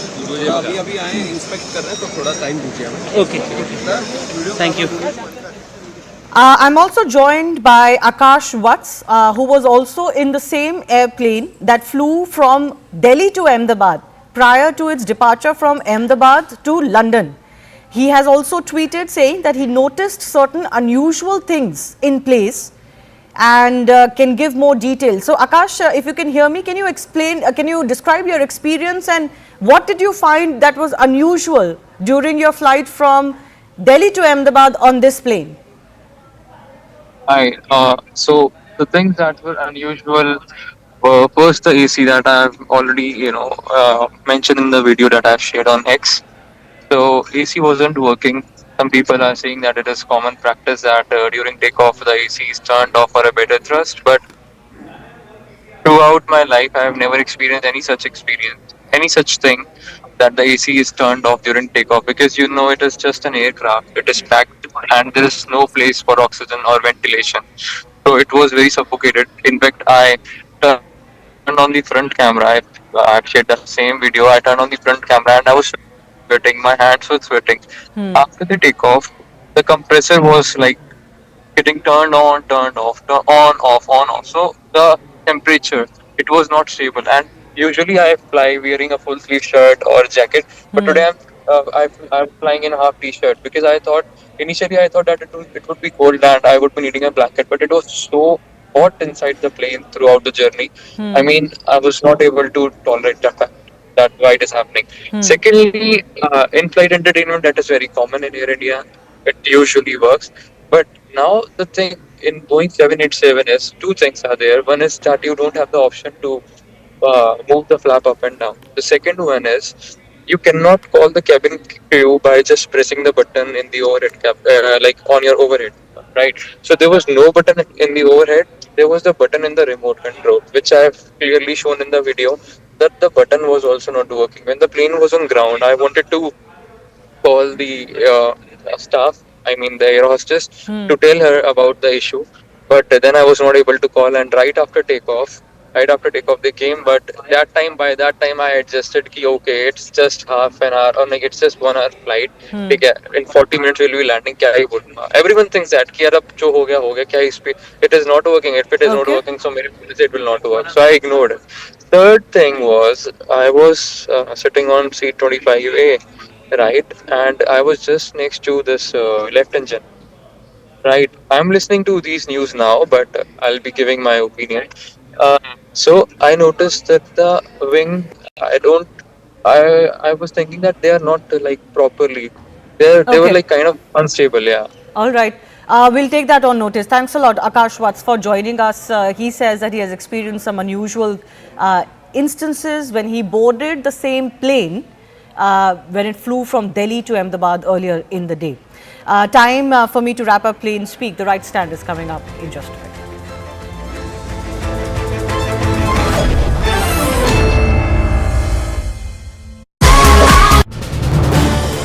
This is News 18 Network.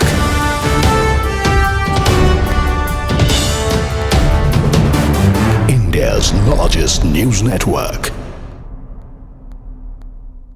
I can assure you that Indian aviation is probably one of the safest in the world.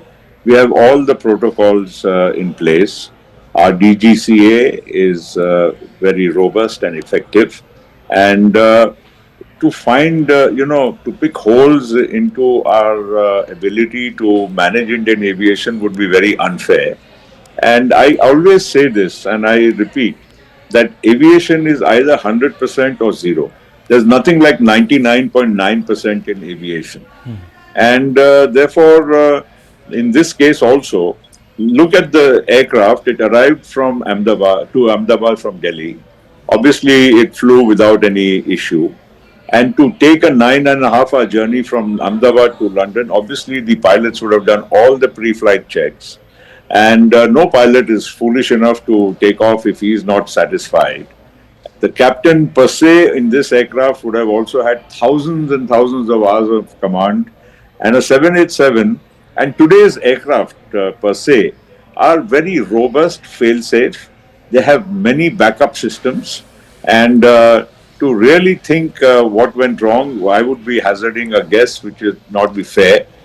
But the point here is the aircraft did go on a takeoff roll, and between the time the wheels went up and the time it crashed, probably the time frame would have been almost only about 60 seconds or so, because you can't go to 800 feet and crash and it be within the time span is only 60 seconds.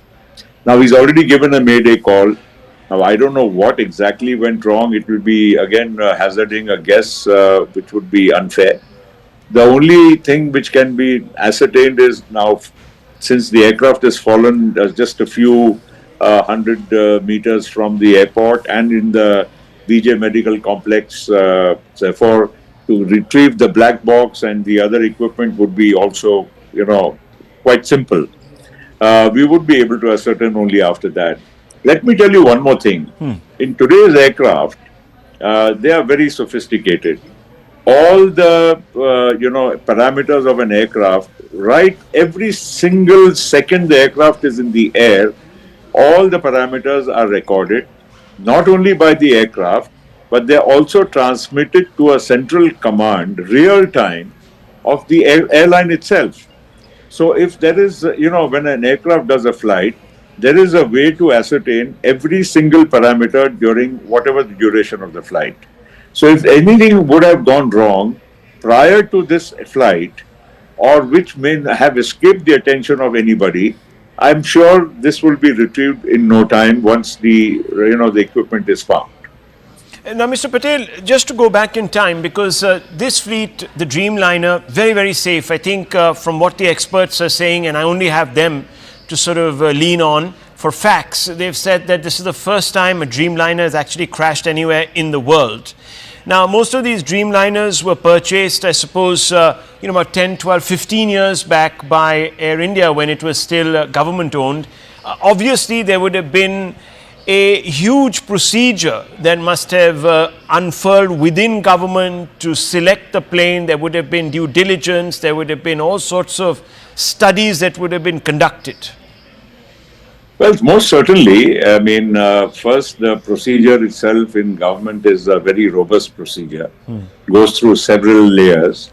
And ultimately, the basic selection of aircraft is done only on technical parameters.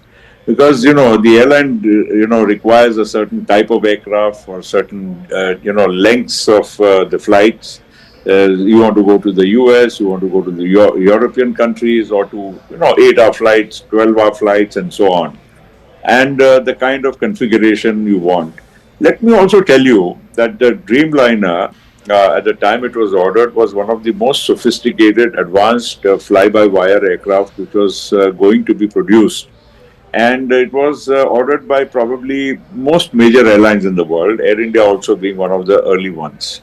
And to now even discuss it would be unfair, because after this particular aircraft,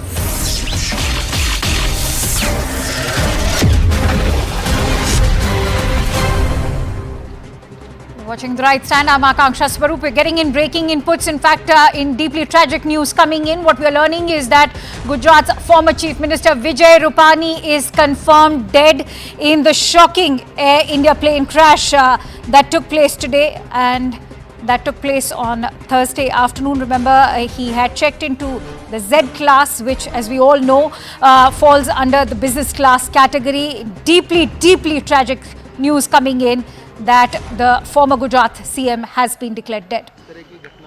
वो एक अपने आप में बड़े सवाल खड़े Yes.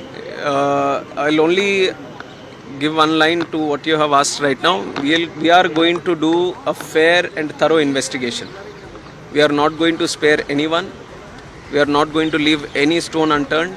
We will do properly according to the protocol, and we are going to go to the depth of why this incident has happened. That much I can tell you now. बस अभी इतना काम. Thank you. ये मेरे cap मेरा cap पड़े. All right, Civil Aviation Minister Ram Mohan Naidu over there confirming that they will get to the depth and establish what led to that tragic air crash. But in the latest news that has come in, which is equally shocking as the air crash, is the fact that the former Gujarat Chief Minister, Mr. Vijay Rupani, has been confirmed dead. Let's also listen in to what C.R. Patil, Gujarat Minister, has to say. Plane के हादसे जब होते हैं वो भयंकर होते हैं, और वो गुजरात में अहमदाबाद में हो, ये तो कभी गुजरात के लोगों ने कभी सोचा भी नहीं था. इतना बड़ा हादसा हुआ है, इससे पूरे गुजरात और देश की प्रजा भी हिली हुई है. इंटरनेशनल प्लेन में जाने वाले सभी लोग इसमें उनको क्षति हुई है. उनको कोई मौका ही नहीं मिला, और शहर के बीच में होते हुए भी हम कुछ नहीं कर पाए. इसका बड़ा दुख है. सभी दिवंगत आत्माओं को शांति मिले, उसके लिए प्रार्थना करते हैं. उनकी जो स्वजन है, उनके ऊपर जो आपत्ति आ पड़ी है, भगवान उनको शक्ति दे, ऐसी प्रार्थना करते हैं. और हमारे लिए तो हमारे नेता पूर्व मुख्यमंत्री श्री विजय भाई रूपाणी भी इसी फ्लाइट में अपने परिवार को मिलने के लिए जा रहे थे. वो भी इस हादसा का शिकार हुए हैं.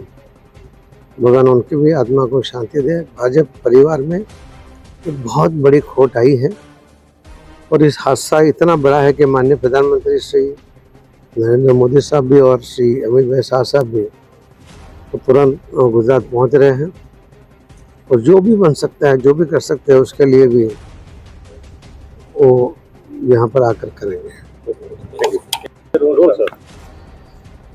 All right, so C.R. Patil over there expressing his condolences, conveying his condolences to all those family members of the victims of this air crash. He's also conveyed his deep remorse with regards to how helpless they were in terms of not being able to do anything to rescue all those victims. Also has expressed his condolences for the tragic demise of Mr. Vijay Rupani, the former Gujarat CM. Joining me right now with more inputs is Payal Mehta. Payal, what are you learning in terms of the demise of the former Gujarat CM, Mr. Vijay Rupani? At what time was he declared dead? He was declared dead just a short while ago, but Rupani's demise seems very personal. I have covered his journey both as a Rajya Sabha member of Parliament to the fact that he was declared the Chief Minister in 2016, to the fact that he was asked to step down in 2021 when Bhupendra Patel took over. Thereafter, he's held organizational responsibilities. Is currently the Punjab head as far as the BJP's organization is really concerned. He has been somebody who in fact stepped down from active politics, in the sense he would not fight active electoral politics in 2022 when he wrote that letter to C.R. Patil, essentially saying that he would not like to contest the election. And what a tragedy coming to the fore, Akanksha. He was on his way to London. That picture which is out is what fellow passenger clicked and sent to his daughter, because his wife, his daughter was already residing in London. She's married and has been residing in London. His son, who was in the US, was on his way to London, because the entire family was to meet together and celebrate a vacation together as well. What a sad end to this life as well. Vijay Rupani had a long-standing career. He started his career as an ABVP, supporter. He's been somebody who, in fact, moved on to, in fact, be an RSS Pracharak. Has also been somebody who was associated with the Janata government, had associated with the BJP from its very inception. One of those leaders who has actually spent few months in jail during the 1976 emergency as well. Extremely close to the BJP top leadership. Hails from Rajkot, is a Gujarati of the Jain community, has held multiple responsibilities, both with the organization and also with multiple responsibilities, including being a mayor in the past as well. what a sad end to the 68-year-old life. And Vijay Rupani, in a way, was on a happy trip to London trying to meet his family for a vacation, and it ended in a very, very tragic manner.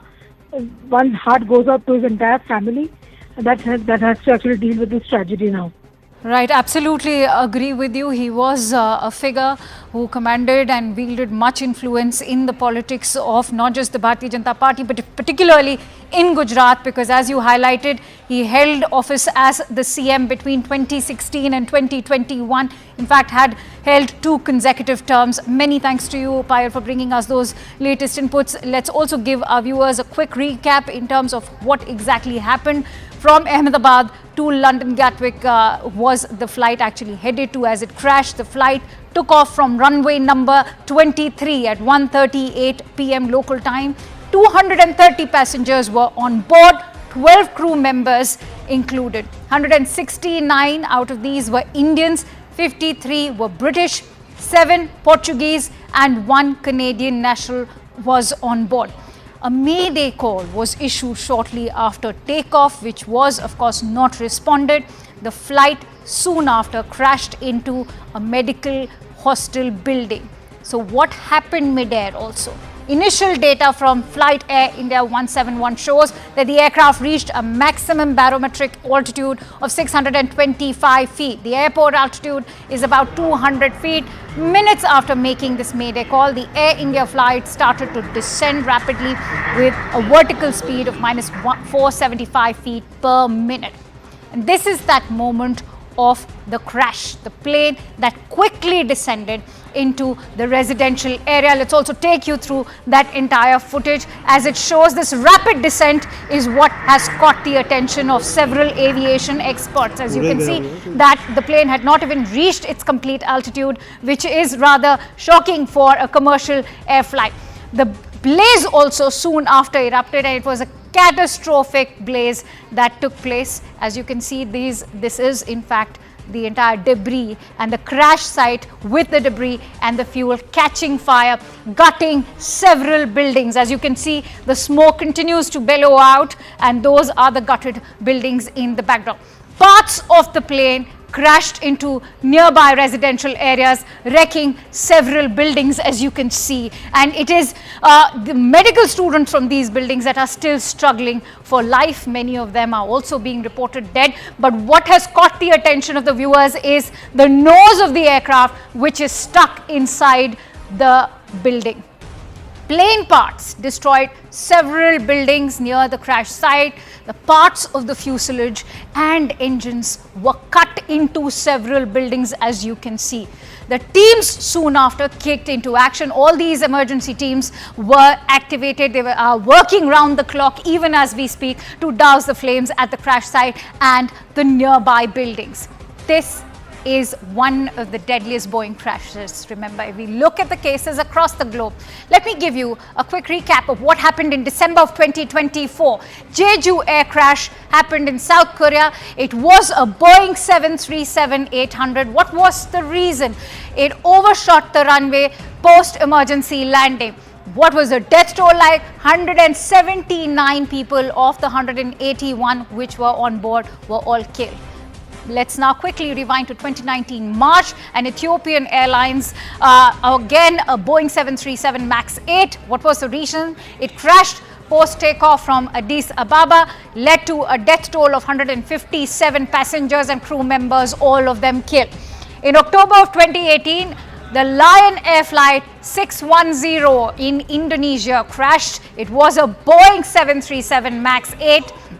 The reason that was given that time was that it crashed into the ocean soon after takeoff. All 189 on board were killed.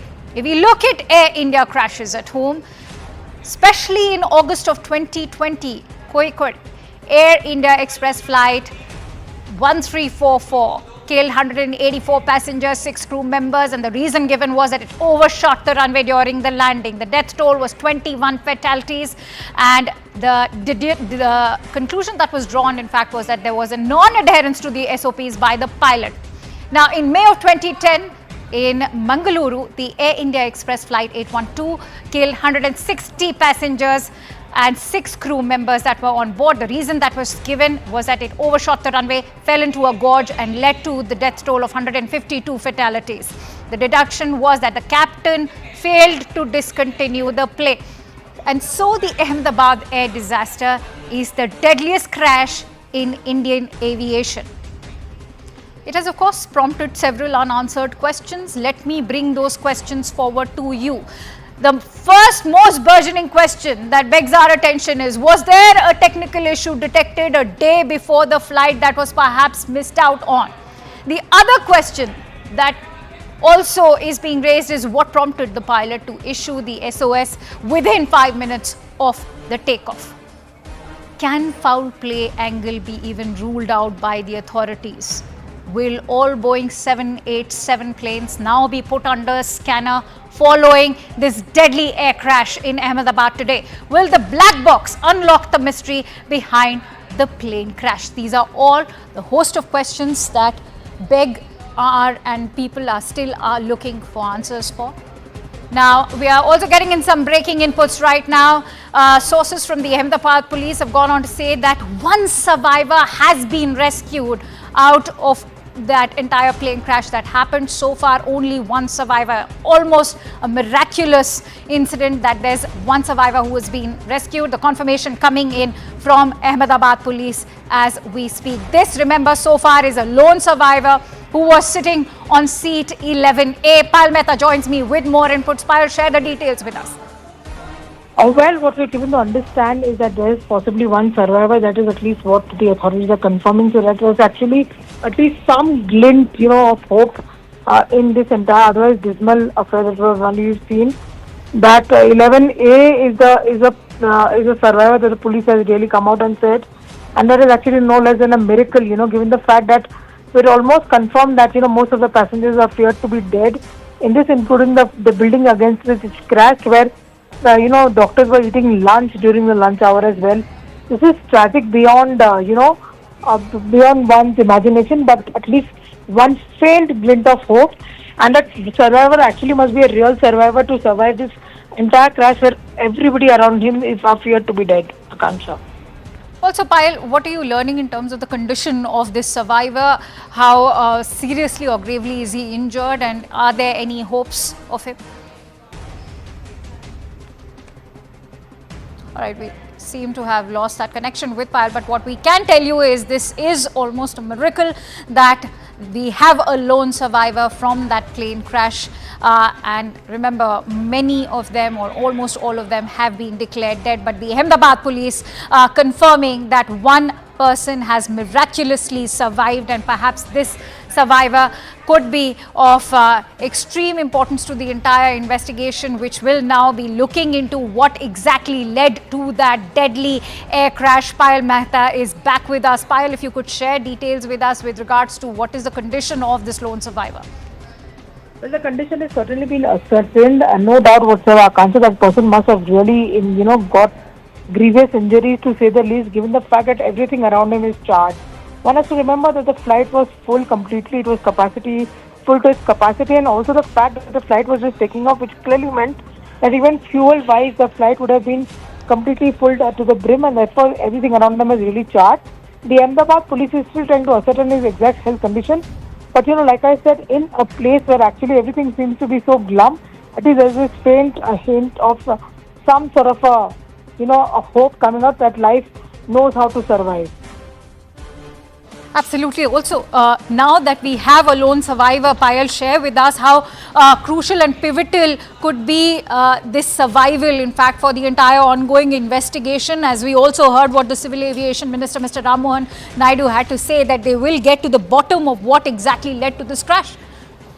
Of course, it's going to be of great help to see when he or she is able to recover and be able to share what he or she went through, in the entire flight, depending completely on his health condition, what he's able to recall. But at least one thing is for sure, at least one family will have some smile on their face when everybody around them are completely heartbroken and just fallen, given the fact that every of their loved ones have, fallen prey to this ghastly attack, ghastly crash which has taken place as well. But like I said, it is going to be certainly a very important piece of evidence coming to the fore. He's an eyewitness who was on that flight. he will be able to, in fact, recall and tell the police officials what really happened. Because I'm sure before, the ATC was connected, the pilot must have also alerted the passengers within the aircraft as to what was really happening. It was all this happened within a matter of 60 seconds is what we've been able to fathom and we've been able to gather as well. So his testimony will be of great importance as far as that's concerned. But purely depends on what his health condition is and when and how much is he able to recall. All right, so what we are also learning that the survivor's name is Vishwa Kumar, and the Ahmedabad police have in fact gone on to confirm that he has been rescued. He's a lone survivor from this crash. Of course, it is a miracle that he has survived. In fact, this is footage coming in of the survivor, Mr. Ramesh, as you can see, as he walks out, almost surviving for him, of course, has been a miracle. That is something what we can tell you for sure. And as Payal was also highlighting, he's going to be very pivotal.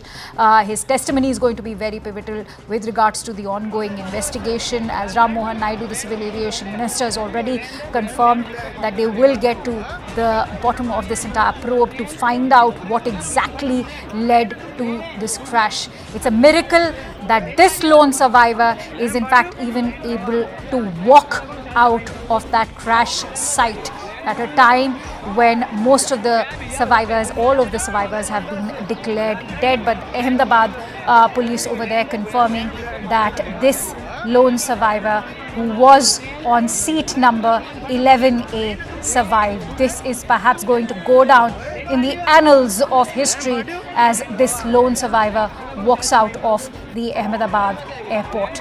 He is, remember, the only lone survivor in a flight that was carrying over 230 passengers. His name is Vishwas Kumar Ramesh, who survived the plane crash. He was allotted seat number 11A.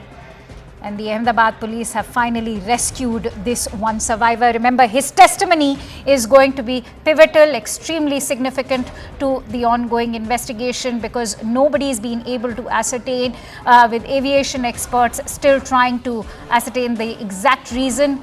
The quality control behind Boeing is also now coming into the picture, as reports are indicating that there was an FAA audit last year, which was a 2-week audit into the quality checks of Boeing. But could it be a technical glitch, or could it be a bird hit, or birds hitting, multiple birds hitting, or weather also could be playing a significant role? Right now, it is fairly nascent at this stage to comment into exactly what was that went behind, but perhaps it is Mr. Ramesh's testimony that will be extremely significant. Vishwas Kumar Ramesh, he's a British national, is what we are being told, and he was on the Gatwick-bound flight that took off from Ahmedabad and crashed soon after takeoff. Roughly 20 minutes after takeoff is when it crashed, and it crashed into the residential building of the medical college, into the medical hostel, where several students are still grappling for life. It is a miracle, to say the least, that we have a lone survivor, Mr. Ramesh, allotted seat number 11A. He is a British national, as we are being told. He was on a visit to Gujarat and was heading back to London. Payal joins me with more inputs on this miraculous survival that's taken place. Payal, share what else are you learning from your sources? Like I said, that this is a very, very tragic episode which has come to the fore as well. Nobody would have been prepared for an episode like this. A flight of happiness for many who are either looking to go back home or embark on a vacation or a work trip has turned into an extreme tragedy. The testimony of the lone survivor as of now is going to be of extreme importance. That is something at least what the authorities are hoping for, because his testimony in terms of what really led to the circumstances that actually happened is going to be of great importance. We'll have to just wait and see. But like I said, all hands on deck approach being applied by the government of India over here. In terms of what we've seen so far, multiple leaders, multiple ministers being flown down to Gujarat. C.R. Patil, the Union Minister for Jal Shakti, and also, the state president of BJP has just reached Gujarat. He, in fact, gave us the unfortunate confirmation of Vijay Rupani's unfortunate demise over here. Civil Aviation Minister Ram Mohan Naidu can be seen taking rounds of the accident site, trying to ascertain what's really happening. Muralidhar Mahal, the MOS for civil aviation, will also be landing shortly at around 7 o'clock, 7:30 I beg your pardon. He's going to be accompanied by officers from Ministry of Civil Aviation Secretary and also the DGC officials who are going to be examining the accident site and understanding how to go about the investigation, because remember, the government of India has promised not just to the Indians and not to the victims of those people who actually fell apart to this deadly accident, but also to the foreign nationals that a thorough investigation will be done. And also the fact that Union Home Minister Mr. Amit Shah is a local son of the soil, he's also expected to land in Ahmedabad sometime from now. As it's just too early, I can't to predict as to what really led to the situation, whether there was a technical failure or whether there was a human error or whether there was any attempt to sabotage, because there were a lot of foreign nationals on this. Nothing is being ruled out from the agency so far, and should there be any sabotaging angle which emerges over here, it is important to see if the government hands over the probe to NIA or any other investigating agency. It's just too early in the day to talk about it. We'll have to just wait for some more time. Absolutely. In fact, stay with me, Payal, as we are also getting in more information through newspaper reports which are going on to indicate that Mr. Vishwas Kumar Ramesh, who's 40-year-old and the only lone survivor of this deadly crash, has, as we can see, borne impact injuries on his chest, eyes and feet. He has received these impact injuries but is miraculously able to walk out of that entire crash site. That is in fact indeed a miracle in itself. And he's also gone on to share his experience. Most importantly, he's gone on to talk about how there was a loud noise just 30 seconds after takeoff, and that is what in fact led to a crash within minutes, and the plane of course burst into flames. So this is what Vishwas has had to share, that it was only after 30 seconds of takeoff there was a loud noise, and then soon after the plane crashed. It all happened very quickly. So if one was to go by what Vishwas has had to say, this is also contradicting the other versions that have come into limelight, which are going on to indicate that it was roughly after 20 minutes of takeoff that the plane actually crashed. But Vishwas has gone on to share that only after 30 seconds there was a loud noise, and soon after the plane crashed. It all happened very quickly. But this indeed is a miracle to see Vishwas Kumar Ramesh, who is a 40-year-old British national, was visiting Gujarat, has miraculously escaped this or rather survived this deadly or catastrophic air crash. This, as relatives of all those who were aboard the Air India flight are currently desperately looking for their loved ones at the civil hospital in Ahmedabad as we speak. All the rest have been declared dead except from Vishwas Kumar Ramesh, who's a 40-year-old, the lone survivor, as he survived this deadly crash. But if you can see that image which is currently being flashed on your screens, he's of course borne injuries on his face. These are impact injuries that he's not just borne on his face but also on his chest. But what stands out is that he's able to walk out of the crash, and these impact injuries, given the catastrophic explosion that happened after the plane crashed, it's a miracle to see this lone survivor, 40-year-old Vishwas Kumar Ramesh, who survived this entire crash. But as we've been highlighting, his testimony is going to be extremely pivotal to the ongoing investigation, which has now led to a host of unanswered questions. What are those unanswered questions? Well, many are wondering if it was the Boeing and the quality check that led to it. Can foul play angle be ruled out by authorities? Will all Boeing 787 planes now be put under the scanner following this deadly catastrophic crash? Was there a technical issue detected even before the flight could take off? CNN News 18 has been getting you reactions, and we've been speaking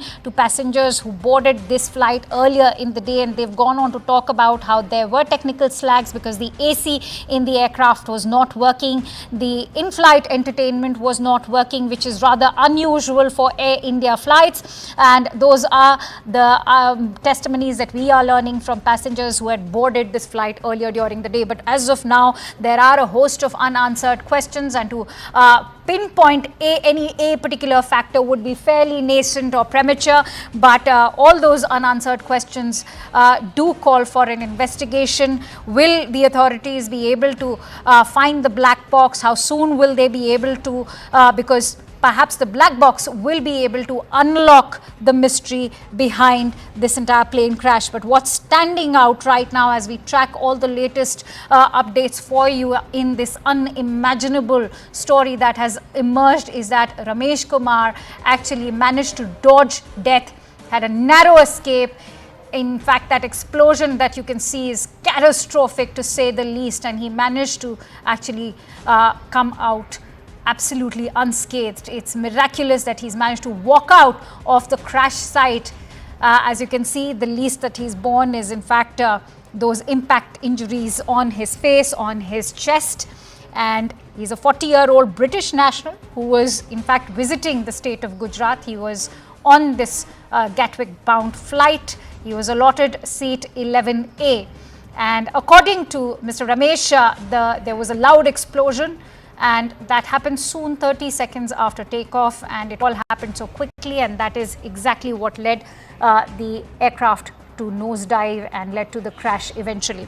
In fact, aviation experts have also been commenting on the rapid descent of this entire crash and the entire video. But let's quickly go across to Anvit, who's been tracking the latest for us. Anvit, if you could share with us the story of this lone survivor, what is it that you're learning? If you could give us some confirmation regarding the comments that he's shared with other newspaper reports that are indicating that he said that only after 30 seconds did the aircraft crash, and there was a loud explosion before it led to that crash.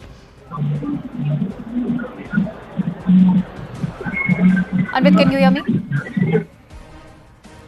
All right, we'll try and reconnect with Anvit, but this is the big story of the hour that has emerged out of this entire air crash. The only silver lining to this deadly, catastrophic air crash, as Ramesh Kumar is the lone survivor, is a 40-year-old British national visiting the state of Gujarat. This as several families now look for their loved ones. Vishwas Ramesh, of course, survives this deadly air crash. Anvit is back with us. Anvit, what are you learning about this lone survivor of this catastrophic air crash? One passenger so far has been identified who is the survivor, and so far we are calling him the lone survivor because no other survivor has been reportedly been safe in this flight, and this man has been identified as Vishwas Kumar Ramesh. He had been living in UK for more than 20 years, and he had come to India with his brother, and he was traveling back. They had visited Diu, and he's a 40-year-old man. He had when he was found on the spot, he was put in an ambulance and sent to medical facilities. But as he recalled the incident for the media, he mentioned that when when the plane crashed, he was on the seat 11A, and he has said that he realized only after when the plane crashed, he found himself amidst the debris that was on fire, and he said that he has recalled that there were bodies all around and there were human remains all around. And he said that he was scared seeing those visuals and he was terrified. That was the moment when he was put into an ambulance and was sent to medical facility. Now, he has been marked safe. He has injuries. He certainly has injuries all over his body. There are burn marks as well, and there are injuries also. But doctors are saying that he's safe, he has been marked safe. He's out of danger right now, and he's under medical supervision. But so far, he's the only passenger actually who has been found to have survived this crash. Other than that, even though the rescue operations are still underway, it is being the debris also being looked if there would be any more people who can be sent to medical facility, or the dead who can be shifted to the boat. But so far, this person is the only survivor that we have spotted and that the agencies have spotted, and he has been marked. Vishwas Kumar Ramesh is his name. He's a 40-year-old resident who was new to British national by nationality, and he had come here with his brother. He was traveling back to London when this incident took place. Many thanks to you, Anvit, for bringing us those latest inputs. In fact, in the studio, we are also joined in by Captain Kishore Chinta, who is the chief pilot of the Sirius India Airlines Private Limited. Many thanks to you, sir, for joining in. Captain Chinta, what do you make of this miraculous survival? also, how crucial and pivotal could this testimony be now of Mr. Ramesh to the entire investigation? Good evening. Thank you for having me on CNN News 18. It is indeed practically grabbing life out of the jaws of death for the survivor. It is indeed miraculous that he survived the crash, considering that the aircraft would have probably had 50 to 60 tons of fuel when it impacted the ground, and that kind of fuel would probably just wipe out everything in the vicinity after the crash. So the testimony is pretty understandable. It is well known from the data available from the Flight Radar 24 ADSB data, which is not very accurate, but gives us a sense of the timing of how much time the aircraft was up in the air. It was definitely not a immediate loss of power. The fact that it happened beyond a speed of V1, beyond which the pilots were compelled to continue with the takeoff, and that it gained an altitude of close to 625 feet as on flight radar. So it had enough power to at least gain that much amount of height before it appears to be total loss of power, and the aircraft slowly started coming down in a controlled manner. The pilots wouldn't have had anything. That's exactly the point I want to come in on, Captain, because remember, as you quoted, that flight radar has attributed the altitude of just 625 feet after takeoff, which is a height far below standard for a commercial aircraft several minutes into it. I think for the benefit of all our viewers, it is important to break down why this low altitude could have had a role to play. All right, and before we take that answer from you, in fact, fresh visuals coming in on CNN News 18 after the Civil Aviation Minister Ram Mohan Naidu. What we can tell you is that the Home Minister Amit Shah has arrived. Remember, this is also his home state. He's here to inspect the entire site. And as you can see, the debris is still scattered, all of it completely charred. It's a very dark day for the entire nation because the country has also lost the former Chief Minister of Gujarat, Mr. Vijay Rupani, and those visuals coming in as the Union Home Minister, Shri Amit Shah, inspects the crash site. Remember, this is where the Air India aircraft crashed minutes after takeoff, and it is the hostel or the residential building of a medical college. Many of those medical students are still struggling for life. The Home Minister also accompanied by the Gujarat Chief Minister. In fact, he's standing right next to the building where it is the nose of the aircraft that's still stuck, and the Union Home Minister actually inspecting. So, Captain Chinta, please go ahead and tell us why the low altitude could have had a role to play. Well, the mere fact that it reached that altitude is testimony that those engines are powerful enough, even at partial power, to propel the aircraft to that altitude at least. Because if there was total loss of power, it wouldn't have even reached that altitude after takeoff. So the reasons can be multitude. It could be probably a burdette leading to portions of the engine shearing off and entering the rest of the engine causing complete shutdown of the engines. So right now, until like you mentioned, until the CVR, the cockpit voice recorder and the flight data recorder are found and downloaded by the Aircraft Accident Investigation Bureau, we will not come to know the actual picture on when actually the engine started winding down. So the height definitely is critical. Probably if they had a couple of 100 feet more, they would have crossed that one sole building and maybe impacted the ground in more clearer area, leading to chances of more survivors compared to what we have right now. All right, let me also introduce the other guests joining us. I'm joined in by Captain Ehsan Khalid, who's a veteran pilot and currently flying as captain of Gulfstream 650 aircraft. Also joined in by Commodore B.S. Sivach, who's the ex-DG and an aviation safety expert, Mr. Anand Ranganathan, renowned author. Thank you for joining in. Anand, if I could come to you, what is your assessment of the lone survivor, first of all, who's in fact walked out completely unscathed. It's rather shocking to see him walking out at a time when the loved ones are looking for their family members who could have been on that flight. Good evening, Akanksha. On this terrible hour, my sincere condolences to the families of the bereaved. It's such a tragedy. I think we all feel exactly how each one of those families of 242 on the plane and so many other who were doctors and medical students were in the building where the plane crashed into. My sincere condolences.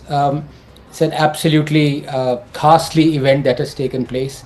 3 points I'd like to make. Number one, of course, it is too early to even discuss about the possibilities of what caused the fatal crash. There are many theories floating around, but at the moment, I'm not going to pick one of those, or at least go with some of those theories, because all of them are at present mere conjectures.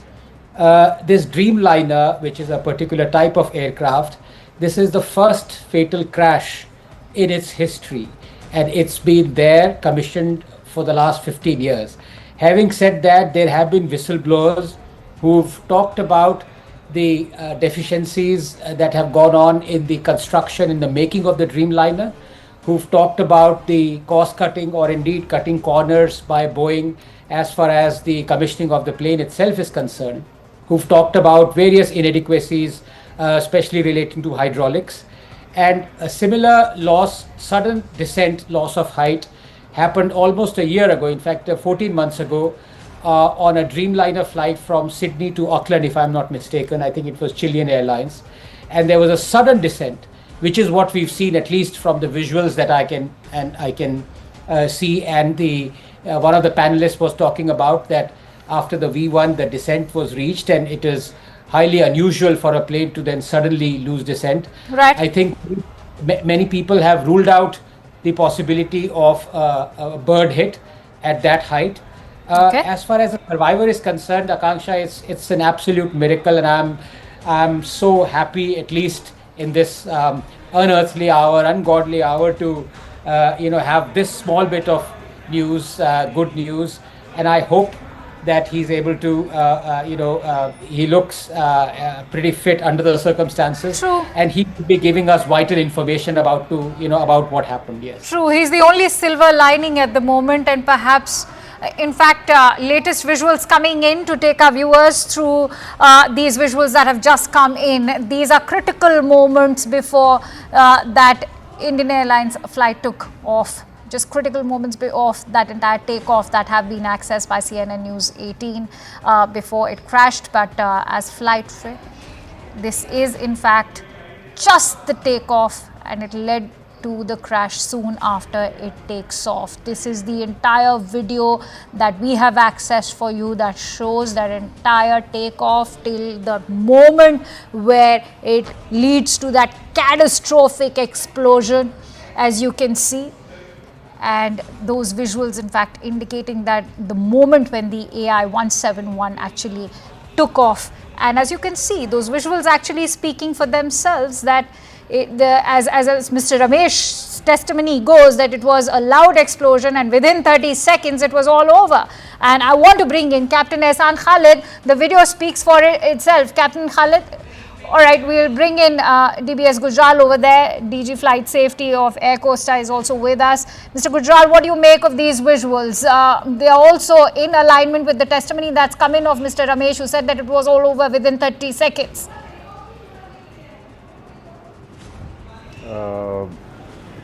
First of all, my condolences to the families who have lost their loved ones in this accident. And I would like to say that this particular crash has got an international ramifications as far as Boeing 787 is concerned. Now, I have been watching and listening to the various people who have been coming on the television and expressing their views about this accident. But to my mind, it's too early to say anything about the cause of this accident, as there was very little time between the takeoff and the accident, and the time between the takeoff and the time when Mayday call was given. After that, there could not have been any conversation between the ATC and the pilot. And all this little time is having all the answers hidden into the black box, that is digital flight data recorder and the cockpit voice recorder. Once we decode it, there may be or may not be, there may be answers to all the questions that everybody is asking. And to my mind, we cannot rule out the role of any one of the factors, that is the controls, the engines and the environmental factors. We have to combine them all and study as to what possibly could have happened when the aircraft just took off and crashed within a few kilometers of the airport and went into a building. As far as the disaster is concerned, this sole survivor, as you have said, is very fortunate and he is a crucial witness. And the loud thought or noise that he is expressing must have been recorded in the flight data recorder, and it will have the answer from that. I want to quickly go across to Yes. Tejinder, who is joining us on the phone line with more inputs. Tejinder, this is a very, very crucial piece of footage that has been accessed, which we are playing out for our viewers right now. Very crucial moments of AI-171's takeoff, and in fact, that also goes on to indicate that it was a matter of seconds that soon after the takeoff, the crash happened. Indeed, this is a very crucial piece of information that we have been able to access, which clearly shows that within less than 30 seconds, if you can see that the flight, this ill-fated flight, when it takes off, it crashes, and then we can see a huge plume of fire and smoke coming from the area. Though the various agencies are now looking into this CCTV footage as well. And they are trying to find out because the black box of this ill-fated flight is yet to be retrieved. Fortunately, there has been only one. There has been a survival, while unfortunately every other passenger on the plane have been killed in this unfortunate incident which happened this afternoon. But yes, a crucial piece of CCTV footage which CNN News 18 has been able to access, which clearly show that. Soon after the takeoff, this ill-fated flight, it could not continue with its ascent, and it crashed. And then we can see a huge plume, a fireball and smoke, which led to the death of all the passengers. But yes, there has been one survival in this ill-fated aircraft. Yes. Absolutely, it is, and I actually want to bring in Mr. Air Commodore B.S. Sivach also, who's with us right now. So, what do you make of these visuals? Because contrary to what Flight Radar 24 was reporting, that it was 20 minutes after takeoff, now these visuals actually go on to testify also what Mr. Ramesh has been stating, that it was a loud explosion and within 30 seconds this entire catastrophic crash took place. Very ghastly, very terrible loss of lives, very shocking news. Our heartfelt condolences from Aviation Safety India, and our prayer to God for the speedy recovery of those who are injured. Now, in this particular accident, the aircraft was fully serviceable. Pilots were absolutely well qualified with good experience. Weather was reasonably good. The aircraft was fully serviceable. The aircraft has taken off. Actually, it has come from Delhi. So, aircraft was fully serviceable. It has landed there, got turned around, loaded its passenger, and again took off. Till takeoff, there was no problem. The aircraft was climbing after takeoff at about 425 feet. That is what is being talked about is 625 feet. The Ahmedabad runway elevation is about 180 odd feet. So let's assume 200 feet. So aircraft was just at 425 feet.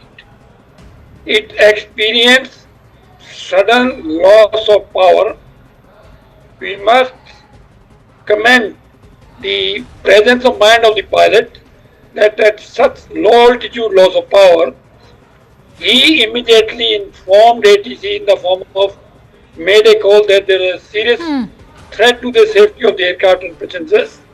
So it's creditable on the part of the pilot without losing cool, and still he continued because now he had loss of power, so he could not continue the climb.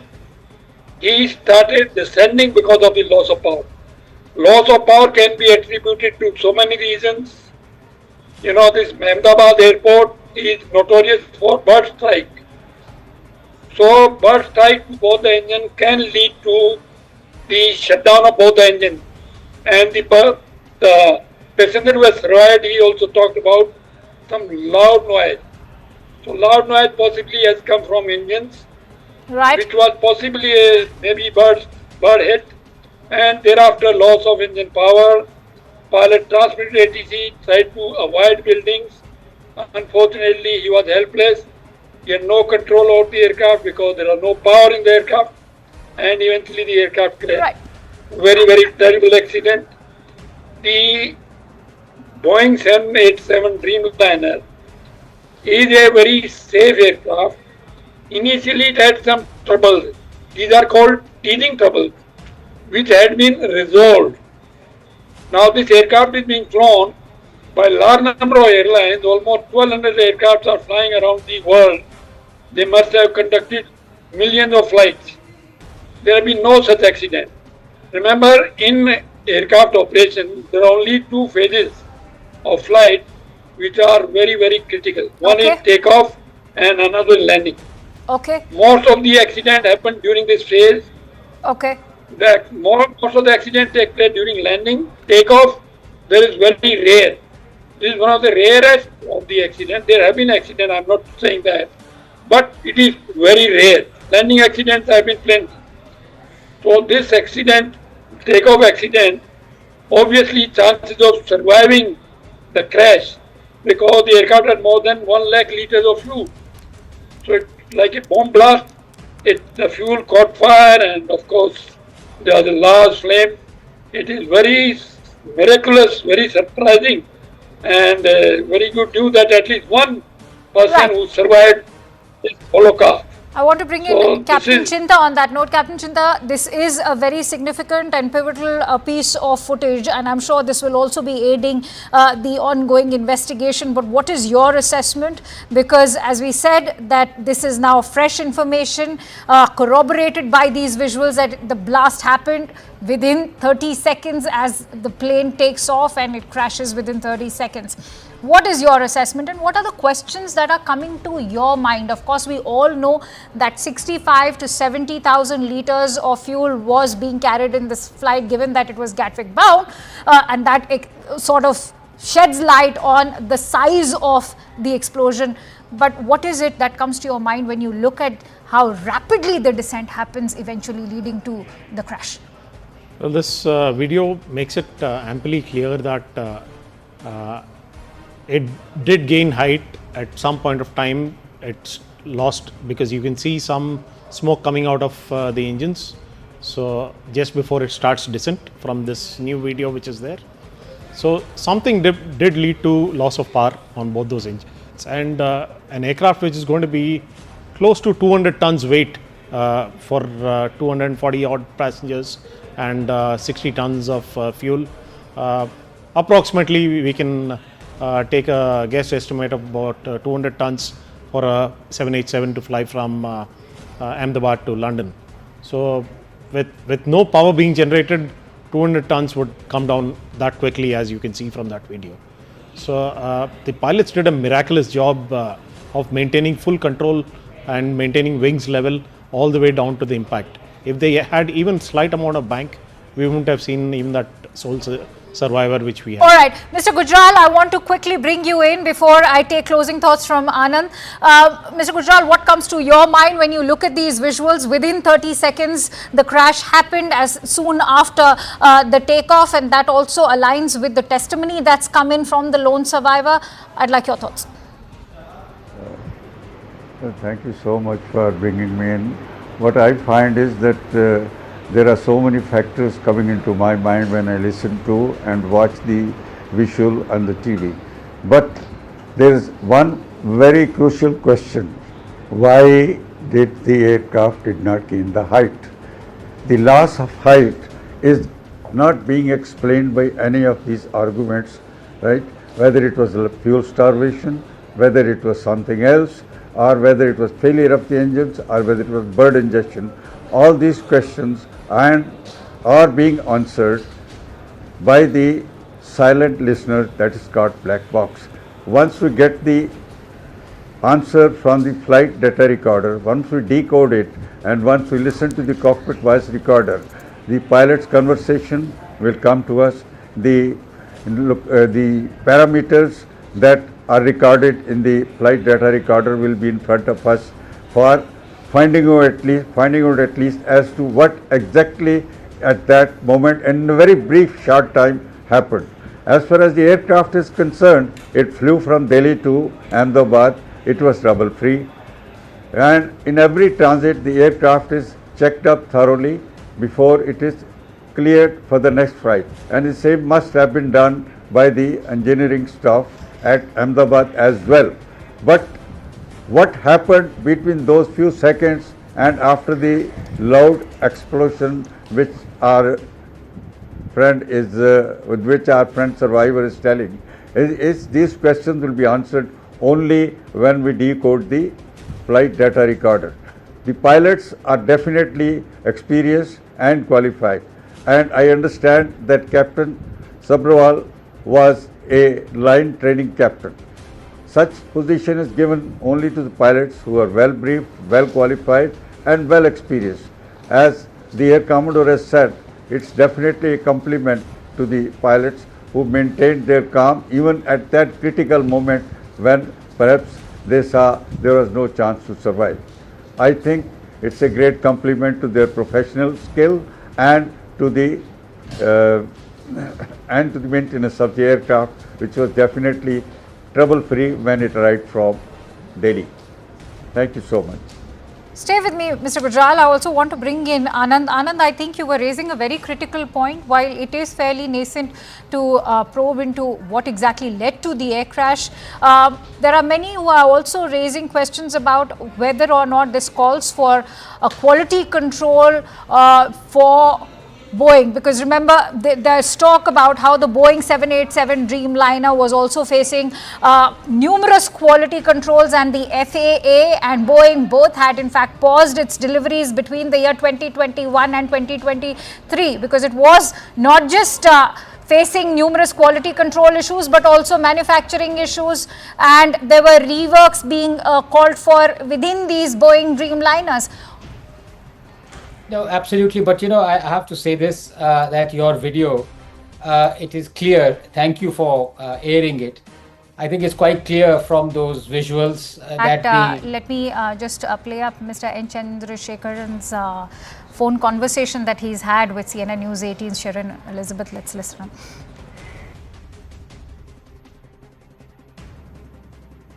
Mr. Chandrasekharan, many thanks for joining us here. To start with, on behalf of everyone here at CNBC TV 18, our deepest condolences to you and the Air India family and to the families of those who've lost their lives. I want to start by asking you, sir, what is the latest in terms of the information that you can share with us? You are in Ahmedabad, you've met with officials. I would appreciate any latest information that you can share with us to elaborate on what has transpired.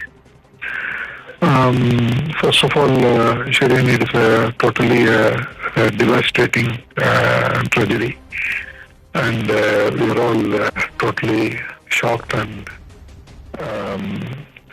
deeply affected, and our immediate focus is to help the people, the families of people who have experienced this tragedy.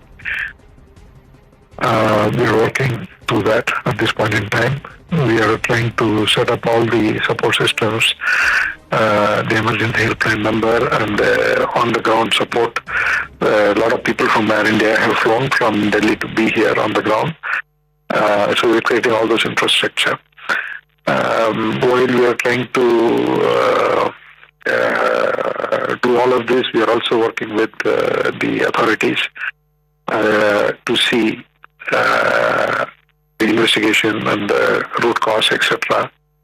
I have spoken to the CEO of Boeing, and I've also asked him to send the best expert to work with us in this whole process, and they are very supportive. And we have a lot of questions, but we need to wait because we need to have authentic information. So as we get these informations, we will immediately share without any delay.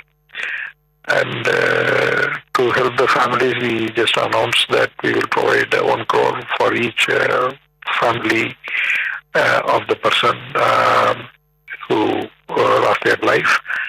And also we will be providing all the medical related expenses for all the people who are injured. And we would also try to help to rebuild that infrastructure in the hostel where the crash actually happened. As you talk to me, we are moving in multiple directions. This is totally a devastating experience, and I have no words to say anything. I appreciate you joining us today, sir. I know that this is a very difficult period. And I just wanted to understand from you, there is a lot of speculation, and I would like to hear it from you. Do we have an update on whether there are any survivors? There are some indications, some comments coming in that there are some survivors. If you can share with us the information that you have, Mr. Chandrasekharan. So I don't have the exact number, and I'm also hearing from you. I also have the information that maybe there is a survivor, but we still don't have confirmation. I'm waiting for authentic information. I'm talking to the government. As you know, the government is on top of it here, and I'm in constant touch with them. And they are in touch with the hospital authorities. And so we just want to make sure that we don't give any wrong information. So a single source of information is the best in these circumstances, because any misleading information or speculation is going to be going to complicate matters. It is a terrible, terrible evening for all of India, in fact, all of the world, because this is one of the most terrible air tragedies that has happened, not just here in India, but anywhere across in aviation history. Air India Flight 171 from Ahmedabad to London Gatwick, with 232 passengers and 10 crew members on board, crashed within a minute of takeoff from the Ahmedabad airport at 1:38 this afternoon. The plane was carrying 169 Indians, 53 British nationals, 7 Portuguese and 1 Canadian passenger. It was bound for London Gatwick. Hundreds have been declared dead, including the former Chief Minister of Gujarat, Vijay Rupani, who was one of the passengers who was on board that ill-fated flight. The aircraft involved was the Boeing 787 Dreamliner. It is the very first time that the Dreamliner flight is crashing in such a fashion.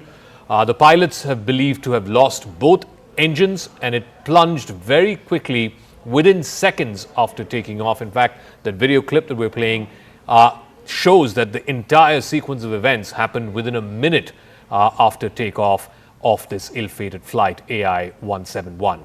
The London-bound flight took off from Ahmedabad. It was exactly at 1:39 in the afternoon today, but within a minute it crashed about 5 kilometers or so away from the BJ Medical College and Hospital. It crashed into a building which is believed to be a residential compound hostel facility for undergraduate medical students. This was lunchtime, it was peak hour, and there were a lot of undergraduate medical students who were there in that building having their lunch or coming to the mess or the canteen to have their lunch. So a large number of the people who were in that building could have also died. We're given to understand about 30 people have been moved from this building who were on the ground in this building. They've been taken to hospital. We don't know the number of fatalities there. But as far as the people who were on board this flight is concerned, other than one survivor, Ramesh Vishwash Kumar, who was sitting on seat number 11A, closest to the emergency exit, and once the plane crashed, he jumped out through the emergency exit. He is the lone survivor out of 242 people who were on board this flight AI-171 Ahmedabad to London. He, of course, those are the pictures from earlier this afternoon, jumped off the aircraft, limped away, and then an ambulance took him to hospital. He said that he was lucky to survive. He jumped off the aircraft. He saw dead bodies and mangled remains around him, wreckage of the plane around him. He was very scared, he said, and then he ran away, and then somebody took him in an ambulance to hospital. He is the lone survivor. What a miracle story this is for him and his family members. I believe he was also traveling with some of his family members back from Ahmedabad. He was going back to London. He's a British citizen. He was in India for a few days to celebrate some functions back home, but he was on his way back to London, and he managed to survive. But he is the sole survivor that we know of. All the other passengers, I'm afraid, are dead in this flight. So what exactly transpired? Because this flight, clearly from the images you can see, failed to achieve critical liftoff. In fact, it reached about 600 feet in the air, and then immediately after that started descending, almost gliding down for the crash that eventually happened. So what exactly transpired? The initial data from flight Air India 171 shows that the aircraft reached a maximum barometric altitude of 625 feet. That's the maximum that it reached. The airport altitude is about 200 feet. So right after it reached 625 feet, immediately after that, there was a Mayday call that was made by the pilot to the air traffic control, but there was no communication that was established between the air traffic control and the pilot following that call. Post that call, which happened within 30 seconds of takeoff, the plane began to descend within vertical speed of 475 feet per minute. Then it crashed just outside the perimeter of the airport. It crashed into a hostel cum residential facility that was meant for undergraduate medical students, and a large number of students who had gathered there during the peak lunch hour time. They, I'm afraid, could have also fallen victim to this fatal air crash. Now, in the various videos that have been accessed of this horrific crash, the very moment of the crash was caught in one of these videos. You can see how the plane, it takes off. It travels barely a few kilometers. We're given to understand about 5 odd kilometers.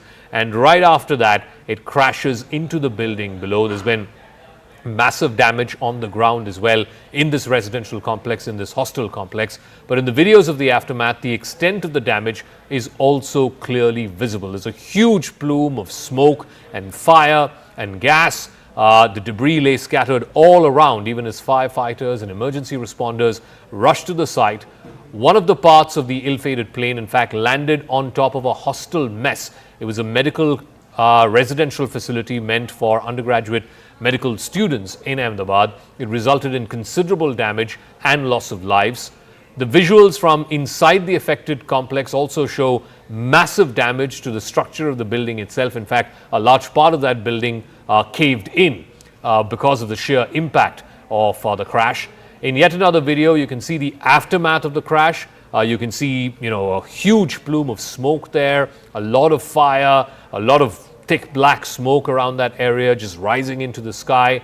Remember, this was a flight that was meant to be about 8 to 9 hours between Ahmedabad and London Gatwick. So it had a tank full of aviation fuel, about 60,000 litres plus of aviation fuel. So all of that would have come down in this crash. The fire that emanated gutted multiple buildings, but the main point of impact was this residential hostel complex right on the outskirts of the airport. And of course, the surrounding areas were also badly hit. But then the question that everybody is asking is, what led to this crash? The 787 Dreamliner is one of the safest aircraft in the world. It's been in service for close to 15 years now, and it has not seen even one major accident. This is the first of its kind accident involving a 787 Dreamliner. What could have possibly led to it? This 787 Dreamliner, this particular aircraft, was delivered to Air India in January of 2014. This is the first recorded crash of a Boeing 787 anywhere in the world, and this is what has raised eyebrows. There was a Guardian report back in 2024 where Guardian was interviewing a whistleblower who used to work with Boeing. He's been named as Sam Salehpour, who's an engineer with Boeing. He worked with Boeing for over a decade. He urged Boeing in that interview to ground every single 787 Dreamliner worldwide. He warned that the 787s were at a risk of premature failure. The whistleblower also alleged that Boeing took shortcuts to reduce the production bottlenecks while making the 787. He also raised issues about the production of the 777. He also alleged that he faced retaliation from the company, including threats and exclusion from meetings after raising concerns over these issues, including a gap between the parts of the fuselage and the remainder of the body of the 787. Now, while this is one isolated report, this came out in 2024. Boeing didn't necessarily take any action, at least certainly did not ground the 787 fleet. After this interview, after this Guardian report came out, it did raise questions about the safety of passengers. Many questions are being asked in the aftermath of this crash, many for which answers will be sought for, but right now these questions are unanswered. Number one, was there any kind of technical issue that was detected before this flight took off, either the day before the flight or moments before this flight took off? Remember, this flight also had arrived from Delhi. This was an Delhi-Ahmedabad flight first, a 2-hour flight, and then it was subsequently meant to be an Ahmedabad-London-Gatwick flight. So was there any technical snag or any issue noticed in the first flight that was between Delhi and Ahmedabad? What prompted the pilot to issue an SOS or a Mayday call, and that too within a minute of takeoff? You can see just how quickly, within moments of takeoff, it reaches about 600 feet in height and then immediately starts gliding down or sliding down. Could any kind of foul play or angle of foul play be ruled out officially by Boeing, by Air India, and of course by government authorities, including the DGCA, which will do a thorough audit and a thorough check of what exactly led to this crash?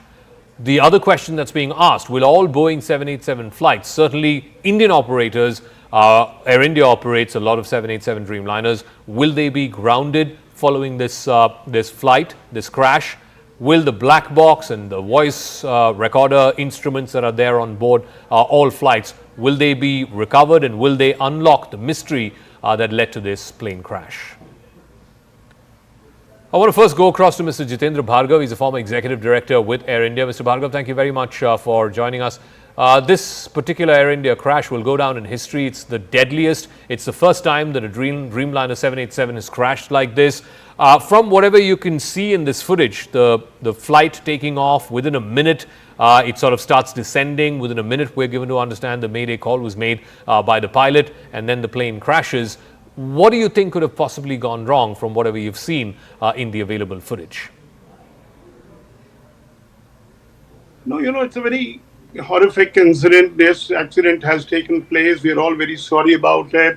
Having worked for Air India, I felt very dejected for the first 2 hours. Did not know how to react to the situation. But the irony has been that it's happened during daytime. You had a captain in the cockpit, commander who had 8,000 plus hours of flying experience. You had an aircraft, Dreamliner, which has a relatively good safety track record. What can possibly go wrong? But rather than hazard a guess or speculate, I'll wait for the formal inquiry involving Boeing as the manufacturer of the aircraft, Dreamliner, which is involved, airline, Air India, and India's regulatory agency, DGCA, to decode the black box, come to a conclusion and say this is what happened. Because the standard operating procedure in an airline industry is that when an accident takes place, you come to the conclusion, and if any lessons have to be learned, deficiencies, technical deficiency in an aircraft, pilot training, etc., then you try and rectify it. So let's wait for it and say, get on. But except for, of course, for the moment, our heart goes out to the passengers' families and to the people on ground. You see, the tragedy has been that it happened during daytime, but what would have been a beneficial thing happening in daytime was that a pilot could have possibly steered the aircraft to a place which is barren, which had no thing. But the time available to the pilot was so short. He hardly had any After time. takeoff, a few minutes getting onto an altitude of no more than 700 feet and then hurtling down at a fixed speed. You can't even control. You can't even dump fuel. All right. Because if the fuel he had the chance to, opportunity to dump fuel, the fire would not have engulfed the aircraft in the way it did. And the survival rate would have been much higher. And of course, we have only one case at the moment, but let's hope there are more people who've survived. I do want to know from you, Mr. Bhargav, there have been reports that it could have been a technical error, some kind of a technical failure, and that could have led to the eventual Mayday call. And the Mayday call happened within a minute of takeoff. In fact, the entire thing happened within a minute of takeoff and then the crash itself.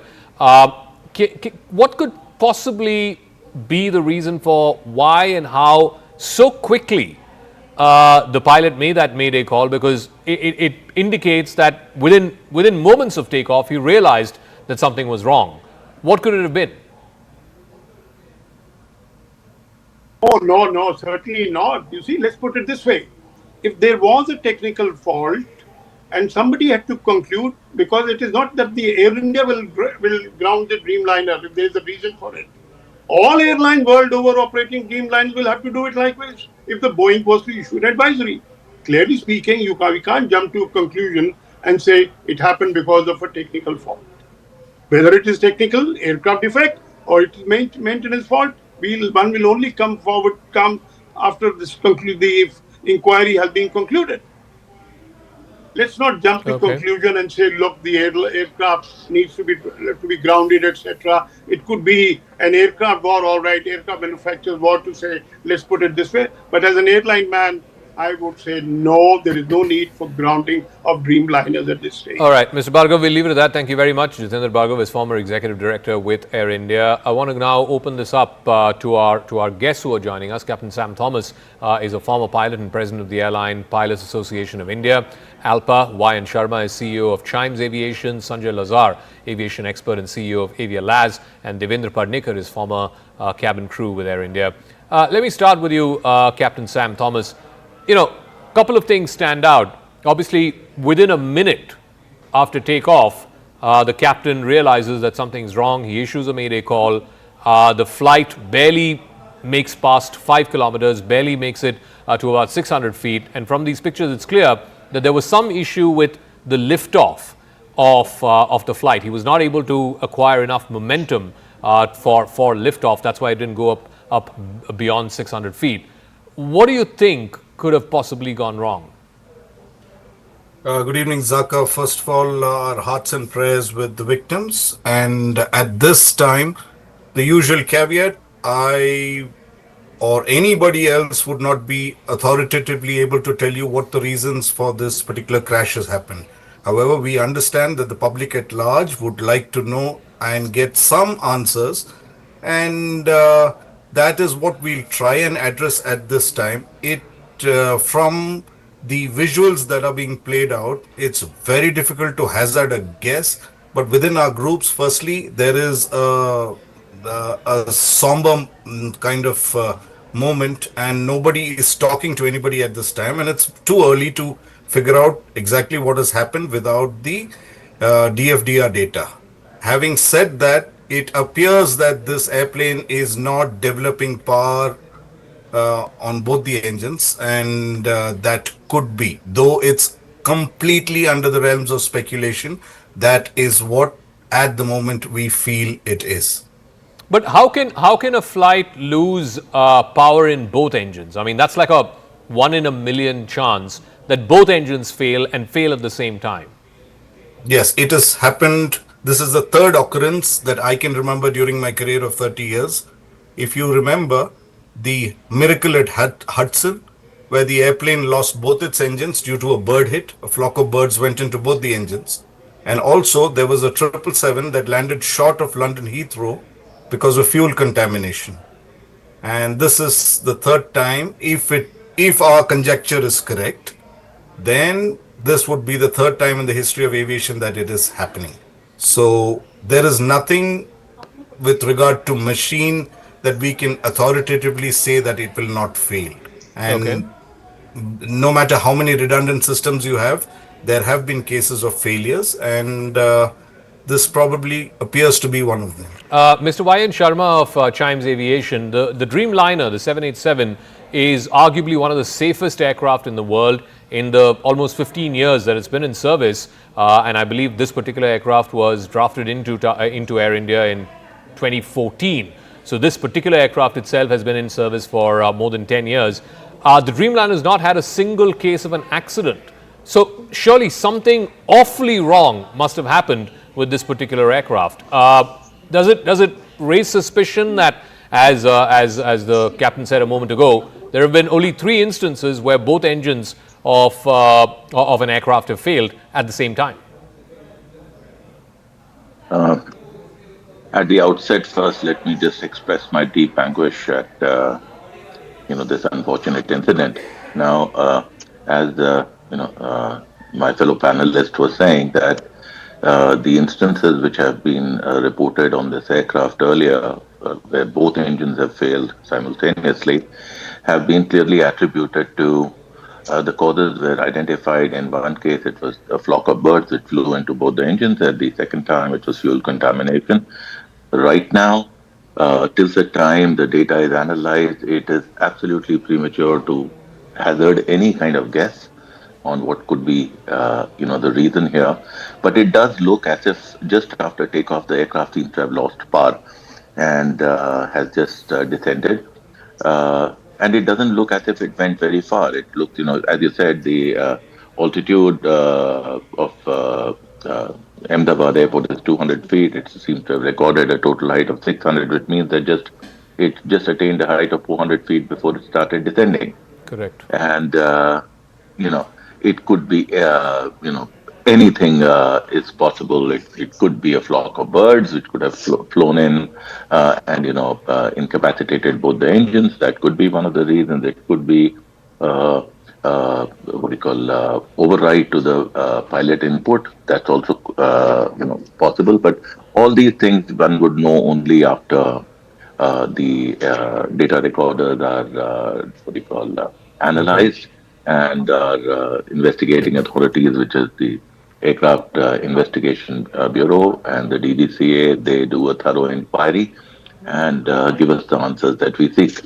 Mr. Sanjay Lazar, this was the same flight. It was a Delhi-Ahmedabad, and then after that from Ahmedabad to London Gatwick. So this flight had gone 2 hours from Delhi to Ahmedabad. The crew changed in Ahmedabad. But if there was anything wrong, would it have been sort of flagged in the previous leg of this flight? Thanks for having me, Zaka. First of all, my condolences to all the families of the crew, the pilots, the cabin crew, passengers, and of course, the students in the hostel. It's a dark day for Indian aviation and for Air India in particular. When we look at this aircraft, it's flown from Delhi to Ahmedabad, and obviously everything was fine. It's done its mandatory pre-flight checks also. Let's not forget that. There was probably an AME and a ground engineer who would have looked at the aircraft. The pilot in command or the first officer would have done his walk around and checks. So let's understand this was a perfectly fine aircraft. This aircraft is 11 and a half years in service, and one of the newer ones. Like you said in your introduction, the 787 is a very reliable machine and has been, there are more than 1,200 of them flying in the world today. Yeah. So when we enter into discussion on this, we shouldn't get into the realm of speculation. The video you've shown is a very telling comment. It obviously means, like Captain Thomas has pointed out, either something catastrophic has happened to both engines, like bird ingestion in both engines, or just mechanical failure or engine failure in both. But what is important is the commander gave a Mayday call at 13:59 or 13:39 hours, and there was also an ACAS message, I'm told, but that's not confirmed as yet. But it's very clear that he lost lift, he lost thrust, and it dropped like a stone. What are the conditions, or what are the scenarios in which an aircraft at the time of takeoff loses lift? Well, obviously failure of the engine, or some problem with the engine. If birds hit the engine, it would completely seize. So if a flock of vultures or any large type of birds. And Ahmedabad is notorious for a lot of this instances. So it's quite possible, but it's the key thing here is that the aircraft wasn't lifting and then it just crashed into that hostel building. You saw part of the tail on the roof, Yeah. and then the aircraft collided. Yeah? It's miraculous that we saw one survivor, Yeah. and I pray to God there are more, because we need miracles like that. Looking at such a grim situation today. Before I go to Devendra Padnakar, I mean, I think Mr. Lazar Let made me a just one point, which both these pilots were highly experienced pilots. Exactly. Okay, Captain Sabharwal was 8,200 hours. Correct. The other pilot was 1,100 hours. So that's almost 10,000 hours of flying. Yeah. So let's respect that as well. They've tried to manage this. We don't know what happened. We'll get to know after the investigation. I just want to show you this story of hope, really, the only silver lining of hope amongst the 240 plus who have died.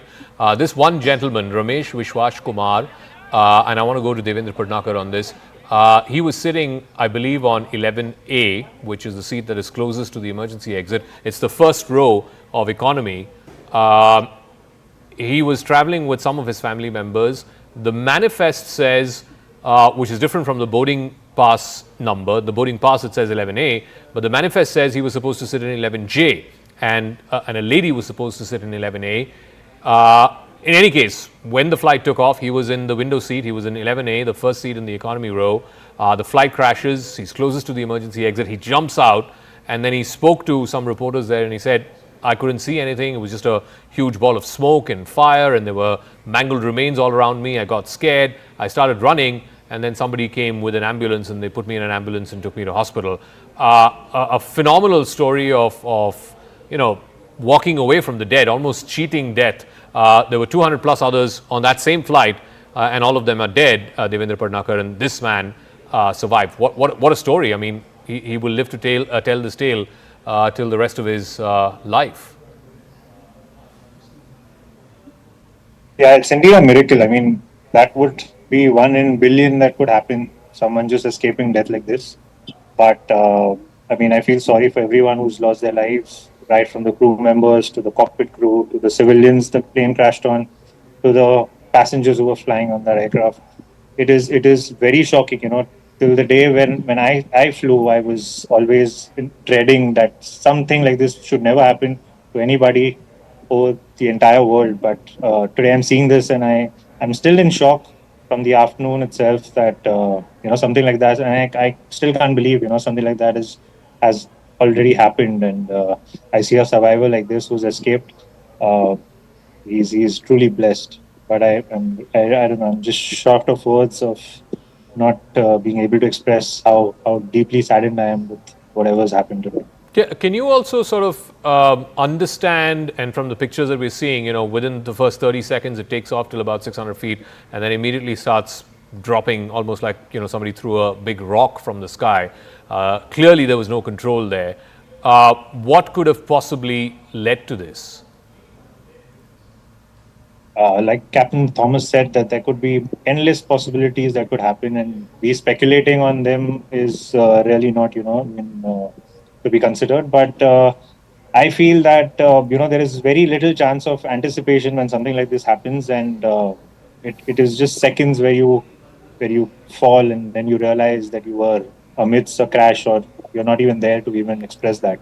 So I wouldn't know what exactly happened, but we should wait and we should see what the governing authorities have to, find out about why this crash actually happened, and we come to know more into it. I also want to see if we can go across to my colleague Arunima. She's just landed at the Ahmedabad airport. Remember, the airport was shut for a couple of hours, in fact more than a couple of hours, from about 2 o'clock till 4 o'clock, and then after which it reopened. So if Arunima is there, we'll try and go across to her. We'll try and get her. But Captain Thomas, what are the various inquiries that will now get ordered? Obviously, Boeing will have its own inquiry. I would imagine the DGCA will have that as well. And what would it take to understand what happened on this flight and what led to this crash? Yeah, Zaka, the most important thing is the investigation now. And Air Accident Investigation Board, that's the AAIB of India, would be involved along with DGCA. And they have a mandate of about 30 days within which they have to give a preliminary report. And The DFDR, CVR, ACARs, all will be analyzed threadbare. And the OEMs, the engine manufacturers, the airframe Boeing, and anybody even remotely connected with the avionics would be a part of this investigation. What we in India sometimes find lacking is the transparency that happens. And that is why we from Alpha India want to reach out to the people and say that we would also like to be a part of this investigation, as we are quite a few of us are certified investigators, and so that it's not a blame game that happens. A part of investigation is to find out the exact cause and to mitigate that risk so that never in future this particular incident happens. Now, we in India sadly lack qualified investigators, and that could be one of the reasons why a lot of the FAA and NTSB investigators would be called in. And we want the exact report of as it happened with the exact causes to come out so that the traveling public is made aware of what exactly transpired on this particular flight. Yeah, Sanjay Azhar, before we go to Arunima, a quick word. The previous major accidents, air accidents that we've seen here in India, one was, I think, the Kozhikode runway crash. Again, the flight, I believe, overran the runway. Similarly, about more than 10 years ago, there was the Mangalore crash, which was a tabletop runway. Again, it sort of fell off that tabletop runway and into the jungles. But we haven't seen anything of this kind, where a flight is taking off, and within a minute or so after takeoff, it just glides down, like you said, drops dead like a rock, and crashes into the ground. It's in fact the first wide-body aircraft to crash in 40 years in India. The last one we had was 1978, Emperor Ashoka, then the Emperor Kanishka, which was bombed outside Ava Island.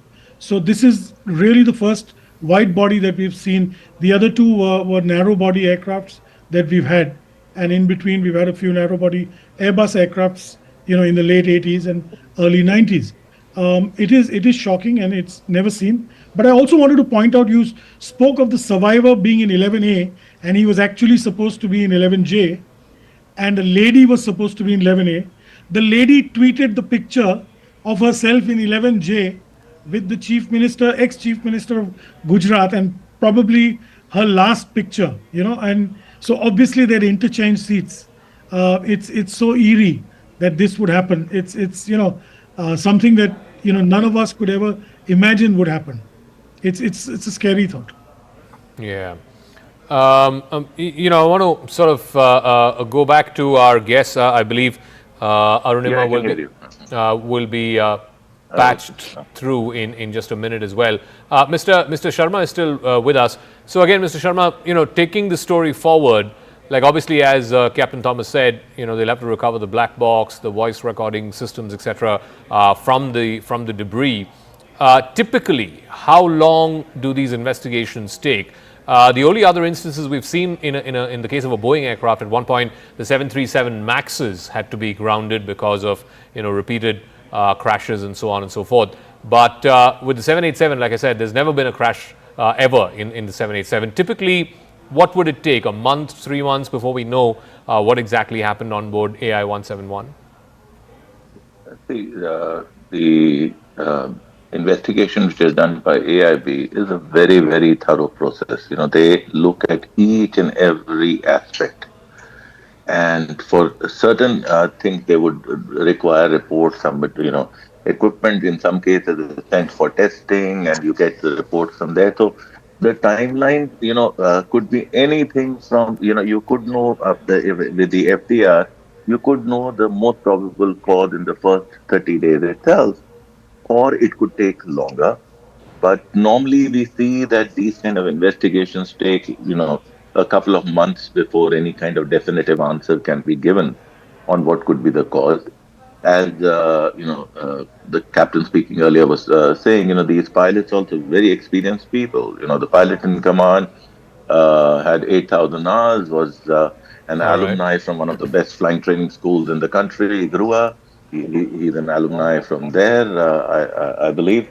So all these factors will be taken into account. All the data will be analyzed before any kind of a definitive answer would be given to the public on what exactly caused this unfortunate incident to happen. All right, Mr. Sharma, Captain Thomas, Mr. Lazar, and of course, Mr. Padnikar, thank you very much for joining us. Thank you indeed, as we condole these deaths and join the families in this terrible, terrible hour of grief. Arunima, my colleague, has just landed at the Ahmedabad airport. She's now joining us live. Arunima, what are you seeing around you? Is the airport now back to fully functional? Have the number of flights, the traffic, has it been impacted in any significant way?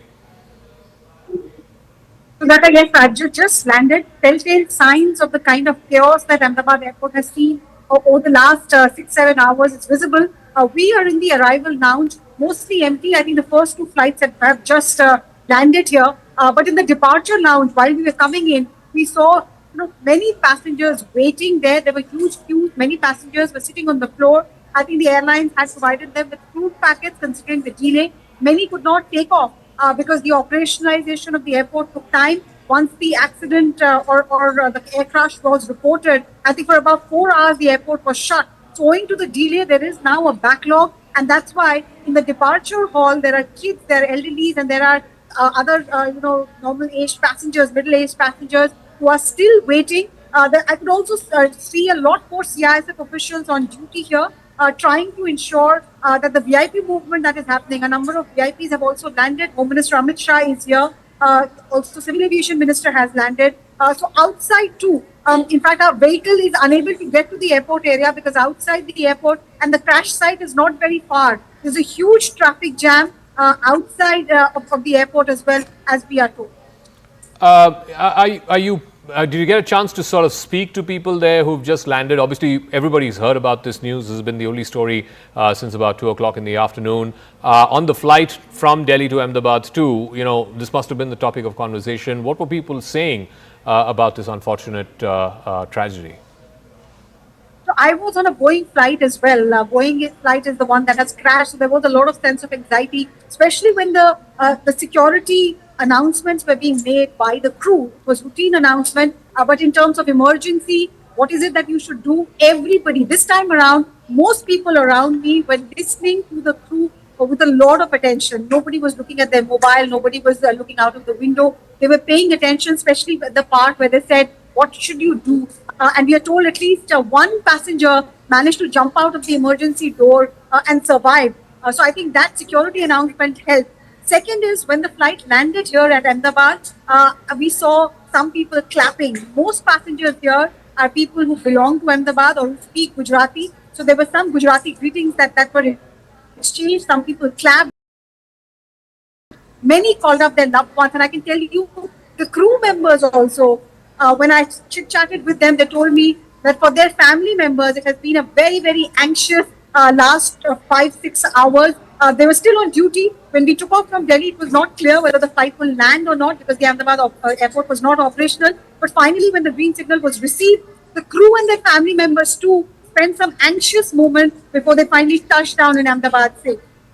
All right, Arunima, we'll leave it at that. Before we go back to other guests who will be joining us in the latter part of this program, I also want to bring you up to speed with the timeline. First, show you that video. It's a matter of just 30 seconds after it is airborne, after it is nose up, as they say, once the flight is up in the air, once it's nose up. It's just a matter of 30 seconds. It just comes gliding down, almost like somebody dropped a giant rock from the skies. And then at 1:39, within a minute of takeoff, it crashes onto this hostel building. It's attached to a medical institution. There were undergraduate medical students who were there, who had gathered there for lunch. It was lunchtime at 1:39 in the afternoon this afternoon, and it crashes into this building. So there are fatalities, not just of the people who were on board, other than one person who miraculously managed to survive. There is also, I'm afraid, a large number of fatalities on the ground. About 30 bodies from the ground, people who were on the ground, have been shifted to the hospital as well. 30 people have been taken to hospital, some of them in grievous injury.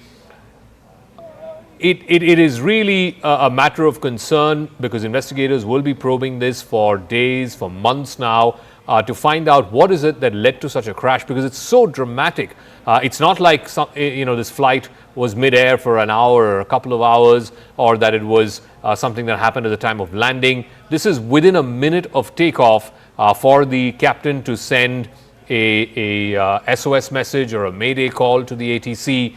No communication then between the ATC and the captain of the flight. And despite the fact that this is an aircraft which has a stellar record of safety. There's not been a single instance of an air crash involving a Dreamliner 787. This is the very first one. And if you look at that, once the flight takes off, within 30 seconds after its nose up, it just comes crashing down. One of the things that people have pointed to after looking at this footage 2 or 3 times is that the landing gear has not been drawn in. It is still out. I don't know. I'm not an expert, so I don't know if that is a particular cause of concern. Let's try and ask Captain Sam Thomas that. He's a former pilot and the president of the Airline Pilot Association of India. The fact that the landing gear has not gone in, Angad Singh is also joining us, aviation expert. Would you make much of that, Captain Thomas? Oh, well, it appears that there is a startle effect on whatever has happened. And this is very common, that the moment you notice something that is not normal, your complete attention is shifted towards that. And that is the reason he might have not called for. Now, this is speculation, all speculation, I must put it up. There is a good reason that he would be attending to the engine emergency or any emergency that has come up and not elected to take the gear up. Now, if from what I can see, if he's having a loss of thrust on both engines, it would not be a wise thing to put up that landing gear up. Having said that, this is I'm looking at this video clip, which is limited information, and giving you my assessment on that. Angad, the fact that, and I was speaking about this in the previous half hour of this conversation as well, some of the major accidents that we've had, air accidents here in India, usually involve planes going off the runway, skidding off the runway. The Kozhikode instance, the Mangalore instance, it was a tabletop runway. The plane literally fell off that tabletop runway. But this is the first instance I can think of where at the time of takeoff, and that too within a short span, within a minute of takeoff, there's a Mayday call and the flight just comes crashing down. What do you think possibly went wrong? I think it's clear that this aircraft lost thrust on both engines. Now, what specifically caused that is much more difficult to say. One point of speculation, for example, has been birds, not too dissimilar from the accident on the Hudson that we saw all those years ago. But normally when that happens, the engines will trail debris, smoke, and so on. And there's no real trail from these engines from what is admittedly a very grainy, low-resolution video. So it may not have been birds. And I think given the sort of expected actions of a pilot in such an emergency, it may well be that this engine emergency took place after decision speed, after what they call V1. Where the aircraft and the aircrew are committed to taking off regardless of what goes wrong. And it may have been anything from a mechanical fault to bird ingestion. But couldn't he have aborted the takeoff if he did? Because, I mean, within a minute of takeoff, or within 30 seconds of takeoff, the SOS call, the Mayday call was made and the flight crashes. So what happened in those 30 seconds that he couldn't abort the takeoff? As a general rule, once you cross decision speed, it's called decision speed because that is the point at which you decide whether you're committed to taking off or not. Once you're faster than that speed, you don't change your decision. And in this case, if they decided to take off, there was no chance that they were going to do anything differently. And frankly, at those speeds, if it had speed to rotate and get airborne, even if they had tried to set down again on the runway, what was left of the runway, I suspect, and again to echo Captain Thomas's remark, again this is pure speculation, but losing both engines at this phase of flight, it ends badly almost no matter what you do, no matter what the pilots do. It's just incredibly unfortunate. Captain Malik is also joining us. He's a charter airline pilot. Captain Malik, from whatever you've seen of this video footage, within a minute of takeoff, in fact, within about barely 30-35 seconds after its nose up, it comes crashing down.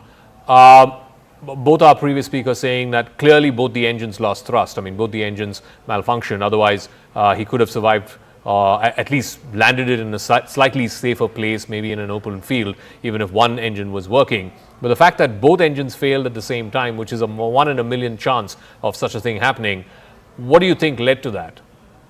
See, I'm very much agree with by both fellows. They said it right that it's incident had happened because of the engine lost the power.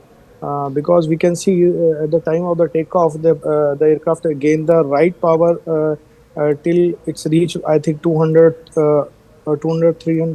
feet height from the runway, and suddenly it's just sink towards of the incident place, and we can see it that it's something from the tail attack also, because this plane had took something on the left, from the left also.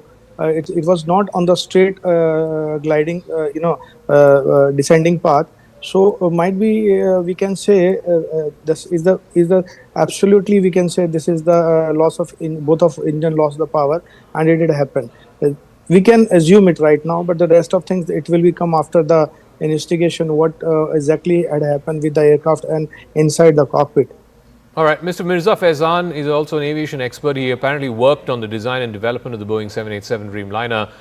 The fact that this was an aircraft which had a stellar record, not a single known crash of the 787 Dreamliner until today, how does our understanding of what went wrong today change given these developments?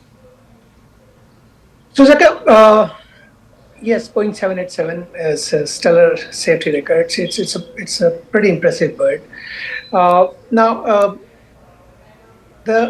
There's not one event which leads to an air crash. There's a series of events always which leads to a plane crash or a disaster of this scale. So there's a lot of things which we have, which is a subject of investigation. The fuel system, right? The maintenance of the fuel system. I mean, there could be a lot of reason why the engine lost power. There could be a bird strike, there could be foreign object intake and on its takeoff roll. There could be fuel malfunction in the fuel system. That could also be one of the problems. So once the investigation starts, the entire maintenance log since the day one this aircraft entered into service has to be properly investigated to find out. What do you mean by malfunctioning of the fuel system? Why would that lead to a crash? If a layman is watching this program, and I'm sure a lot of them are, why would the malfunctioning of the fuel system, what's the connection between that and the engines losing power? All right, so in this phase of the flight, when an aircraft is needing maximum thrust, maximum power from the engine, keep in mind that the aircraft is also gulping down maximum amount of fuel.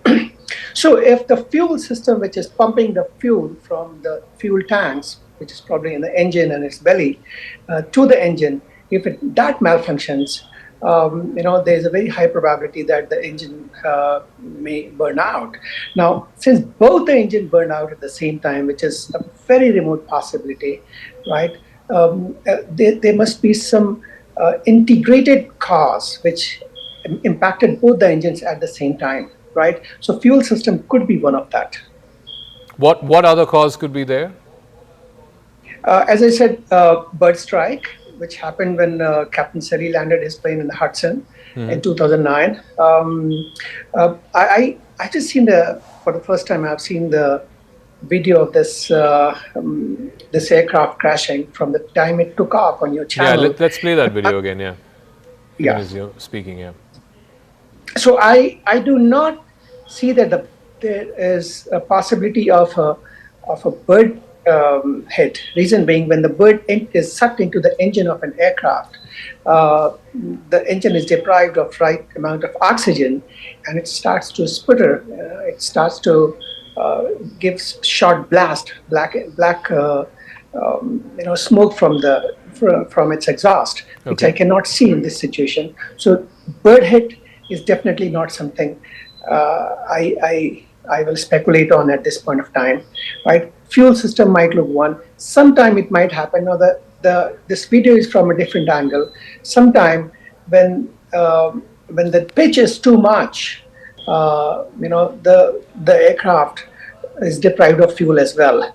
But I do not see that the pitch is also very abnormal at this point of time. So the malfunction of the fuel system is one thing. I will put my Captain Thomas was referring to this. I think in the 3 instances that you recounted where both engines malfunctioned at the same time, I think you said one of them, obviously the Sully example, was the bird hit, the famous one where he flew into the Hudson River. But the second example you cited, Captain Thomas, was of contaminated fuel system. That's correct. That happened with British Airways, if I'm not mistaken. It was a 777 airplane, and there is a phenomenon called cold soaking that happens, and that somehow will affect the fuel system. And now again, the caveat at all times about the speculative part.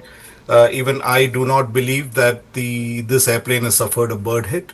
Secondly, the engines of these airplanes are not the same as the one that Captain Sully faced during that the Hudson issue. And secondly, we've operated out of Ahmedabad several times, and the birds that come not during the migratory season but at the normal times like it is now are not sufficiently big enough to cause any major damage to a 787 engine, and let alone both of those engines. So no, and also I would imagine it can't be just one bird. It has to be a flock of birds. And from whatever we've seen this visual, we've zoomed in and stuff, we can't see any flock of birds around the time of takeoff. Again, admittedly, this is CCTV footage. It's being recorded from somewhere inside the airport compound itself. It's a little grainy. It's not necessarily a high resolution image or high resolution video, but it doesn't seem like nowhere in this video can I see any kind of flock of birds. And when you hit birds, there is a telltale sign from the engine if it has had this catastrophic kind of failure. And the fact that he has given a Mayday call, there has been a significant failure. And there have been questions of why there was no communication after that. You must understand that this is VHF communication. Once the aircraft loses altitude, it would be difficult because it's a line of sight communication, and it would be difficult for the air traffic control to get in touch with the airplane or vice versa. So Angad, if indeed there was some kind of fuel system issue, and this was the same flight which went from Delhi to Ahmedabad, and then the next leg of the flight was Ahmedabad-London, how come they didn't detect this, or these red flags were not raised in the previous leg of this flight? I mean, again, with the caveat that this is entirely speculation, these issues, they don't manifest immediately. They don't manifest all of a sudden. They take time to show up. I mean, if, for example, if it's debris blocking a filter or damaging a fuel pump, it doesn't catastrophically seize right away. In fact, it could take precisely that amount of time, a Delhi to Ahmedabad flight, for the fuel system contamination to sort of take hold. And then I think one of my panelists already mentioned this. Takeoff is the regime in which the engines are sucking down the most amount of fuel, and so for that small issue in the fuel system, whether it's a filter or a pump or whatever, takeoff is actually the likeliest time that it would manifest itself. But again, I mean, at this point, it's losing the fuel system on 2 engines on a modern aircraft, which are designed to be redundant, is highly unusual. I have to admit, I'm not intimately familiar with the 787's fuel system, so I don't know if there are any single points of failure. But yeah, losing systems, safety critical systems, in today's age of certification would be very unusual. And also, I would imagine, while this aircraft was being turned around after it landed, after it completed the first leg, and while it was being turned around, there would have been requisite maintenance, and the engineers would have checked it. Again, this was not picked up while it was on ground in Ahmedabad before it was turned around for the London leg? Unless a specific issue is reported, turnaround maintenance is not that intensive. I mean, it's not. You wouldn't go into the fuel system, for example, on a turnaround. Unless the aircrew on the incoming flight specifically flagged an issue for maintenance, I don't think the fuel system would be looked at to that extent. If Mr. Faizan is there, and I can go back to him. All right, we'll go back to him in a moment. Captain Malik, what are your thoughts on this? I mean, if this was not a bird hit, and again, I'm just from whatever I can see on the footage, I'm not an expert. I don't visibly see any flock of birds. When this flight is taking off. If it's a fuel system issue, again, the question that is top of mind is how come the previous leg of this flight did not detect that? Again, how come the ground engineers who would have serviced this and maintained this to turn it around for the next leg, and it's a long leg. I mean, surely there would have been some degree of refueling there as well, because you would need much more fuel for an 8-hour, 9-hour flight to London as opposed to a 2-hour flight between Delhi and Ahmedabad. How come no one picked this issue? Because it's happened within seconds of takeoff. So the issue, whatever it may have been, did not develop in that 30 seconds while it was on the runway and taking off. Yeah. See, I'm not agree with Mr. Faizan's what he questioned he raised about the fuel system, because the aircraft is not. It was its first flights from the Ahmedabad. It came from Delhi to Ahmedabad. It had happened, and it somewhere is the problem with the fuel system. It may be happen in the way from Delhi to Ahmedabad. It could maybe happen in the mid-air also. And I'm telling you very clearly that the fuel system of the 787, it's a full calibration fuel supplying system inside this aircraft, which is one is not working, then other is automatically start working. So it is not, this possibility is not possible. There is a fault with the fuel system. First of all, clear. Secondly, my fellow is he's right that there is no but we could not see in the video also that it's not a migratory system also. Even it's in very low flying right now. If it is on the 1,000 feet or maybe 800 feet or 700 feet, then we can say some bird may be hit to this engine. But in the very early after the takeoff of the aircraft, suddenly aircraft lose the power. So we can say somewhere in the local weather around the runway might suddenly sudden change in the weather, and the losing of this both of engine. It might have happened okay. In my observation. Mr. Faizan, I'll give you the last word, a minute. Again, the hypothesis that you put forth, again, all of us are speculating here. Right. But the idea that it would have been some kind of fuel contamination, a fuel system contamination, how come it didn't get picked up in the previous leg of the flight from Delhi to Ahmedabad? So, it does not work like that. If there is an issue in a system, it could have been picked up in the previous flight, and going with that hypothesis, every plane has to crash if there's an issue in its first flight, right? It does not work like that. How it works is like every flight, every takeoff, every landing add to stress, and then that stress on the system accumulates, and it results in a chain reaction, which keeps on impacting some other systems. This leads to crash. There have been instances where maintenance done 6 years ago led to a plane crash after 6 years, right? So there are incidents like that. But I agree with all of you here that we are all speculating. We don't know what has happened. So yeah. Okay, we'll leave it at that. Like I said, our thoughts and prayers with the families of the victims who died.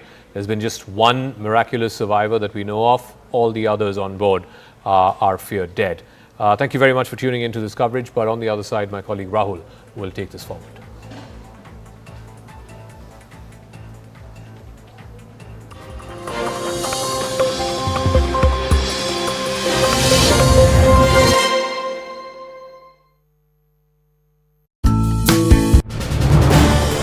This is News 18 Network.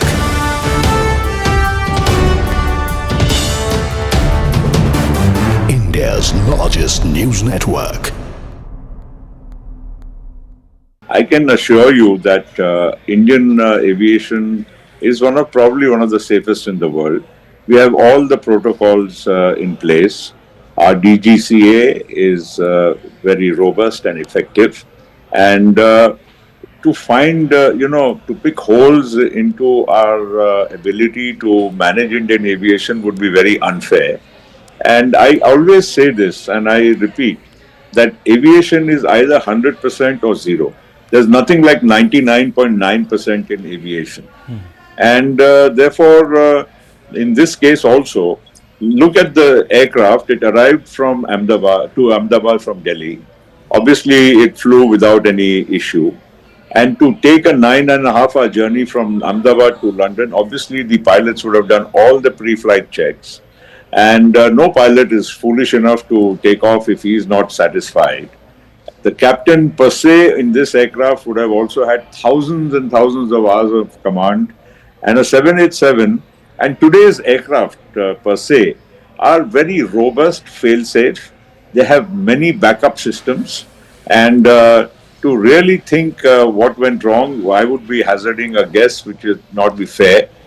But the point here is the aircraft did go on a takeoff roll, and between the time the wheels went up and the time it crashed, probably the time frame would have been almost only about 60 seconds or so, because you can't go to 800 feet and crash and it be within the time span is only 60 seconds. Now he's already given a Mayday call. Now I don't know what exactly went wrong. It will be again hazarding a guess which would be unfair. The only thing which can be ascertained is now, since the aircraft has fallen just a few 100 meters from the airport and in the BJ Medical Complex, therefore to retrieve the black box and the other equipment would be also, quite simple. We would be able to ascertain only after that. Let me tell you one more thing. In today's aircraft, they are very sophisticated. All the parameters of an aircraft, right? Every single second the aircraft is in the air, all the parameters are recorded, not only by the aircraft, but they are also transmitted to a central command, real time, of the airline itself. So if there is, when an aircraft does a flight, there is a way to ascertain every single parameter during whatever the duration of the flight. So if anything would have gone wrong prior to this flight, or which may have escaped the attention of anybody, I'm sure this will be retrieved in no time once the equipment is found. Now, Mr. Patel, just to go back in time, because this fleet, the Dreamliner, very, very safe. I think from what the experts are saying, and I only have them to sort of lean on for facts, they've said that this is the first time a Dreamliner has actually crashed anywhere in the world. Now, most of these Dreamliners were purchased, I suppose, about 10, 12, 15 years back by Air India when it was still government owned. Obviously, there would have been a huge procedure that must have unfurled within government to select the plane. There would have been due diligence. There would have been all sorts of studies that would have been conducted. Well, most certainly. I mean, first, the procedure itself in government is a very robust procedure. Goes through several layers. And ultimately, the basic selection of aircraft is done only on technical parameters. Because, the airline, requires a certain type of aircraft for certain, lengths of the flights. You want to go to the US, you want to go to the European countries, or to, 8-hour flights, 12-hour flights, and so on. And the kind of configuration you want. Let me also tell you that the Dreamliner, at the time it was ordered, was one of the most sophisticated, advanced fly-by-wire aircraft which was going to be produced. And it was ordered by...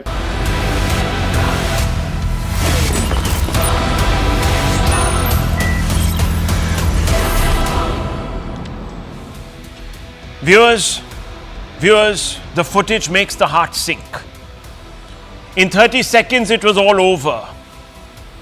You can see those pictures, all over for 242 passengers on a I-171, barring one miracle survivor, as the plane crashed into a medical college located in its flight path just beyond the perimeter of the Ahmedabad airport, viewers. One of the biggest tragedies in the country. The plane lost lift catastrophically. Its landing gear hadn't even been retracted, and you can see that, viewers. It was laden with fuel as it was preparing for a long haul to London Gatwick. It was a firebomb, virtually, waiting to go off. It was just a 13-year-old aircraft, so ordinarily it shouldn't have suffered the catastrophic failures it has. The only silver lining, as I told you, was the news of a survivor emerging from the wreckage. Literally a walking miracle. There you can see him. The survivor was a man, or is a man called Vishwas Kumar Ramesh, a British national who was returning to London. He was seated on 11A. He recounted that he was surrounded by fire and smoke and can't believe he is alive. Judging by the ball of flames, even we can't believe that someone survived this inferno. You can see those pictures. I want to go back to those pictures. There are two visuals of that crash. One, of course, is this entire sequence from takeoff to crash, which makes the heart sink and the stomach churn. And there is another one, caught from a distance, from a different angle. There it is, viewers. Mid-flight, and the plane comes down. Now, Vishwanath Ramesh, as I told you, is lucky to be alive. He's lucky to be alive. And, viewers, I have to say that if it's a silver lining, news of a survivor emerging from the wreckage, then I have to say, viewers, that the others shouldn't actually have died. Let me tell you, this tragedy could have been averted.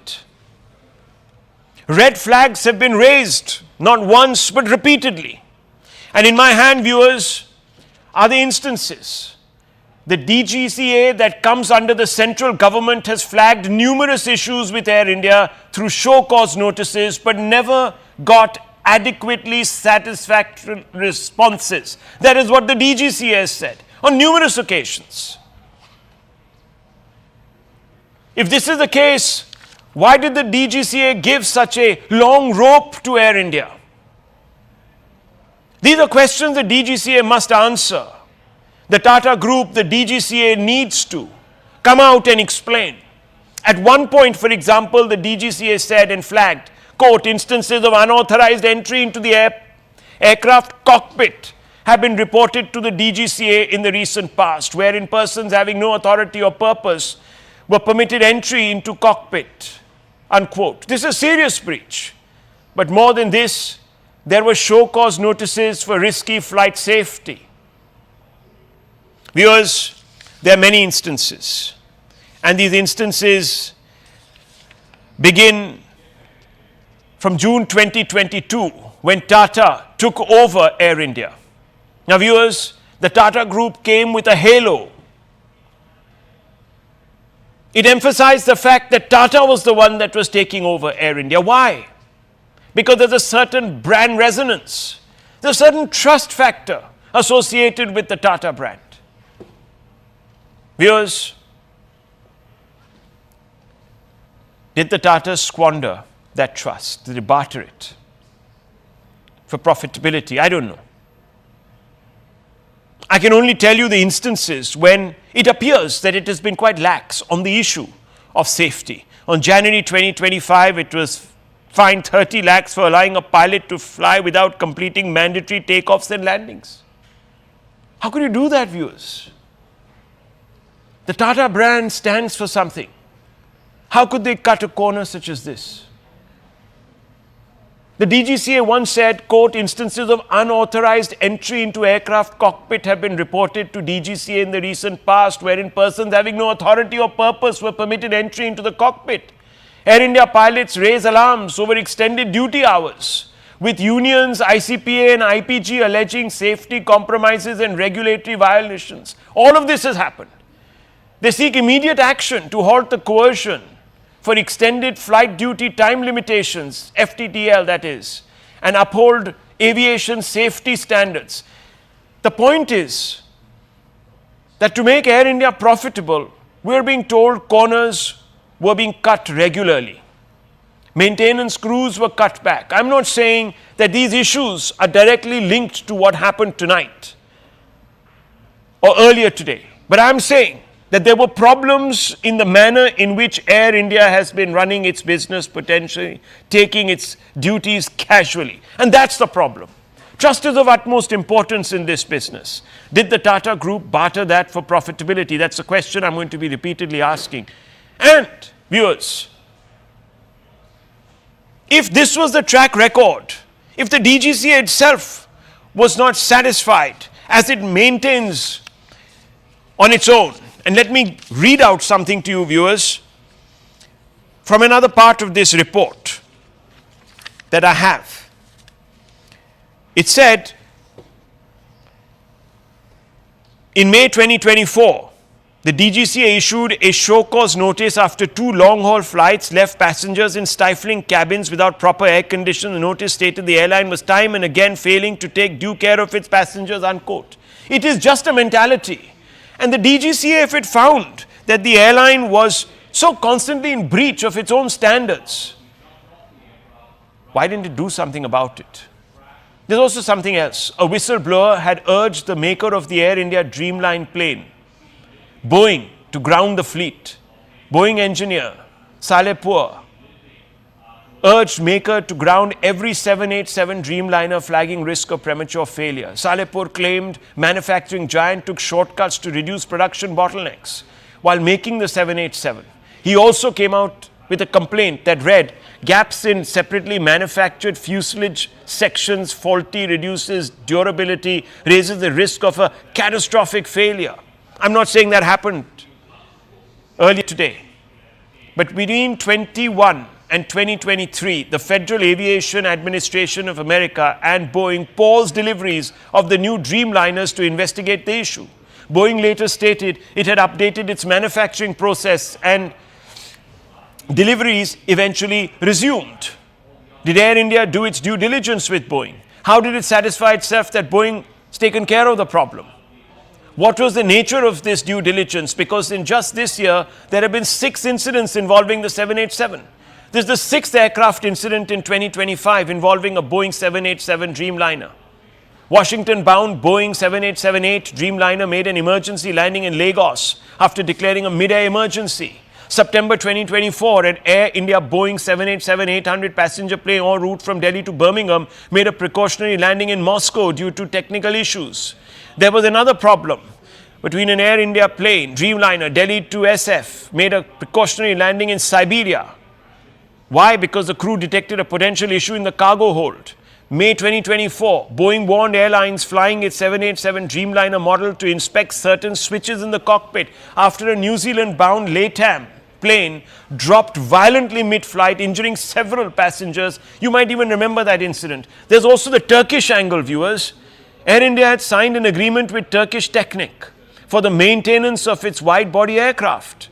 After Operation Sindoor, this was reviewed, or the contract is under review.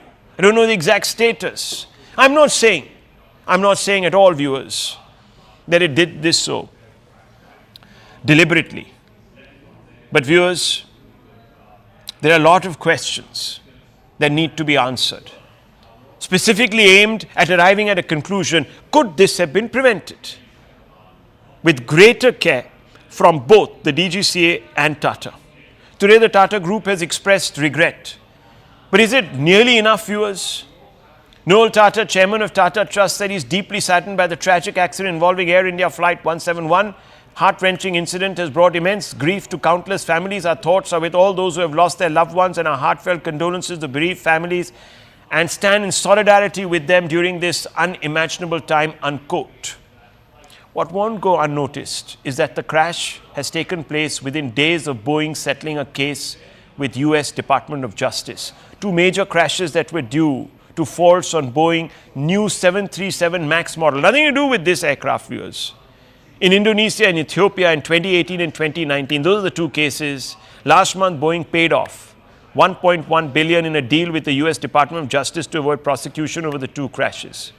Lawyers for some of the victim families call the payoff deal morally repugnant.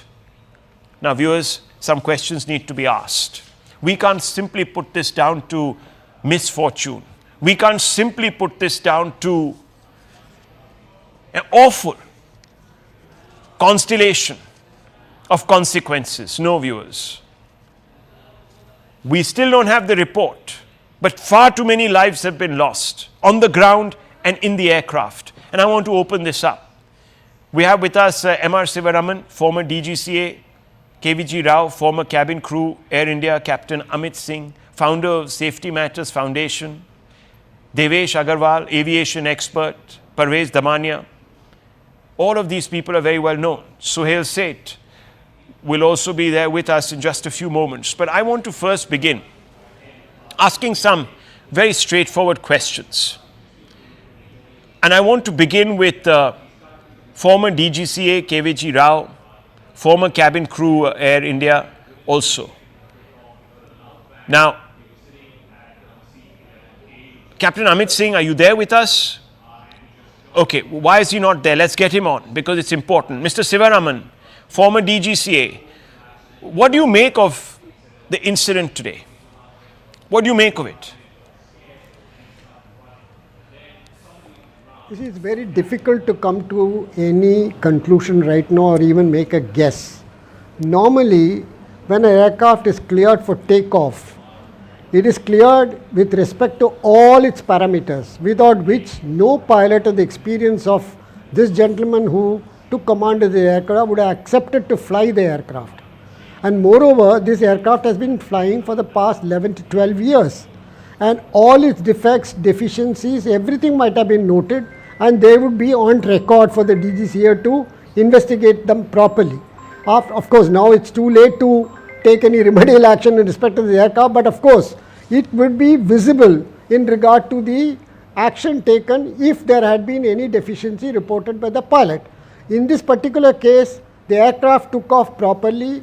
That means the aircraft had developed full thrust on both its engines. But as it reached a height of 600 feet above the airport level, suddenly it had lost lift and the aircraft simply fell. One can see it very clearly that it was floating and it just fell. That means it lost all its lift, which could happen only on, as far as I know, only in two cases. One, both the engines have failed, or the entire lift mechanism of the aircraft, the stabilizer, the ailerons, everything failed. Now that cannot happen unless there has been a catastrophical negligence in regard catastrophical, you say, catastrophical negligence, but it could have been a catastrophic failure, and this has been flagged by a former Boeing engineer, Mr. Salepur. You know this case. We all know this case. It was flagged last year. Yeah, I know. He warned. He said, ground these flights, ground these planes. Yet we were told by Boeing that everything has been sorted out. So I'm sorry, sir, but there is somebody who needs to put their hands up and tell us on what basis did they believe that Boeing had rectified the issue. We don't know. Maybe this is exactly the foreboding this gentleman had. That's correct. Yes. Lives have been lost. What I'm trying to we owe them an explanation. That the Boeing aircraft is such a giant corporation having influence all over the world, including the governments to which they supply aircraft or to the countries which they supply aircraft, and they get away with paying fines. In fact, they should have been prosecuted, and they were not prosecuted. The Boeing chief was not prosecuted. They got away with fines. Yeah, they paid blood money to the Department of Justice, the US Department of Justice. They paid $1.1 billion. They paid blood money. I mean, hundreds of people died in those crashes in 2018 and 2019 when a 737 MAX model in Indonesia and Ethiopia crashed, just because they were lives that perhaps in the rarefied environs were not European lives or US lives or whatever it is. It didn't matter. You could just pay money, insulate yourself from the blowback, from the law. Get away with it. Shocking. See, in my time when I was DGCA, one Boeing 747 aircraft lost one engine, whole engine fell near Palam airport and the aircraft crash landed and it was burning when I reached the aircraft at that particular point of time. When we reported this matter, we found, due to our investigations, we found the bolt which held the engines, they were very weak. Ultimately, the Boeing rectified it and they got away with it. These are giant companies. What can we do? At the most, we can say, okay, we will not buy any more Boeing aircraft. That is one decision the country can take. The government can take, the airlines can take. Secondly, the point that you have mentioned in your introduction, that several notices were given to the Tata Airlines and they are not compliant with the DGCA's instructions. That's a very sorry state of affairs. I am afraid if I had been DGCA, I would have given them notice so that I would withdraw their license to fly. That should have been the step taken by the DGCA. If so many of their notices had not been complied with the company, there's a problem here. Parvez Damania, there is a problem here. You know, you've been part of the airline industry for a very long time. I am shocked, Parvez Damania. You've been you've been executive director of Kingfisher Airlines. I'm shocked that the DGCA has complained on numerous occasions, fined Air India. I'm talking about a culture here of laxity.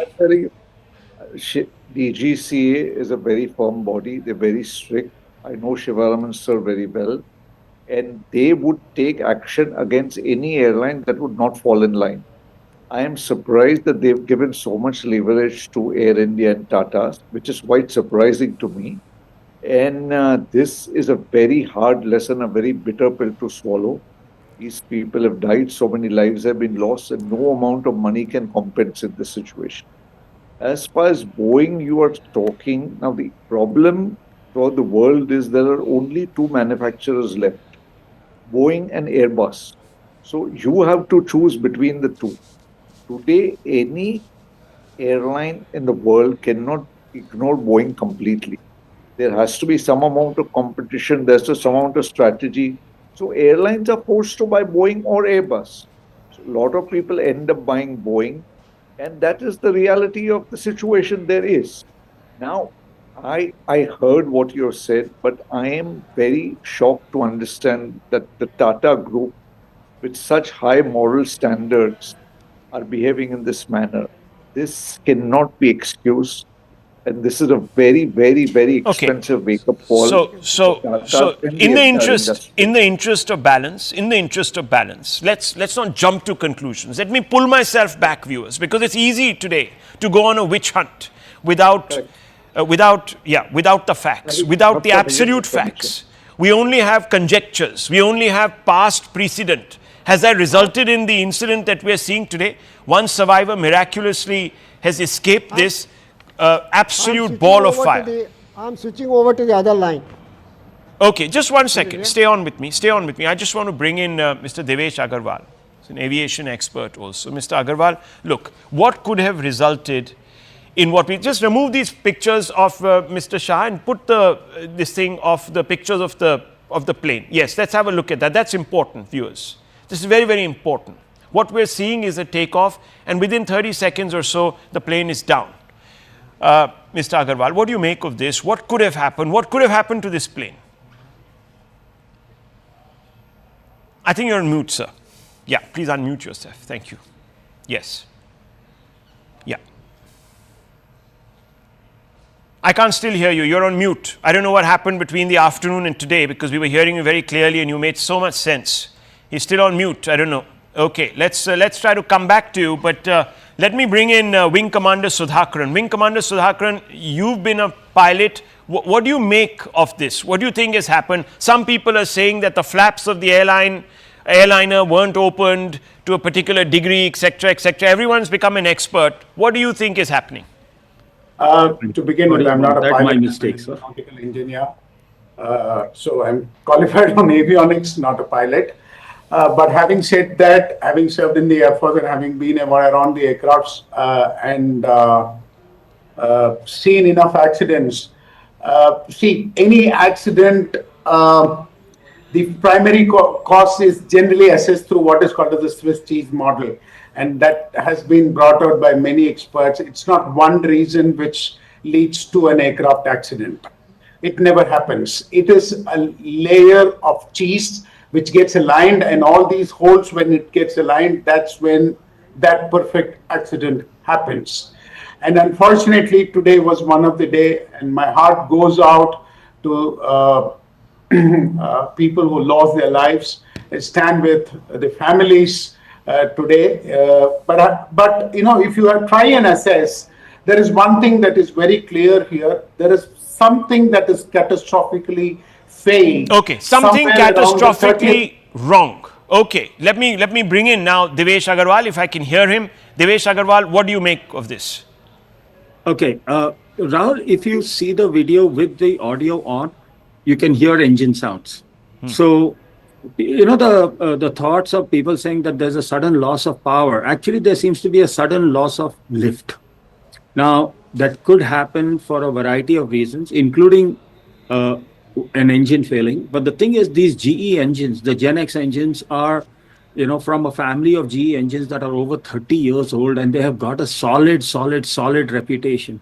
In fact, you were mentioning the flight which was from Delhi to San Francisco, which had to divert to Russia. It was a 777, and all 777s are powered by GE 90 engines. And these are the engines that have proven so reliable that earlier, when aircraft used to fly, they had to be within 60 minutes of an airport for diversion. Today, that time frame has shifted to 6 hours, which permits these flights of Air India over deep parts of Russia where there is no airport nearby, purely based on the reliability of that engine. Now, and just a small piece of information, any aircraft has to certify, it has to prove that it can take off at its maximum takeoff weight, full of fuel, full of equivalent of passengers, the maximum specified takeoff weight of the aircraft as specified by the manufacturer. It has to prove that it can take off with one engine failed. If you go to YouTube and just see, Airbus has to do it, Boeing has to do it, Embraer has to do it, Comac has to do it. We talk about Russia, MC-21. There are now 5 different manufacturers. All of them have to prove that their aircraft can fly with one engine, or rather take off with full weight with one engine. So here, it exactly as one of our panelists from the Air Force saying, it's a Swiss cheese model. No accident is a result of a single cause. It is always a series of slices of cheese where the holes line up, and mistake after mistake after mistake. Now, that mistake could be human, it could be weather, it could be technical, it could be mechanical. This particular clearly, aircraft, what do you mean weather? Because it's a clear day, visibility is great, there are no surface winds. No, that's the thing. You could have. I don't see that as much of a possibility, but you can see the aircraft is taking off at an angle. What is the crosswind element there? Was there a microburst, which is called wind shear? These are things that will come out, and which is why I urge people, please let us not speculate. Let us wait for some kind of preliminary report. I'm very, very sure that the accident investigators from India's AAIB, because they will be assisted by the US NTSB, by Boeing, by GE, by Air India, by AAI. There will be a big investigation team, and it will come out. So we just have to hold on for a little while, and let's avoid speculation, because honestly, I feel we do disservice. No, but we're also looking at a pathology here. We have to look at the pathology. Look, yes, of course we have to wait.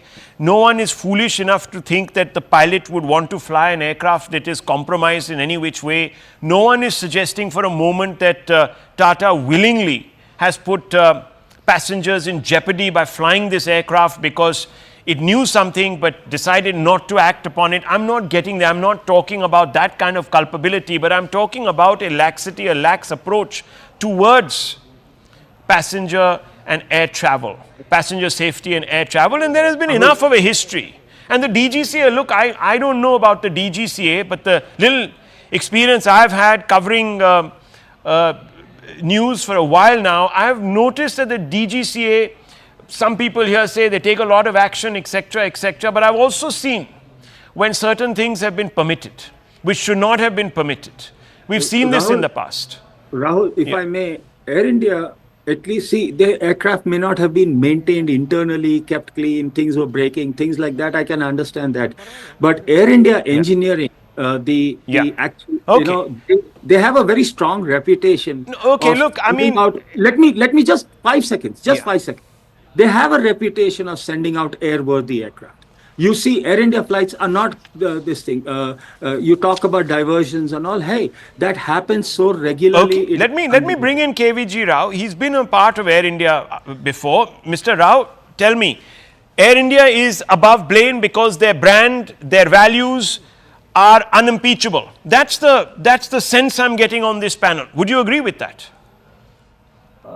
Firstly, Rahul, my heart goes out to the people whose lives are lost.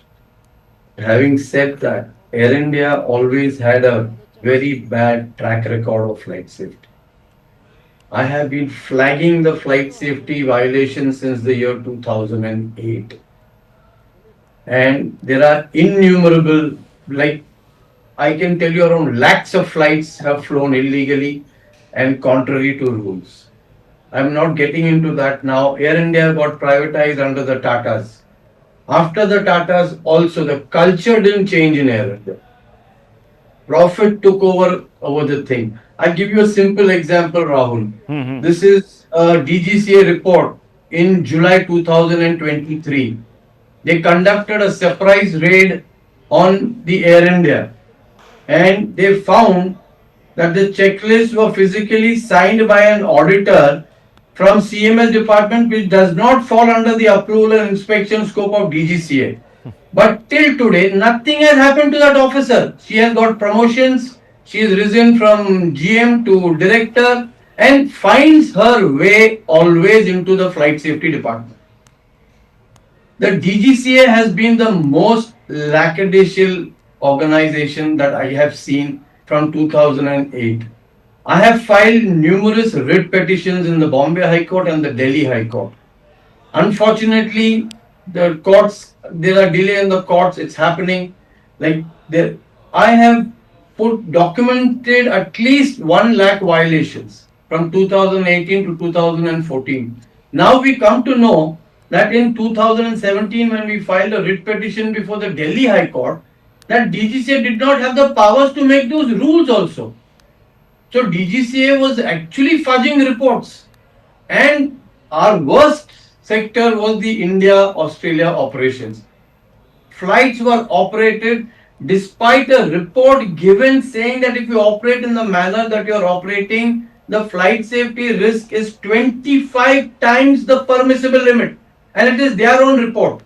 It is not my report. But the DGCA has been sleeping over it. Why? Why do you think? There is a quid pro quo. If you want me to be very honest with you, it's a quid pro quo. It's as simple as that. I have not won. Here I have DGCA saying that medical reports are forged. Can you go through some of these documents, sir? Tell us a little bit about this. I'm completely shocked right now. Provision of QR code on the test reports for medical examination. It is noticed by the medical DTO, DGCA, DSCA headquarters that of the reports submitted by license holders to undergo medical examination are being amended, not amended, EMEN. That means they have been forged to normal values and submitted. What action has been taken against those people? Nothing. The flight safety director gets away with blue murder. Here, this is another thing. DGCA report. Wrong crew on a flight, and they flew halfway to realize that the person on the left hand side was not competent to be on that aircraft in the first place. Oh my God. No action. No action taken. And which airline is this? Which airline is Air this? India. I am only talking about Air India. When, sir? When? What period? What time period? 23rd August 2024. So this is after Tata's took over. Yes, 23rd December 2023. Okay, July 2023. Rahul, I will not make a statement without having documents. I have approached the Civil Aviation Minister n number of times.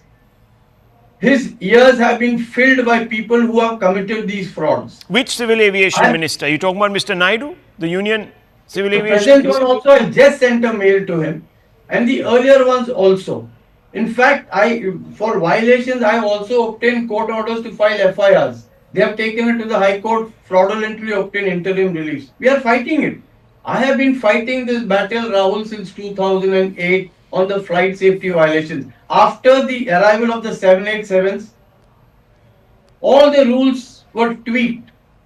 Each and every rule on the India-Australia operations where Air India started their 787 flights were tweaked. Contrary to what Mr. Naseem Zaidi, who was then the DGCA, was very particular. That no, this is how you will operate these long-range flights which are over 14 hours of flight time. It is their own DGCA officers who have violated those rules. We have brought it to their notice, but nothing happens. Because like I said, there is political compulsions, there is maybe gratuities involved. And I make this statement with full responsibility, Rahul. I have seen it day in and day out. I have been a victim of exposing these corruptions. So tell me something, sir. You said that you've approached the courts. You're not getting a hearing from the executive or from the DGCA or from the airlines, what have you, but you approached the courts. And what has the court done? The court in this country that is constantly, viewers, unveiling itself in activism. Now let's listen to what the courts have done in this country. Mr. Rao, tell us. I filed 2 writ petitions in the year 2013 and 2014. Till 2019, neither did Air India nor did DGCA file a reply to those writ petitions. And 2019, the present Chief Justice of India, Justice Gawai, had to pass an order saying it is unfortunate that for 5 years you have not filed a reply on the violations that took place from 2013 to 2019. My God. I have filed criminal cases on these people because they have endangered lives. The court, and I'm sorry, the courts also have let me down badly. So we're not surprised. I'm sorry, I'm not surprised. I'm telling you, Rahul, these are all criminal cases filed by me in the criminal courts. I have at least 63 criminal cases. So are you saying, so Mr. Rao, let's just cut to the brass tacks. Are you saying that this kind of an incident could have been averted had there been greater honest vigilance? Is that what you're saying? No, let me give you an example. For example, let me give you an example.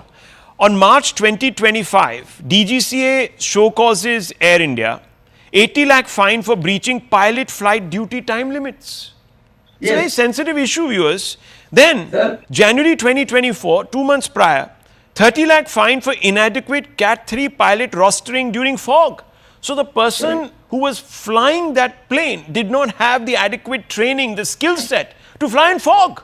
Viewers, and that person would have been carrying anywhere between 150 to about 170 passengers. So you're risking knowingly the lives. Lakhs of lives that have been endangered till today. And I have documents to prove it, Rahul. I don't speak without documents. I am before a court on affidavit. No, I'm talking about DGCA action on Air India. So just a fine, 30 lakhs here, 20 lakhs there. Is that the price of 180 lives? Yeah. I'm shocked. What is 30 lakhs? The company is paying it. Exactly. It is the shareholders' money. It doesn't come from the pocket of the pilot. It doesn't burn a hole in his pocket. I mean, there is a 30 lakh fine, sir. So DGC has taken action in January 2025. 30 lakh fine for allowing a pilot to fly without completing mandatory takeoffs and landings. I mean, this is double jeopardy. Has he not endangered lives? That's what I'm saying. And the cost is 30 lakhs. Yes. So where is the disincentive, viewers? Why aren't these people hauled before criminal courts, etc., etc.? Why are the DGCA not moving? I am fighting against the wall. I mean, I stick out like a sore thumb because I'm a whistleblower. My family is being hurt. I mean, I know what I'm going through, what I'm doing. So let me just hold on, sir. This is very, very. First of all, we salute you for your yeoman service. Unfortunately, viewers, look at this. one single man waging a fight against a system that is actually trying to discredit this person. And he's got all his documents, he's got all the reports, he's only highlighting what the DGCA itself has observed. I mean, how bizarre is this, viewers? That a 30 lakh fine, a 30 lakh fine, or an 80 lakh fine, or another 30 lakh fine for endangering, knowing fully well that your pilot is not up to the task. So endangering 150, 140, 130 lives. I don't know what kind of craft this was, whether this was just an Airbus 320 or whether it was a bigger craft, I don't know, the capacity. But anywhere between 130 lives upwards. And the price is 30 lakhs. Do the math, viewers. Do the math. Today, Air India has announced compensation of 1 crore for each of the passengers who lost their lives. 1 crore, viewers. I want to bring in Suhail Seth. Sir, just stay on with me because I want you to respond also to some of these responses that we're going to get. Suhail Seth, thank you very much for joining us. We have with us others on the panel who are extremely well versed in this there's Mr. Damania, who you must know. I want to begin by asking you, there's growing evidence to suggest that Air India hasn't taken its responsibilities very seriously. And therefore, can the Tatas just walk away from all of this thinking that they're blameless, Mr. Seth? I don't think the Tatas are the kind of group that will walk away from any responsibility. Rahul, you were there when 2611 happened. Ratan Tata, R.K. Krishna Kumar at that point in time stood right outside the Taj. Mr. Tata attended every funeral. We gave help to everyone. The Tatas gave help to everyone. They offered help, both financial and emotional. I don't think the Tatas as a group is the kind that will walk away from anything. A. B. You've seen N. Chandrasekharan's statement. The statement very clearly says that we will get to the bottom of this. We will offer all the support, all the help to all the families that have been affected by this crash. Look, no one, and least of all a group as venerable as the Tatas, would want anything of this kind to happen. So, while everyone says, oh, the DGCA has flagged this, the DGCA has flagged that, then my question, Rahul, to you as an ordinary Indian citizen is, then why did the DGCA not take action? Everyone says, oh, but the DGCA wrote to the Tatas, DGCA wrote to this. Please remember that Tatas have more to lose should there be a problem, and as there has been of this magnitude reputationally, than the DGCA. A. B. This is a group that took on Air India when no one wanted to touch it, made changes. You had visible changes in both the consumer experience and the refurbed aircraft. So, someone needs to cut the Tatas some slack. It's very easy in our country to hold one person responsible and say, oh, the Tatas are at fault. The aviation business, and Rahul, I was on the global board of British Airways, on the global advisory board. I know a thing or two about how airlines are run. It's very easy to say, oh, but British Airways was at fault or Air India is at fault. The reality is the following. A, we have to wait for an inquiry. B, we have to get down with the people from Boeing, because this is a Boeing issue more than an Air India or a DGCA issue. Number 3, where did the Tatas go wrong? You had a pilot, the commander of the aircraft had more than 8,000 hours of flying. The first officer had more than 1,100 hours of flying. Do you think people would risk a non-maintained aircraft, and would they even fly it? Number 2, the pilots of Air India are rated amongst the finest by any aviation research that you can undertake in the world. So I'm saying that it is early days, it's early hours. Okay, you're saying let the dust settle a little bit. Mr. Rao, how do you respond to this? The Air India under Tatas is very conscious of its brand image. It's not going to do things that is going to jeopardize the legacy of the Tatas. And we know that legacy is quite a shining legacy. How do you respond to that? Let me assure Mr. Suhail Seth, I am second generation Air Indian. My father was very close to Mr. G.R.D. Tata. And they broke no violation. Let me make that also very clear. So I know exactly where the Tatas are coming from. but it is a culture that has gone down now. I'm not blaming the Tatas. We can't say Mr. Ratan Tata or GRD Tata. The company is run by a bunch of corporate executives. They are only worried about their promotions, their bonuses, and other things. At no stage have I said that the Tatas are bad. Okay. Let me make that also very, very clear. I have had issues and I have taken up those issues. It is unfortunate that Tatas have brought in lawyers to kind of fight these illegalities that we are exposing. Rahul, That is the saddest part. 1 second. Rahul. Let him finish. Yeah. Okay. Yeah. Okay. Yeah. No, Go ahead. Like I said, I have the documents. Yeah. Okay. It's not. So Mr. Damania wants to respond to you. Rahul, Yes. Yeah. Rahul, Yeah. see, Yeah. any company will try and protect the reputation. If somebody files a case, Tatas are bound to bring in the lawyers. How are they supposed to not protect the reputation? See, I am 100% sure that Tatas would not cut any cost as far as the engineering standards are concerned. It's a cash-rich company. It's not a company that's going down or something, some company running tight for money. No, They I'm must not have implying. No, spent- hang on. I'm not. Let's be very clear here. I'm Why talking would about you tell owners. everyone to ruin their reputation? No, that's true. But we also know that this is not a charity, right? You have to make profits. There are people who've come out from within No, Tata I Group, understand that within Tata is not that Indian desperate that Airlines. they Sorry. No, 1 second. Tata There are is people not who've come. that desperate to make profit that No, no, they will take risks. Okay, let's I'm not be 100% so sure of that. Okay, but then Another thing, I'll tell you hang on. something. The next question. We are jumping the gun. No, I'm not Till jumping the gun. black box I am is only found, till the interested. cockpit voice recorder is found. We are just guessing. No, that's fine. But I'm interested in, look, this may not have anything to do with any of these pathologies that I'm referring to here. None of this backstory might have actually led to what has happened, and I respect that point of view, sir. I completely, Mr. Damania, respect that point of view. But if you are to prevent the larger rot from infecting other services on other days, we also have to, on a day such as this, look at that issue. And if there are issues, they need to be addressed. We have to minimize risk, don't we? At every stage, safety comes first in aviation. There we go.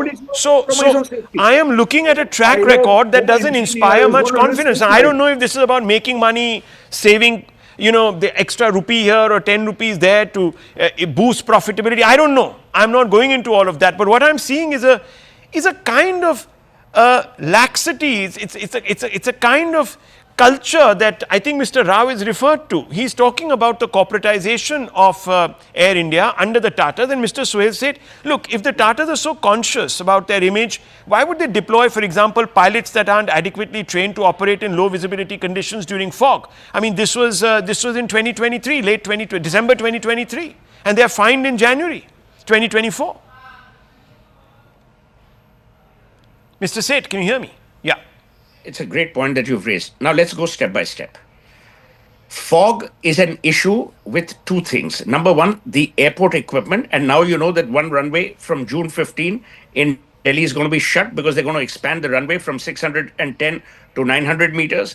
And they're going to install equipment which will allow for fog landings. Number two, why are you blaming only Air India or the Tatas? All airlines have suffered. There have been diversions where an Emirates flight trying to land just a minute, Mr. Seth. I have to go straight across to Mr. Amit Shah. KVJ Rao, stay on with me. I'm just going to cut across. आज दोपहर को air India की flight संख्या AI 171 दुर्घटनाग्रस्त हुई और कई passenger इसके अंदर हताहत होने की संभावनाएं हैं। इस घटना से पूरा देश क्षुब्ध है और पूरा देश एक साथ पूर्ण संवेदनाओं के साथ ये जो दुर्भाग्यपूर्ण हादसे में पैसेंजर हताहत हुए हैं, इनके परिजनों के साथ खड़ा है। सबसे पहले मैं भारत सरकार, गुजरात सरकार, भारत सरकार के प्रधानमंत्री जी और गुजरात सरकार की ओर से भी जो लोग हताहत हुए हैं, इनके परिजनों के प्रति गहरी संवेदना व्यक्त करता हूं। 10 ही मिनटों में हादसे के भारत सरकार के पास सूचना पहुंची। तुरंत ही मैंने मुख्यमंत्री जी, यहाँ के गृह मंत्री, होम डिपार्टमेंट के control room, civil aviation department, civil aviation मंत्री, सभी से संपर्क किया। प्रधानमंत्री जी का भी तुरंत ही फोन आ गया और भारत सरकार और गुजरात सरकार के सभी डिपार्टमेंट एक साथ होकर राहत और बचाव कार्य में लगे। इस विमान में कुल मिलाकर 230 यात्री देश के और विदेश के और 12 क्रू मेंबर सवार थे। इसमें से एक यात्री का बचने का अच्छा समाचार मिला है, मैं उनको मिलकर आया हूं।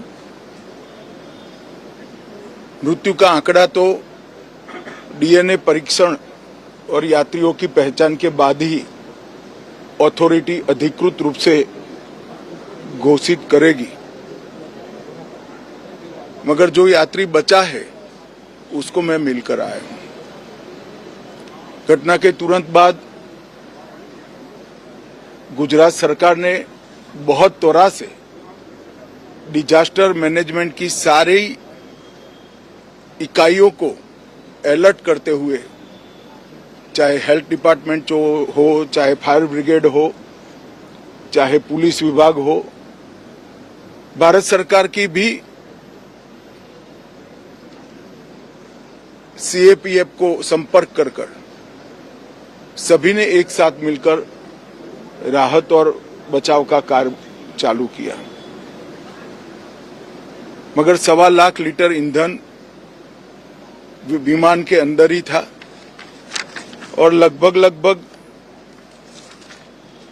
गर्मी, तापमान इतना ऊंचा हो गया कि किसी को बचाने की मौका ही नहीं मिला। अब मैं घटना स्थान पर भी जाकर आया हूं। सारे यात्रियों के मृतदेह को बाहर निकालने का काम लगभग समाप्त हो चुका है। जितने यात्रियों के परिजन यहां पहुंच चुके हैं, वो सबका डीएनए लेने की कार्यवाही भी 2-3 घंटों में समाप्त हो जाएगी। विदेश में जिनके परिजन हैं, उनको सूचना देने की कार्यवाही समाप्त हो चुकी है और जैसे ही पहुंचते हैं उनके भी डीएनए सैंपल लिए जाएंगे और मृतदेहों की पहचान के लिए जितने मृतदेह मिले हैं, इनके भी डीएनए सैंपल लेने की कार्यवाही समाप्त हो चुकी है। गुजरात में ही लगभग 1000 के आसपास डीएनए टेस्ट करने पड़ेंगे। ये सभी टेस्ट करने की क्षमता गुजरात में विकसित है, तो डीएनए टेस्टिंग के लिए कहीं गुजरात के बाहर जाने की जरूरत नहीं पड़ेगी। गुजरात की एफएसएल और नेशनल फॉरेंसिक साइंस यूनिवर्सिटी दोनों मिलकर कम से कम समय में डीएनए का परीक्षण पूरा करने के बाद परिवारजनों को अपना मृतदेह, परिजन का मृतदेह सौंपने का काम करेंगे। उनके रहने की सुविधा, उनकी सांत्वना की सुविधा, जिनको मेडिकल प्रॉब्लम ट्रॉमा के कारण हुए, इनकी मेडिकल की सुविधा, ये सारी व्यवस्था बहुत सुचारू रूप से हो चुकी है। अभी रिव्यू मीटिंग में सारी व्यवस्थाओं को हम सब मंत्रियों ने साथ में मिलकर देखा है। एविएशन डिपार्टमेंट ने अपनी जांच शुरू कर दी है और जांच तेजी से आगे बढ़े, इसके लिए भी एविएशन मंत्री जी ने सूचनाएं दी है। मैं फिर से एक बार राहत काम में जिन जिन एजेंसियों ने त्वरा के साथ बचाव और राहत का काम किया, वो सभी का धन्यवाद करना चाहता हूं। और फिर से एक बार जिन्होंने अपने परिजनों को गंवाया है, हताहत हुए हैं, वो सभी को मनपूर्वक संवेदनाएं व्यक्त करता हूं। मैं एक बार जरूर कहना चाहता हूं कि ये एक्सीडेंट है, एक्सीडेंट को कोई रोक नहीं सकता, परंतु 365 दिन 24 घंटा इस तरह की घटना के लिए प्रशासन का जो अलर्टनेस है, उसकी कसौटी उसी वक्त होती है जब ऐसी घटनाएं होती है। और आज गुजरात के डिजास्टर मैनेजमेंट की तैयारियों का एक प्रकार से दुर्भाग्यपूर्ण तरीके से मगर कसौटी हुआ और बहुत त्वरा के साथ यहाँ पर काम किया गया, वो पूरे देश के मीडिया के सामने और परिजनों के सामने भी आया है। अंत में मैं फिर से एक बार सम्माननीय प्रधानमंत्री नरेंद्र मोदी जी की ओर से, भारत सरकार और गुजरात सरकार की ओर से सभी हताहत लोगों के परिजनों के प्रति गहरी संवेदना व्यक्त करता हूं। धन्यवाद। Mr. Amit Shah there speaking about the tragedy and the relief and the rescue efforts that were mounted. Mr. Rao, where do we go from here? I also want to bring in Mr. Devesh Agarwal right after that, because we have a survivor, a miracle survivor, and I want to understand how that can actually happen. How can, after this fireball, someone walk away? But Mr. Rao, what's your quick assessment of the way ahead from here, Mr. Rao? Can you hear me? Yes. Where do we go from here, Mr. Rao? Do we have him? I don't think we have him. KVJ Rao, I think we've lost him there. But this is the picture, viewers. Air India miracle survivor walking away from that crash site. Mr. Agarwal, what do you make of this? How is this even possible? Even Amit Shah said that this was a miracle. I mean, a plane carrying 1.25 lakh liters of ATF goes up. Yeah. And in, I think, 11A seat, we have a survivor. God works in mysterious ways. I guess this gentleman's time had not come, and God has saved him. That's the only one word I can use for it.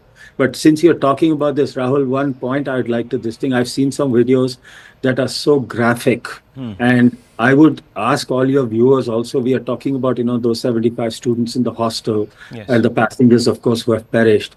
But these are first responders and volunteers who have obviously seen carnage of humanity, which I'm sure they did not want to see, and I don't think they will ever forget. And I just would hope that the government would reach out and provide these first responders the kind of counseling they will definitely need post such a horrific thing.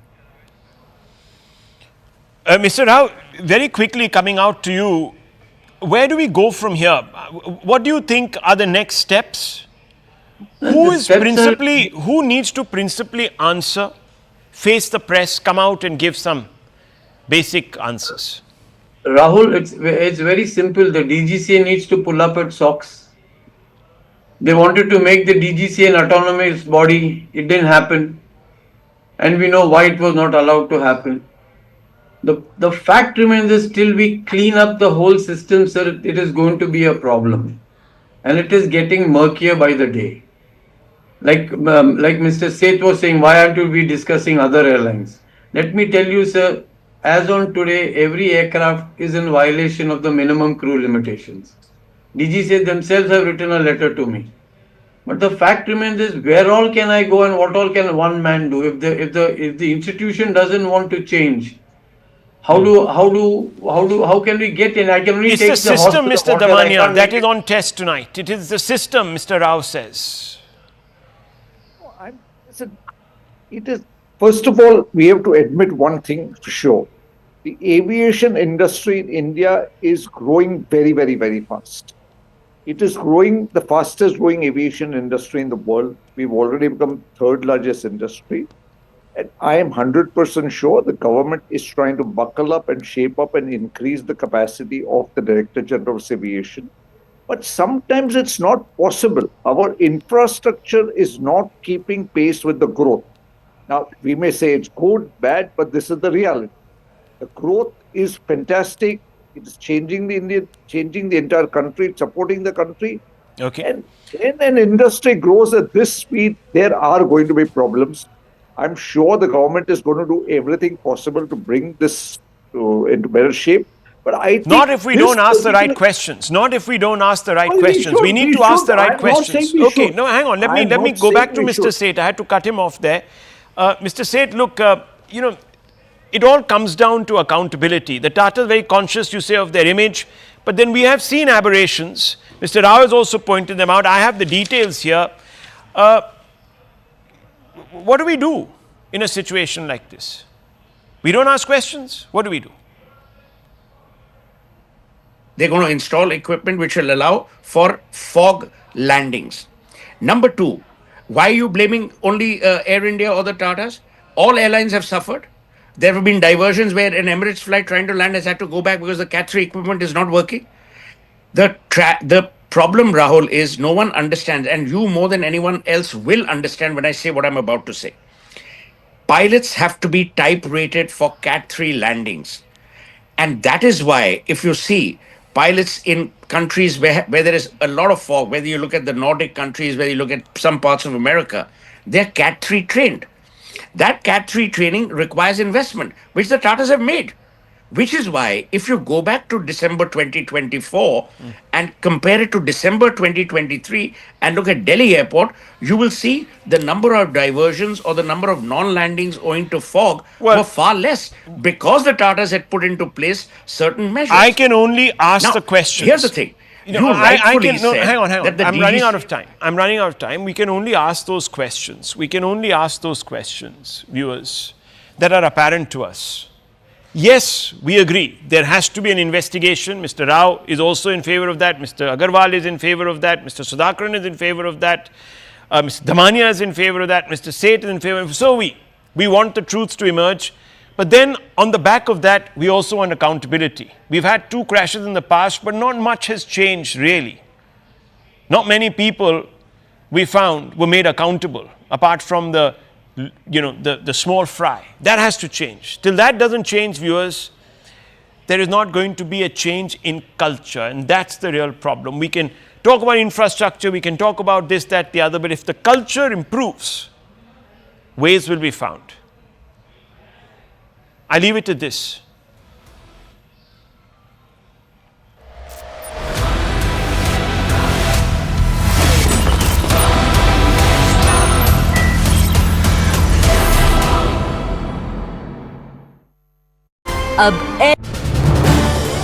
This is News 18 Network.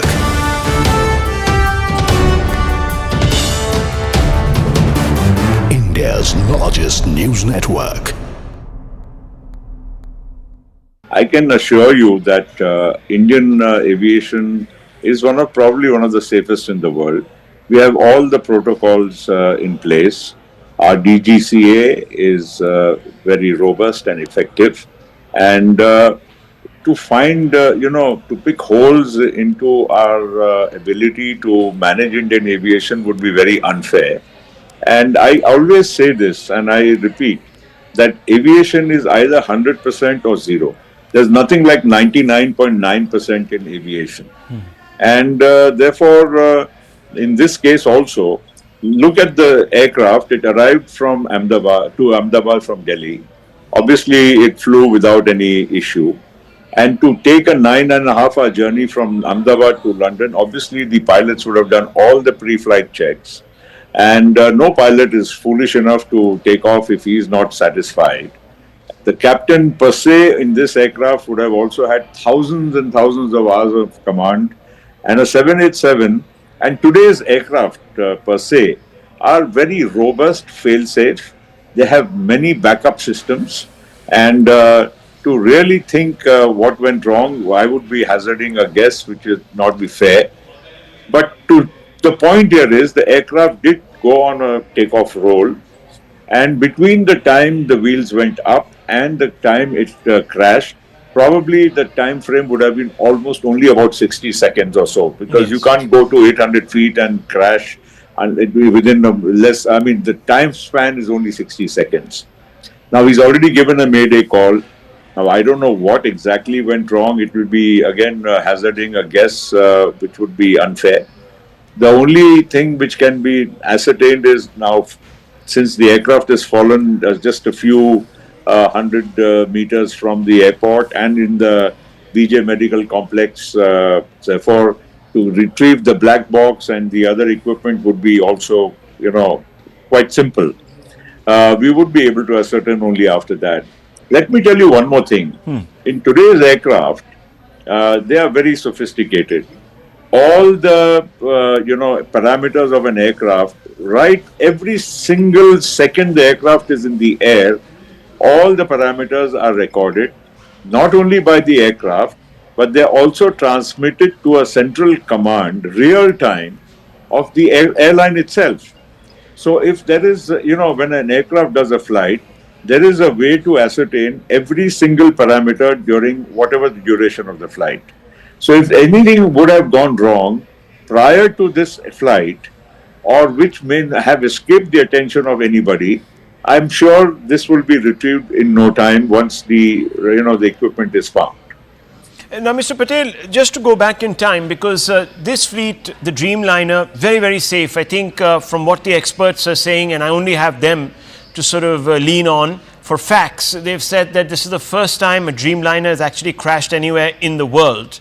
Now, most of these Dreamliners were purchased, I suppose, about 10, 12, 15 years back by Air India when it was still government owned. Obviously, there would have been a huge procedure that must have unfurled within government to select the plane. There would have been due diligence. There would have been all sorts of studies that would have been conducted. Well, most certainly. I mean, first, the procedure itself in government is a very robust procedure. Goes through several layers. And ultimately, the basic selection of aircraft is done only on technical parameters. Because, the airline, requires a certain type of aircraft for certain, lengths of the flights. You want to go to the US, you want to go to the European countries, or to, 8-hour flights, 12-hour flights, and so on. And the kind of configuration you want. Let me also tell you that the Dreamliner, at the time it was ordered, was one of the most sophisticated, advanced fly-by-wire aircraft which was going to be produced. And it was ordered by probably most major airlines in the world, Air India also being one of the early ones. And to now even discuss it would be unfair, because after this particular aircraft itself, which has crashed, had been flying for almost 11 years. And if you see any major airline in the world, and if you go at any moment of time, there would be more than 1,000 787s up and flying.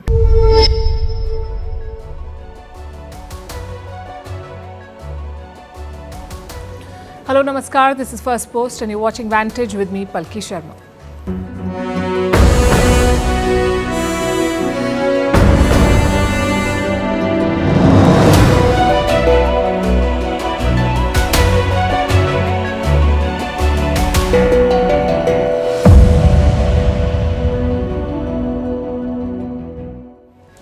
We come to you tonight with news of another tragedy, a plane crash in Ahmedabad. An Air India passenger plane that took off for London and crashed within minutes. More than 200 people reported dead. Our thoughts and prayers are with the families of the victims. The pictures are shocking and heartbreaking. How did the plane crash right after takeoff? Was it engine failure? Was it human error? It's too early to say. Among the dead is a former Chief Minister of Gujarat. And so far, there is news of just one survivor. It's no less than a miracle. We will tell you how it unfolded, what the investigators are looking for, what does this crash mean for Air India, and why Boeing stocks have crashed. Leaders from across the world have sent condolences and messages of support to India. We'll also be tracking the riots in the United States, why the UK Prime Minister has refused to meet Bangladesh's Mohammed Yunus, how Canada has busted Khalistani narco-terror plot, Why the US is pulling out its people from West Asia is a bigger war with Iran brewing there, and why Vietnam is merging cities and firing employees. First, the headlines. The dollar dives after US President Donald Trump's new trade threat. It lost 1% against the euro, falling to its lowest point in more than 3 years. Trump has said he will unveil unilateral tariffs within weeks. In April, he had imposed a blanket 10% tariff on most trading partners, but had put that decision on hold soon after. Colombia's president accuses the US of plotting a coup. He echoed remarks made by Venezuelan leader Nicolas Maduro, who has accused the US Secretary of State of leading a coup attempt against Petro. Since 2022, President Petro has been in office. Colombia is currently facing its biggest security crisis in a decade. A US and Israeli-backed charity accuses Hamas of killing 8 of its aid workers. The group said a bus carrying its staff was attacked near Khan Yunis. Hamas claims the charity is used by Israeli forces to lure Gazans into death traps. Israel accuses Hamas of weaponizing suffering in Gaza. Indonesia's president will meet his Russian counterpart Vladimir Putin next week. This will be President Prabowo Subianto's first visit to Russia since taking office. Jakarta has refused to take sides in the Ukraine war, and it looks to boost ties with Moscow. Indonesia is Southeast Asia's biggest economy. And South Africa races against time to find survivors of its deadly floods, which ravaged a coastal province earlier this week. More than 50 people have lost their lives. Torrential rains triggered heavy flooding and landslides. President Cyril Ramaphosa will visit the disaster-hit region tomorrow.